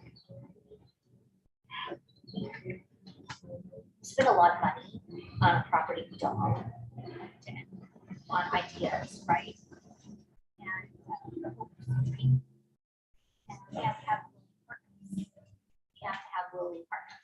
So I definitely like the idea of seeking opportunities to have a successful Lake Point actualized in the future for parks and rec and within mobile recs and transportation. But it's just a weird item to have on our list, given that we don't own it. I think it's part of how we plan for things in the future that we might have interest in versus a specific one project, because we actually have multiple projects that we were talking about we want to create pathways for.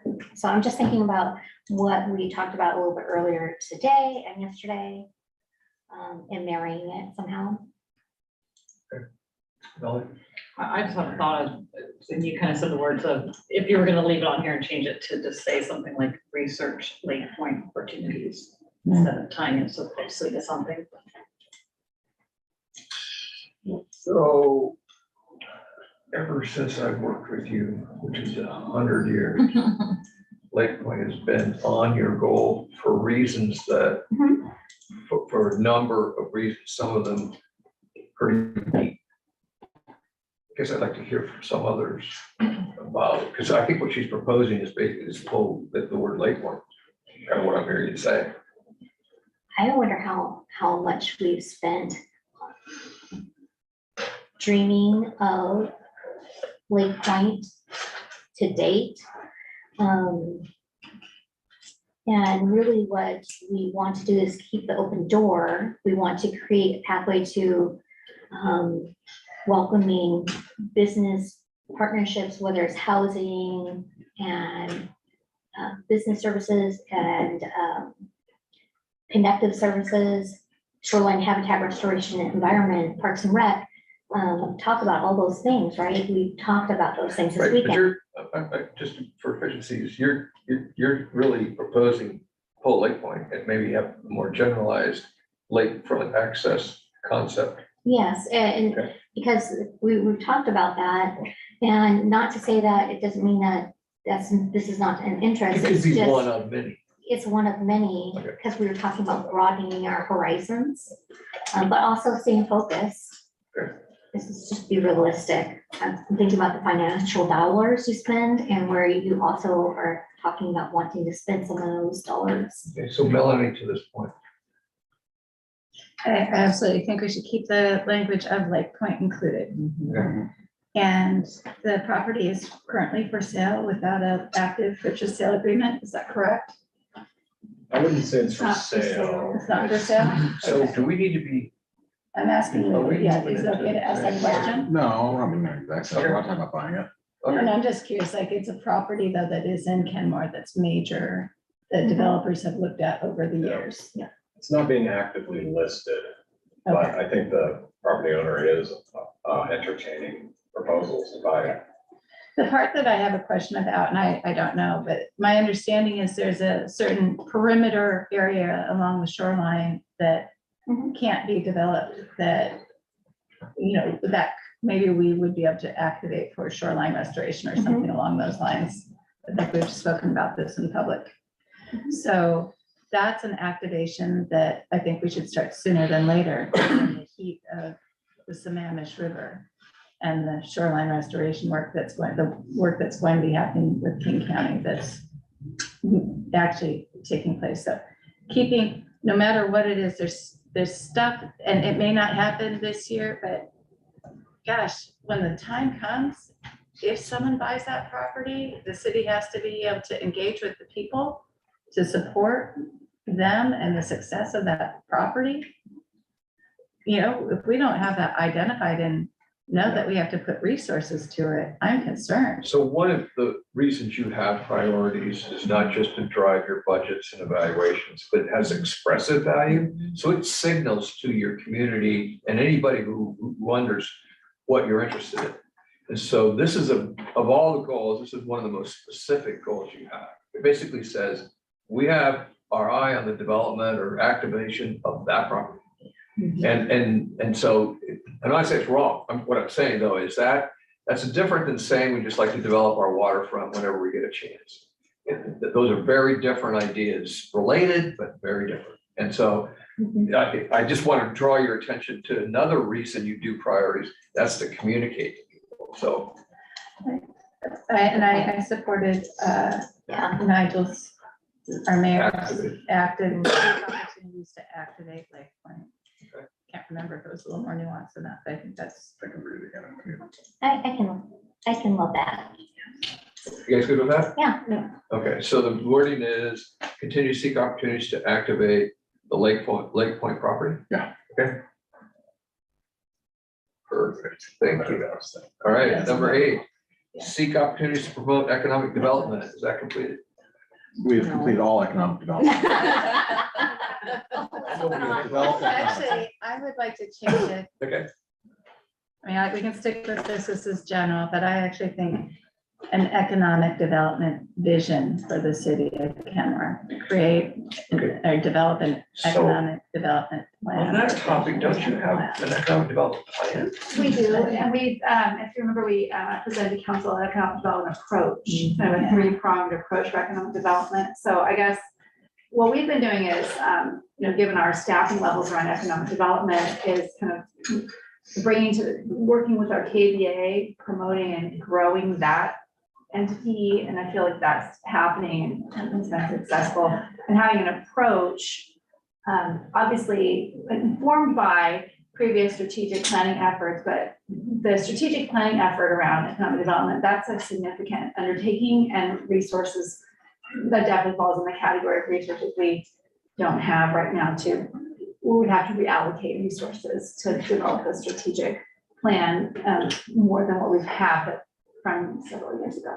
Yeah, and so the way I was trying to go is that we spent a lot of time talking about it this morning, and it ties in with the environmental stewardship climate action plan and longevity for the city of Kenmore. And maybe if we can, I don't know what it looks like, but I do think that when we're talking about our economic development plan, looking towards a 30-year future, what it looks like to have business in Kenmore, like targeting bigger business, we have been a responsive community, reactive community, rather than proactive with bringing business into our city.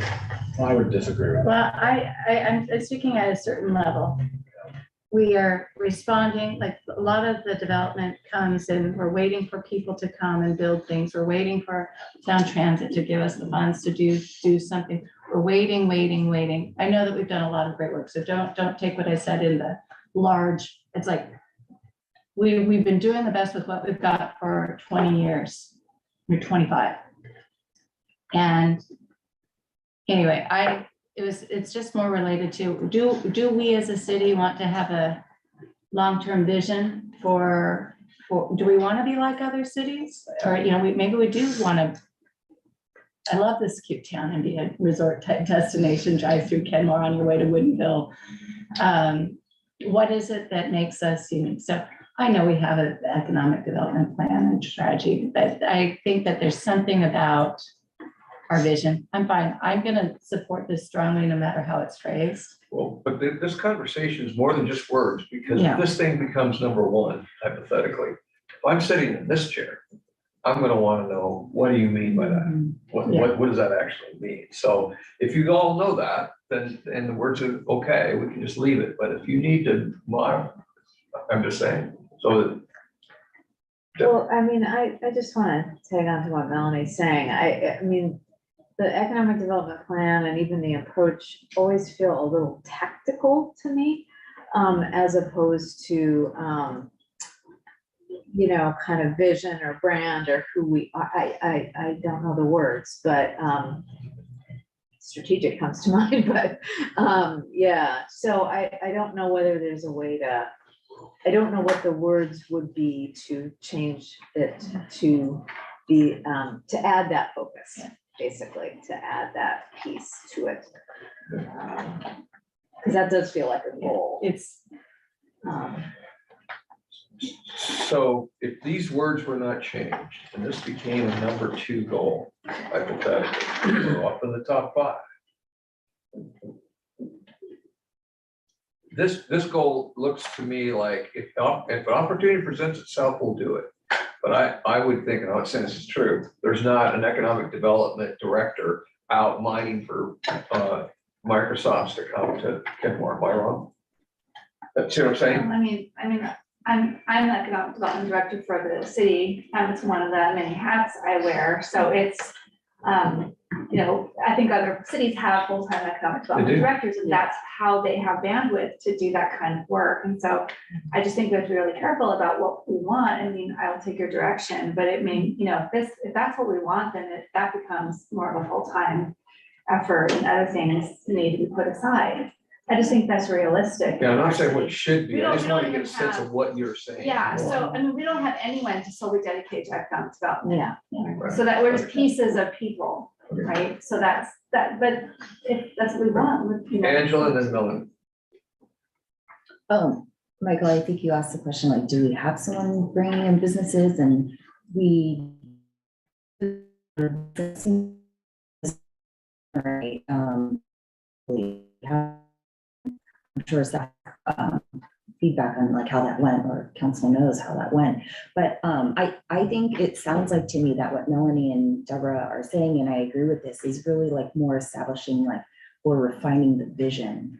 So like if we want that idea of like green job center, or you know, like highlighting ourselves as like a certain destination for like a particular like industry or something, that we establish that.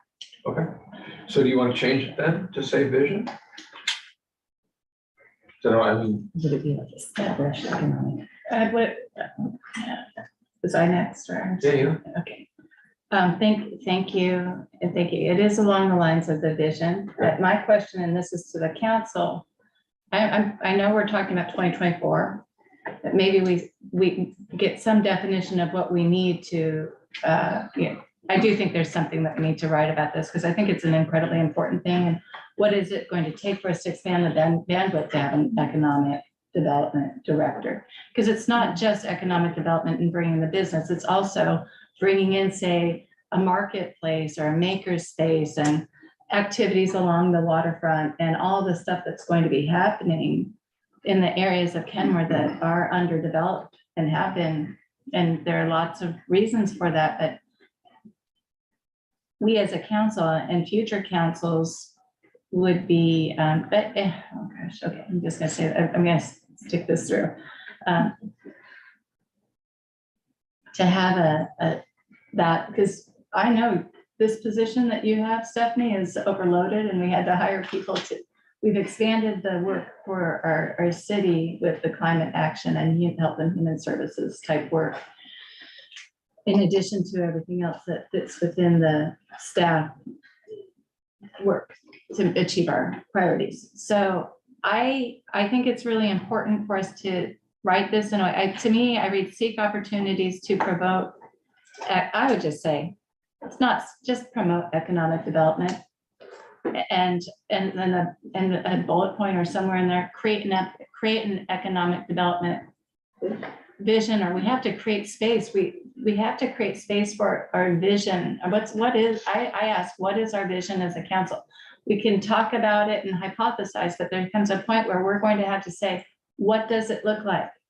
What are the pieces we want to implement? We all want cute shops and the access to the waterfront and all sorts of cool things and revenue, like bigger revenue than just retail revenue and restaurant revenue. We want real income to our city. So how are we going to establish that without a vision, a strong vision that says, here we have, this is a city that supports business coming here, and we want the people who are in this business working here, right? You know, so Are you the proposing visionary. the wording to say promote economic development and then have a sub-bullet called create a vision, create vision? Create economic development vision, yeah. Of course. I just want to say, I mean, I feel like we did a significant amount of work on the economic development approach. And I want you to know that we took that to the Kenmore Business Alliance. We had long conversations and we honed it. So it's be a well-run city, seek strategic opportunities, and focus on key partnerships. And so it gave us a framework in which to talk with, and I've done this, like I've vetted this with all of our key, I mean, maybe not all of them, many of our key businesses, right? To get their partnership and thoughts around this three-pronged approach that's simplified and allowed us with our resources we have on our staff to move forward and be proactive and also responsive to opportunities that come. But yeah, to do something more, and we did also slash consulting for economic development in the budget process, so we could make room for other really important priorities and positions in other departments. And I stand by those decisions. And so now we're in the situation. I just want to be really realistic with you all. If we're going to change this in the 6 months into the biennial budget cycle, I'm not quite sure how to resource. Yeah. So A larger effort. I don't think there's an implication you're gonna No. change this during this budget, because I think we've been really clear on the front end, you're not gonna do that. These are goals that are, your budget left the dock on your current programming.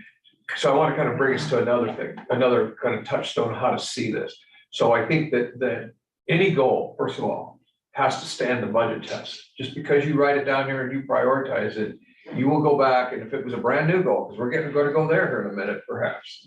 And you'll have to look and say, what does that mean? How much does it cost? And you'll have a, kind of a meeting about the minds about if we want to spend that kind of money. I think what we're really doing here is in this case, is rewording this to reflect the council's interest in economic development as it sits today. And so the proposal says just promote economic development, establish a vision. It's not saying a different vision. It's not saying whatever right now. It's just saying doing that. This goal also has to compete against the rest of them just to get to the top 5. Doesn't mean you wouldn't do something there if you already have. So I think I just want to kind of recalibrate where we are on this to say that it's your number 8. The way it was written, it seems, my judgment, just a hair passive. It sounds like why it was, because it had to compete with money. And that's true for all these goals going forward. So if you guys are comfortable with the proposed rewording, we can do this. Let's see where it ends up. That's my suggestion to you. Yeah. And that feels good. And I do have to commend staff, and it may be that it shakes out a lot like what we're looking at, but I just think it's a really important discussion, especially with like future, a different angle on that vision piece. So thank you. Rob, and then Karina, and then we can move on. Yeah, I really, my concept and philosophy on economic development has really evolved over my career. And I think the number one thing you can do to promote economic development is to be a well-run city, a place with amazing parks, beautiful waterfront, public safety, fast permit systems, good schools. And then the businesses will want to come. Like if I went to Amazon today and said, come to Kenmore, they'd go, why? You gotta have the value proposition first. You've gotta be a well-run city with all the cool factor to go with it. So being a well-run city is number one thing. Going and hunting for big trophy companies has not been the thing. That is so passé nowadays. And the time and the resources and the financial sacrifices you have to make to attract these big companies isn't worth it. So that said, I love the concept of, you know, a Pybus type marketplace in Kenmore and, you know, the other things Melanie was mentioning. I think we can do things to try to attract those, but being a well-run city, that's my main philosophy on economic development. So, are you comfortable rewording it, say promote economic development, and have a bullet that says, create a vision? Great. I would like to recommend that we use the language promote collaborative economic growth and development. This feeds into the work we're doing that it has been successfully done with the mapping and the lead strategy and the implementation. It'd be nice to have a semicolon for monitoring and impact report assessment, which we do. I don't know that we just name it in our language. So I'm recommending that we go with and be very deliberate and clear about saying promote collaborative economic growth and development, because that's what we've been talking about doing. That's the pathway we're on, and those are the goals we've all been talking about throughout the entire weekend, and what we're wanting to actualize. I'm perfectly fine with the language as written. Okay, so we have three proposals from us. Just leave it as it is. Redefine it as promote economic development with the bullet, and then Karina's, which I didn't write down, I'm sorry, but you know, more elaborate conversation about it. What do you want to do? Because we're just getting it so that we can find out if it even makes the top 5. So what do you want to do? I like the modified version of what Karina said. Promote collaborative economic growth and development. And that's a big bucket that we can choose if we moving more visionary, that gives room. It also gives room for us to do the monitoring without having to list it here. So I like the collaborative growth and promote collaborative growth and economic development. With the sub-bullet? With the vision? I think we can fit that in.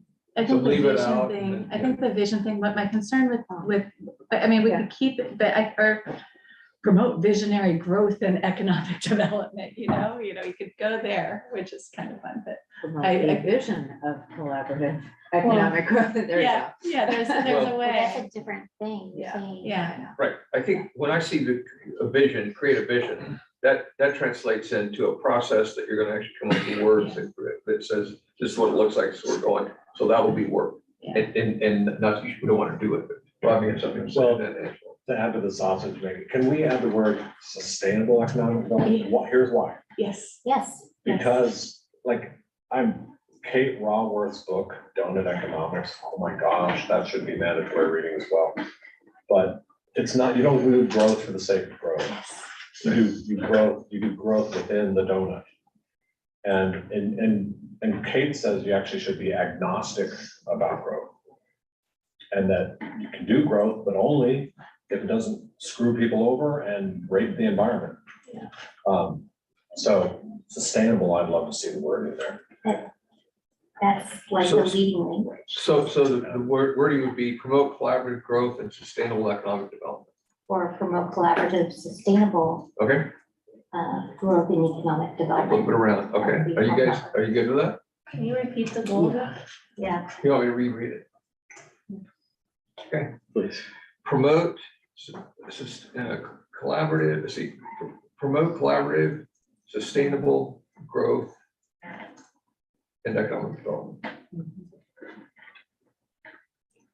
Do you have to have the word growth in there? Is there? Yeah, you don't have to have the When word. growth makes me start to think about zoning and planning and like, I mean, doesn't it? I don't know. We can grow that. Especially In this context. I mean, I'll be honest, I think as a society, our focus on growth has led to a lot of the issues, especially growth at all costs, has led to the issues that we're facing now with the environment, and everything else. As Rob was saying, growth for growth's sake, Yes. you know, I mean, I think that's one of the huge problems we're dealing with corporations is that they, you know, put quarter over quarter growth over long-term sustainability. And so you start, you know, so. Promote collaborative and sustainable economic development. How about that? That works. Works. Okay. I, sorry to raise No. my hand. I'm fine with just promote sustainable economic development without collaborative, just shorter. That works. Okay. I understand collaborative is going to fit into, I think shorter Okay, is inclusive of that. Promote sustainable economic development. there you go. Boom. Okay, moving on Done. now. Foster community engagement and participation. My sense is this still on the goal list and is it completed or what have you? Yeah, so this is, you know, we also under it have foster and create fun. 9 has a funding bucket. 10 does not. I'd rather see us say foster and create the funding him more, semicolon, and I'm thinking funding buckets. Because we do not work this through the lens of diversity, equity with funding buckets to make sure we can do this work. We're taking out our general budget. It doesn't always have to go that way. We could be more mindful and have more opportunity. So if we add the semicolon, family engagement, arts and culture, and family and community outreach and events. You want to add all that, you think? Yeah, those are different separate funding buckets. Semicolons are deliberate. Obviously you want to have a semicolon and participation, but it gives us the resources where we're not even on the map. We have the DEI policies and the programs, but to framework and fund it, what we're doing with like Juneteenth, right? And some of the promoting of the city recently, like with Pride and the Parade. Those things cost money Okay, and we have. but you're not saying put all those things in the goal, Well, or are you? they are a separate deliberate funding. But are you Federal asking, language. what I'm policy asking language. for Yeah. here now, two things. First of all, is this finished? I'm hearing, no, it's going. We're talking number 9, I'm sorry. Yeah. Correct. Yeah. 9, okay, that's my computer. All right. Yeah, we're on 9. She was gonna somehow put the two together, but Yeah. no, we're on number 9. First question, is it complete? Do we pull it off? No, It's never complete, That's why right? I'm- And so, but what I have noticed over the last year is we have gotten into a really good rhythm of always going out to community for pretty much any significant, whether, decision, whether it's DEI, obviously Missing Middle was huge.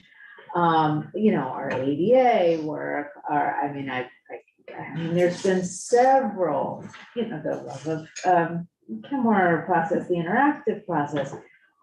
We have really ramped up and become accustomed to the ways of doing that on a routine basis. So in that way, I actually do feel like it could, I could make the case for taking it off as a goal, because I think we're kind of there in terms of, what we kind of already have the muscle built to do. But you can always do more, but I Anyway, it's So it's just an part of how, idea. it's developed more into how you do business, Nigel. Yes. Yeah, I mean, I agree with what Deb said to a point, but I think, I'm not sure if we actually have like the ingrained muscle memory Okay. at this point. I don't know. I feel like it's been something deliberate and I think that's been very good. But I think it's something that we need to continue building that habit as an organization. To kind of keep it front and center a little bit. Yeah, because it's, and there's more that we can do around it too, that, you know, we talk about town halls and other things. Well, that's Um, true. And it's not just, you know, government relation, it's not just people's relationship with the government, but it's also, you know, the other things we do for people. And some of it does tie into, you know, fun or whatever, but, you know, it's a different, it's a few different things. Yeah. Exactly. And, Angela, were you in? Yeah, I agree with what Nigel was saying. I think and whatever I was saying, that we have gotten way better about regularly seeking out community, but I still think there is a lot of work to be done under this category that we've talked about. Okay, Melanie? Yeah, I agree. I think keeping it visible and focused is important. Okay. And I appreciate Councilmember Deborah's, other side of that we could look at, but, you know, I believe you brought a lot of this forward when we did our last retreat and how important it is. And I think it has proven valuable and we're seeing the results of the focus. I have a suggestion that maybe we could make now as we're looking into number 10 would be to put a comment after engagement, then just keep participation, then add a comma and fun at the end. So one sentence for 9 and 10, kind of combine them. That, since they're both, I think there is something related there, maybe. Okay, consolidation, that would be helpful, for sure. Yeah. Guys good? Corinne? I like the idea of marrying the two. Okay. And deliberately, I'm thinking about our work with our nonprofit partners and stakeholders. That relationship work is also funded through the link.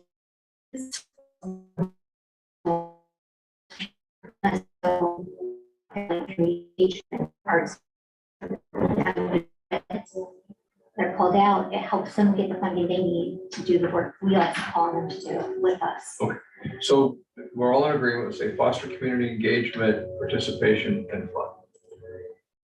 Okay. We good? All right. Number 11, respond to the pandemic. Is it over? I think we can take that one off.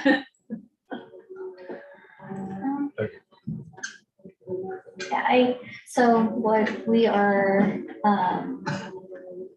still actually responding to creating a resilient community, recovering from the pandemic. There's a lot of funding and a lot of work that goes to just trying to get and support our community. It takes a lot of the staff time and resources, as well as the applications to be able to fund those pieces and then respond appropriately. So that's my feedback. The only thing I would just say is that we are still implementing ARPA programs, and those will be through the end of 2024 as currently planned. So just for consideration as you think about removing it, we are still actively working on and have contracts with partners to carry out some important work. Roger? How long does that funding, I mean, what's the deadline for that? funding? So funding has, well, end of 2024 is all the funds have to be allocated and spent by the end of 2026. Okay, thank you. Okay, so it's ongoing and are you advocating that it would be good to keep it on the goal list then?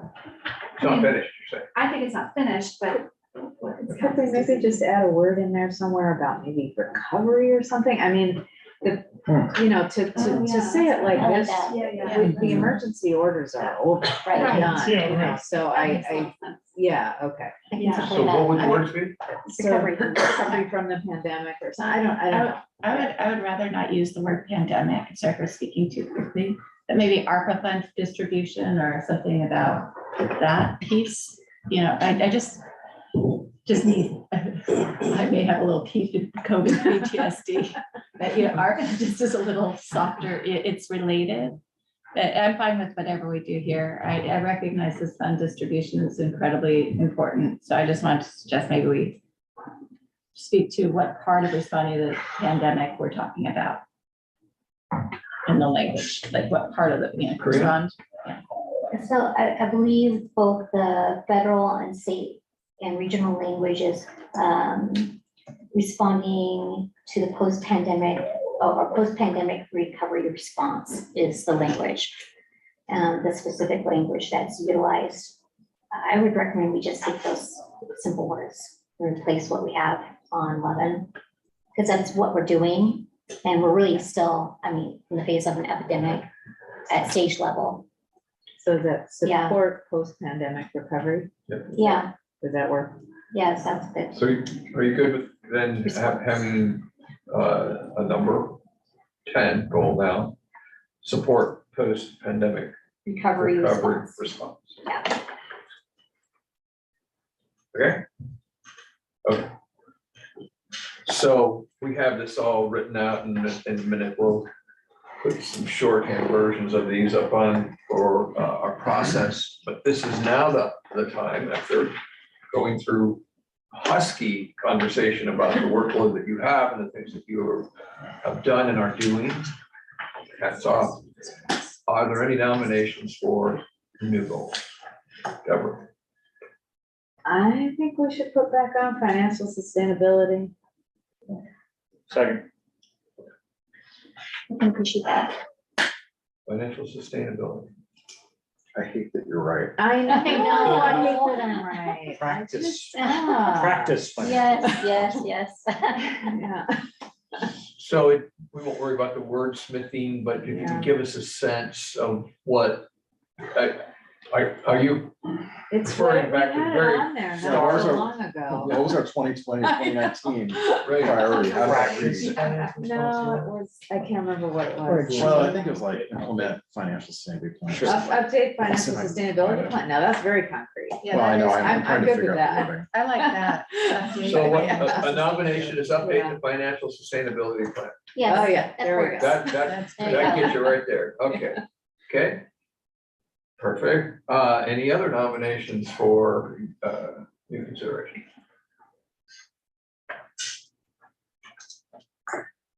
Okay. Give us, Karina. I just have one question, and it has more to do with how we learn to actualize diversity and equity work, policy work, and the engagement of it. It's the lens in which you focus your work through. We still have it as a bucket item. I think we have to be practice and walk our walk to match our talk with our actions. So if we're going to be mindful and we're going to keep ourselves in a growth mindset, we need to be deliberate and just have that be the focus lens with guiding all of our work. Yeah. Good, David? Yeah. I changed my mind a little bit. I'm in complete agreement with the financial sustainability. Okay. But in addition to that, we gotta stop chasing shiny new pennies every week. Okay. That we need to live within the budget constraints we put down. That we cannot continue to come up with new programs every week. Okay, well, Anyway, that's I it. think you've done a good job today, because I don't see a whole lot of new stuff coming forward. And so, but I Check back in wise 6 words. months. check. Okay, it's the, okay, well, good points, excellent point. Okay, so now we're gonna go to our final process. Why don't you take a break? Let me kind of caucus with our team and get some stuff prepared for you. Give us at least take 5 minutes. Does everybody know what the next thing is? We're gonna do compare. So we're gonna do pair Yeah. comparison. Yeah. We just need to prepare some Yeah. sheets. Raising and- My favorite thing. It is a I fair. love this. I'm glad you found a good So topic. fun. Yeah. So, that's good.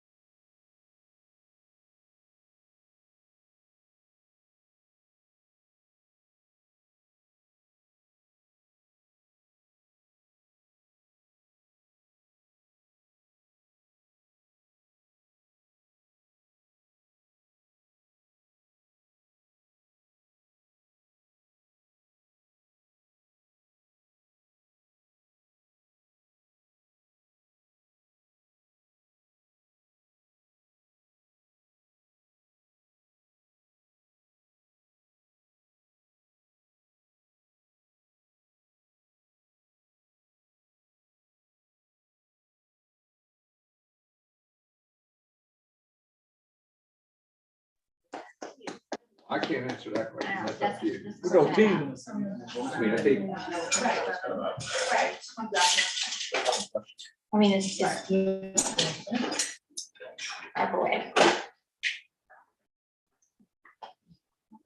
Okay. We really should do ranked choice balloting with hidden ballots. It'd help us with. Oh my gosh, yeah.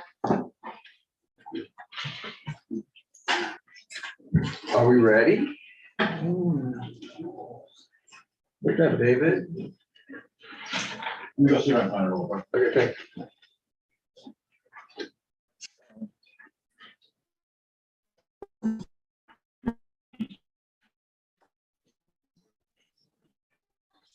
you.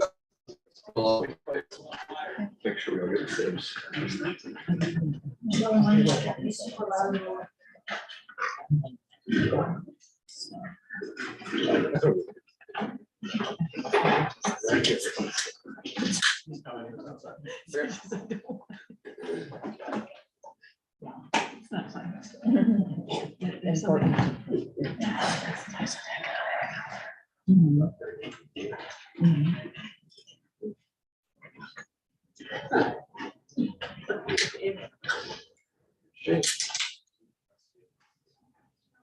Okay. Let me remind you quickly of our process. So it's really voting. It actually approximates most closely in terms of all the different processes available. What you face as policymakers on a regular basis, having to choose between really important things. You don't get to do all these things. You get to do some of these things. And they're tough choices. And I often see it in the voting. And the way I see it is what I call stutter voting. You're like, oh, like this. So what I'm going to do, remind you, each one of these 10 items will be voted against one another. So I'll start climate action versus affordable housing. We'll vote. Climate action will get however many votes, affordable housing get however many votes. Climate action versus multimodal and forward. Then it'll be off and we'll go affordable housing against all. You've been through it, but I want to remind you, because it's a little bit tedious. We have big 10 goals, so it'll go pretty quickly and it'll be easier maybe in times past. But I just want to remind you of the process and so on. Are there any questions? Yes, so all the best living data and recommendations are diversity, equity, inclusion work is done through the lens of equity. It's the point you start and focus through, like a bullet point, not a bucket item you choose from. And I'm just asking us to walk the walk versus talk a lot. So either we actualize through the DEI work through the lens of, and we focus everything through that lens, or we have a lot more work to do as a body. Serena, Michael asked for questions about the process. I'm And you just asking- reiterated that. I'm asking a question of you all, if we can have that be our lens in which we do our work through. Not a bucket to choose from. Okay, done. Excellent. I think I have a clarifying question. So are you suggesting that we do something different with it being here on this list, like not voting about this? Or are you just saying in general, principally, I understand what you mean? Yeah, so 2 years ago, we had 2 bullet points, right? We had DEI or DEI, and we had climate, responding to the pandemic, right? Our DEI work is, everything we do is filtered through the lens of diversity, equity, inclusion. Choosing it as a bucket list is doing the work backwards, and it's not going to lead us in the practice of the walk. So I'm just asking it to be a bullet point above, from which we focus all our work through. Okay, thank you. I think I understand why you're bringing that up. I do struggle to vote for DEIA in general as a bucket against any of these, because I agree. I'm thinking about it when we talk about climate action, when we talk about affordable housing, et cetera. Mhm. So I'm just not sure if you mean that you want to, like, are you suggesting that we change it or that it be the top I'm suggesting it's a bullet point above our priorities. So we that wouldn't we vote on choose. No, we don't vote on it. It would be a bullet point resting up above our list on which we do the work. Doesn't mean that it's number 1 or 2 or whatever. It's the lens in which we focus our work. Is the correct way of working through policy and governance with diversity and equity. Examples of the port, the state of Washington, you know, King County, is what we've been working on this last couple of years. Nigel? And I would argue that we're still actually setting up the framework and the plan for that, and so it should be something that we prioritize specifically as a project. That said, once it's done and we have the framework, then of course we would be looking through all of our work through that lens going forward, and we should be thinking that in the back of our head as we look at everything, as with every decision we make on council. But right now, it is still a distinct plan that that needs to come to council and get approved, and there's still work tied to it. So I think it still needs to be its own thing. He said it exactly. Okay. I concur.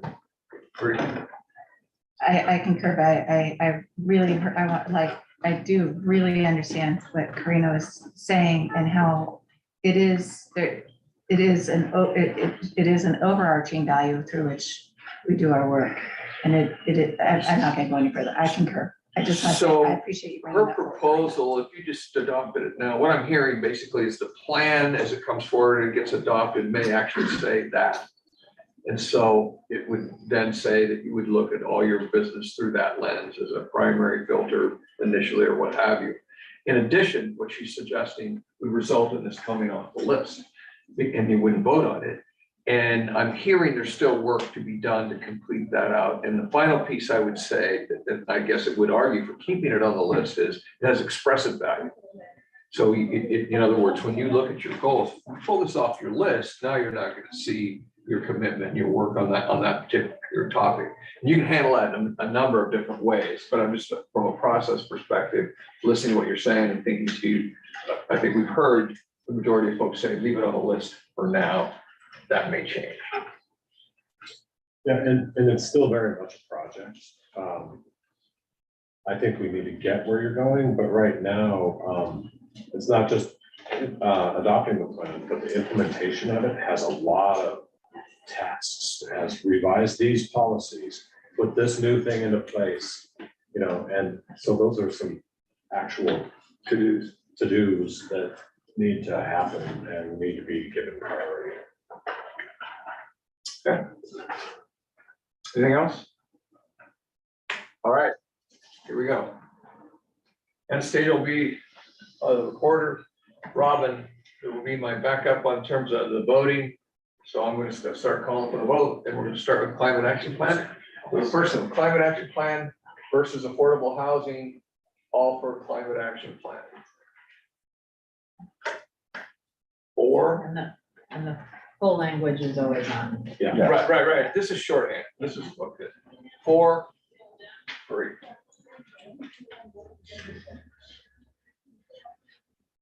Climate action versus multimodal. Hold on. Climate action versus multimodal, all for climate action. 4, 3. 5. Oh, yeah, Karina's hand went up. Okay. 5. 2. Climate action versus DEIA, all for climate action. 6.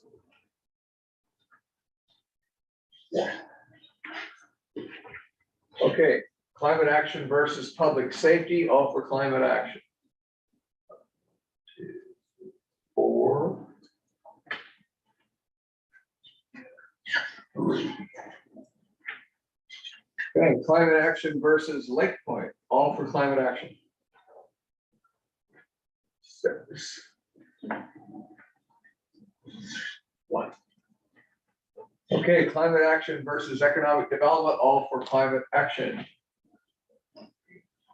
6. 1. Climate action versus community engagement and fun, all for climate action. 6. Climate action versus post-pandemic recovery, all for climate action. 6.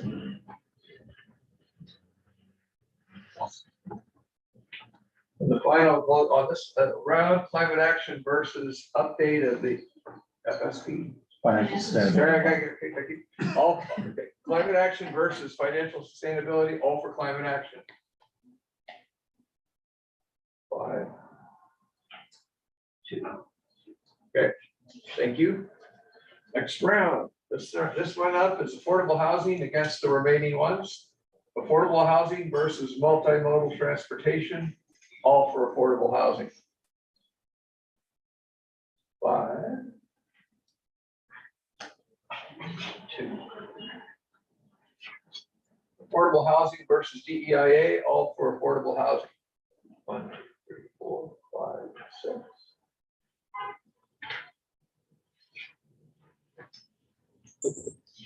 Affordable housing versus public safety, all for affordable housing. 6.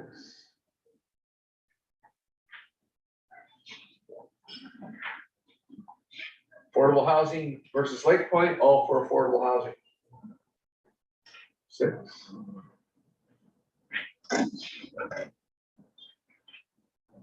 Affordable housing versus economic development, all for affordable housing.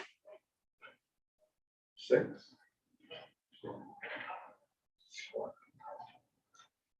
Affordable housing versus community engagement and fun, all for affordable housing. 6.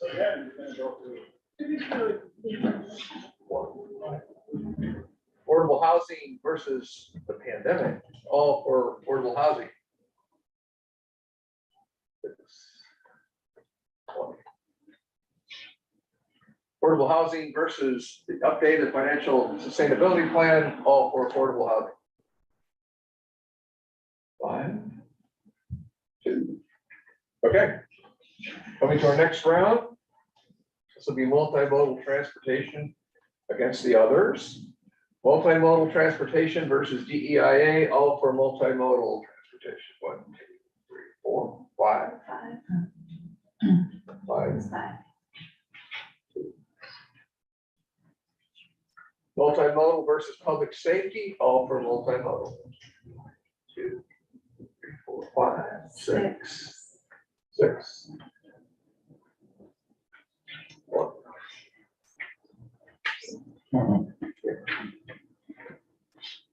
Multimodal versus Lake Point, all for multimodal.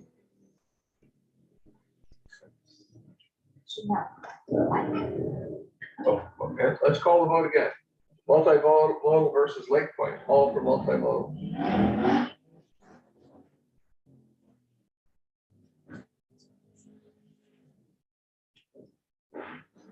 Multimodal versus economic development, all for multimodal. 2, 3, 5.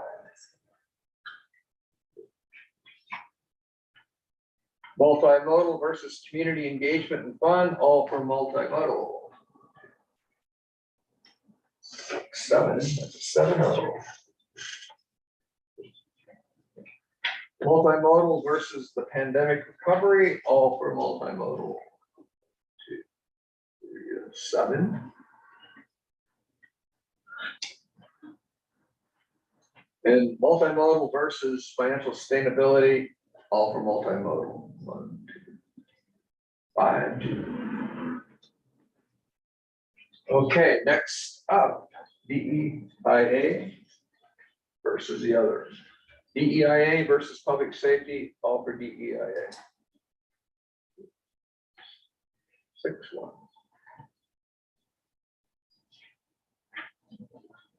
DEIA versus Lake Point, all DEIA.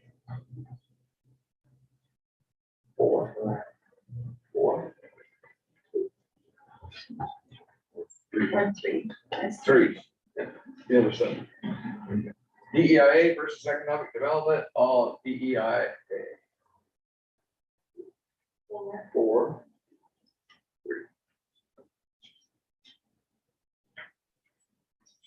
DEIA versus Community Engagement and Fund, DEIA. 6, 1.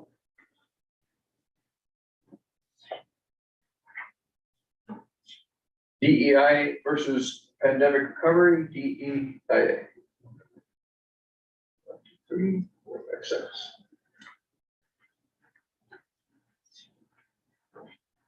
Finally, DEIA versus Financial Sustainability, all for DEIA. 2, 3, 4. Okay. Moving down the line now. Okay, public safety is up against the others. Public safety versus Lake Point, all for public safety. 1, 2, 3.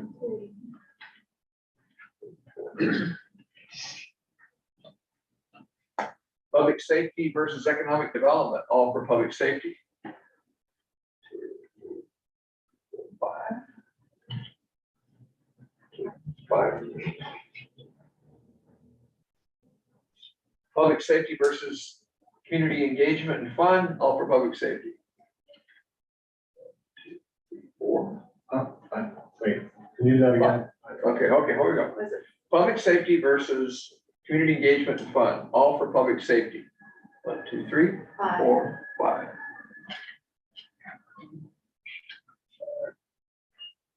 Public safety versus pandemic, all for public safety. 1, 2, 3, 4, 5, 6, 7. And finally, public safety versus financial sustainability, all for public safety. 1. 6. Okay. Lake Point, it's up now. Lake Point versus economic development, all for Lake Point. 2, 3, 4, 5, 5, 2. Lake Point versus community engagement and fun, all those for Lake Point. 2, 3, 4, 5, 6. 6. Lake Point versus post-pandemic recovery, all those for Lake Point. 3, 7. And Lake Point versus financial sustainability, all for Lake Point. 1, 2. Okay, let's call for the vote again. Ready? Lake Point versus financial sustainability, all for Lake Point. 1, 2. 5. Okay. We're closing in. Hang with me. Okay. Economic development's up. Economic development versus community engagement fund for all for economic development. 3, 4, 5. 2. Economic development, pandemic recovery, all for economic development. 7.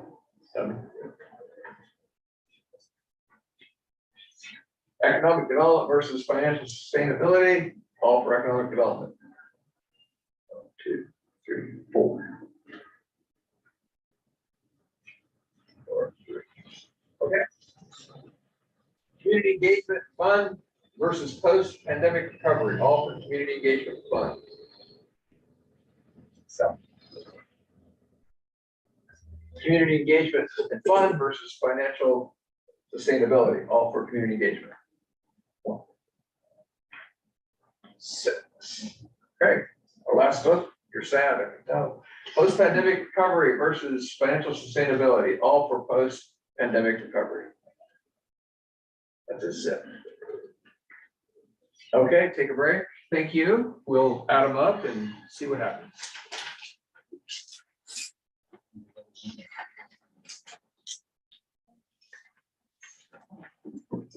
We should have prizes for who gets the closest. to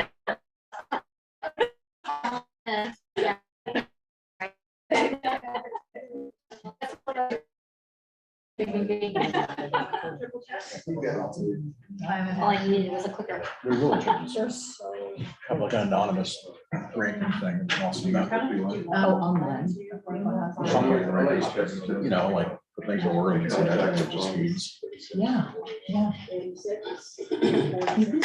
It's a fun. Soft forms, actually. Like rank choice. Yeah. That was my next one. A lot of boards do digital voting, so you can see just like the board position or name and yes, no, or abstain. Right, but I was saying like setting up something like rank choice or something where you could just take Yeah. all 10 of them and you could individually put them whatever you Oh, want. yeah, and I would love that.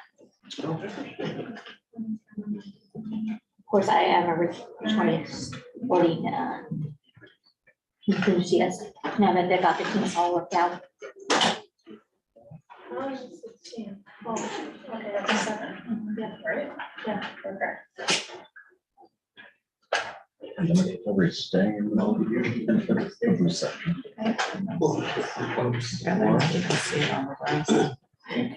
Tries.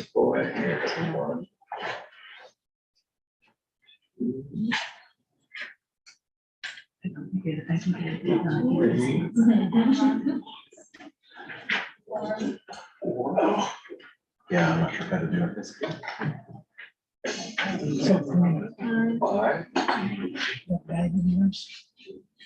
That's how much I take on the 3-week cruise. You know, women. So my 3-week is that blue bag that I. Oh, my God. I've never taken anything anywhere for any length of Anywhere? time. That's all I take. Yep. You're through the back door. That's the bag from Rick Stevens. Rick Stevens. I'll tell you, it's way easier to do this in person than on Zoom. Yes, it is. You know, they carry on. Well, Matt, I could put I've go. walked into my memory. Really, that was another line. Okay. The results are in, Oh, what are they? and goal number 1 has, housing has moved into the number 1 position. Yay. Housing is there. Followed by climate action. Multimodal is 3. Or financial sustainability. Also, it's not right off. Interesting. 5, DEIA. I stop at this moment to say that historically, that has kind of been the cutoff for the performance evaluation. Although we've all been through that, and Rob obviously talks about everything, all the things that have happened, but just to kind of remind us of this, how we blend our systems up here. Lake Point is 6, public safety 7, economic development 8, community engagement fun 9, 10 post-pandemic, and for the first time in quite a while, we haven't had any ties. You said ties. Thank you for that. Just so you know, while you're kind of digesting this, I would never try the process I have used now for several years with you with any other client. And it's actually kind of an awkward way for me to compliment you, because typically I never do wordsmithing in a group. Typically, we never look at stuff and kind of go, but you just seem to do it well. And I attribute that to you working together on these projects so in depth that you understand it, but I couldn't do it this way with others. So thank you for that. It makes it easy. So now you need a conversation with each other about what you see. And then the final question I'd have for Rob would be, after you've had that conversation, do you have any questions? Because this does frame your performance evaluation, and certainly drives the work plan of the city going forward. So first conversation with each other, any reactions or thoughts or what have you? Angela. I feel really good about this. I'm excited about this body of work. I think we had great conversation the past couple of days to result in this. And I also just want to take a second to thank all of the staff who I feel like are doing an excellent job already of leading a lot of these initiatives. So I'm looking forward to the continued progress on a lot of this. Okay, thank you. Other comments or thoughts as we go forward about this? Brina. This is always an amazing process.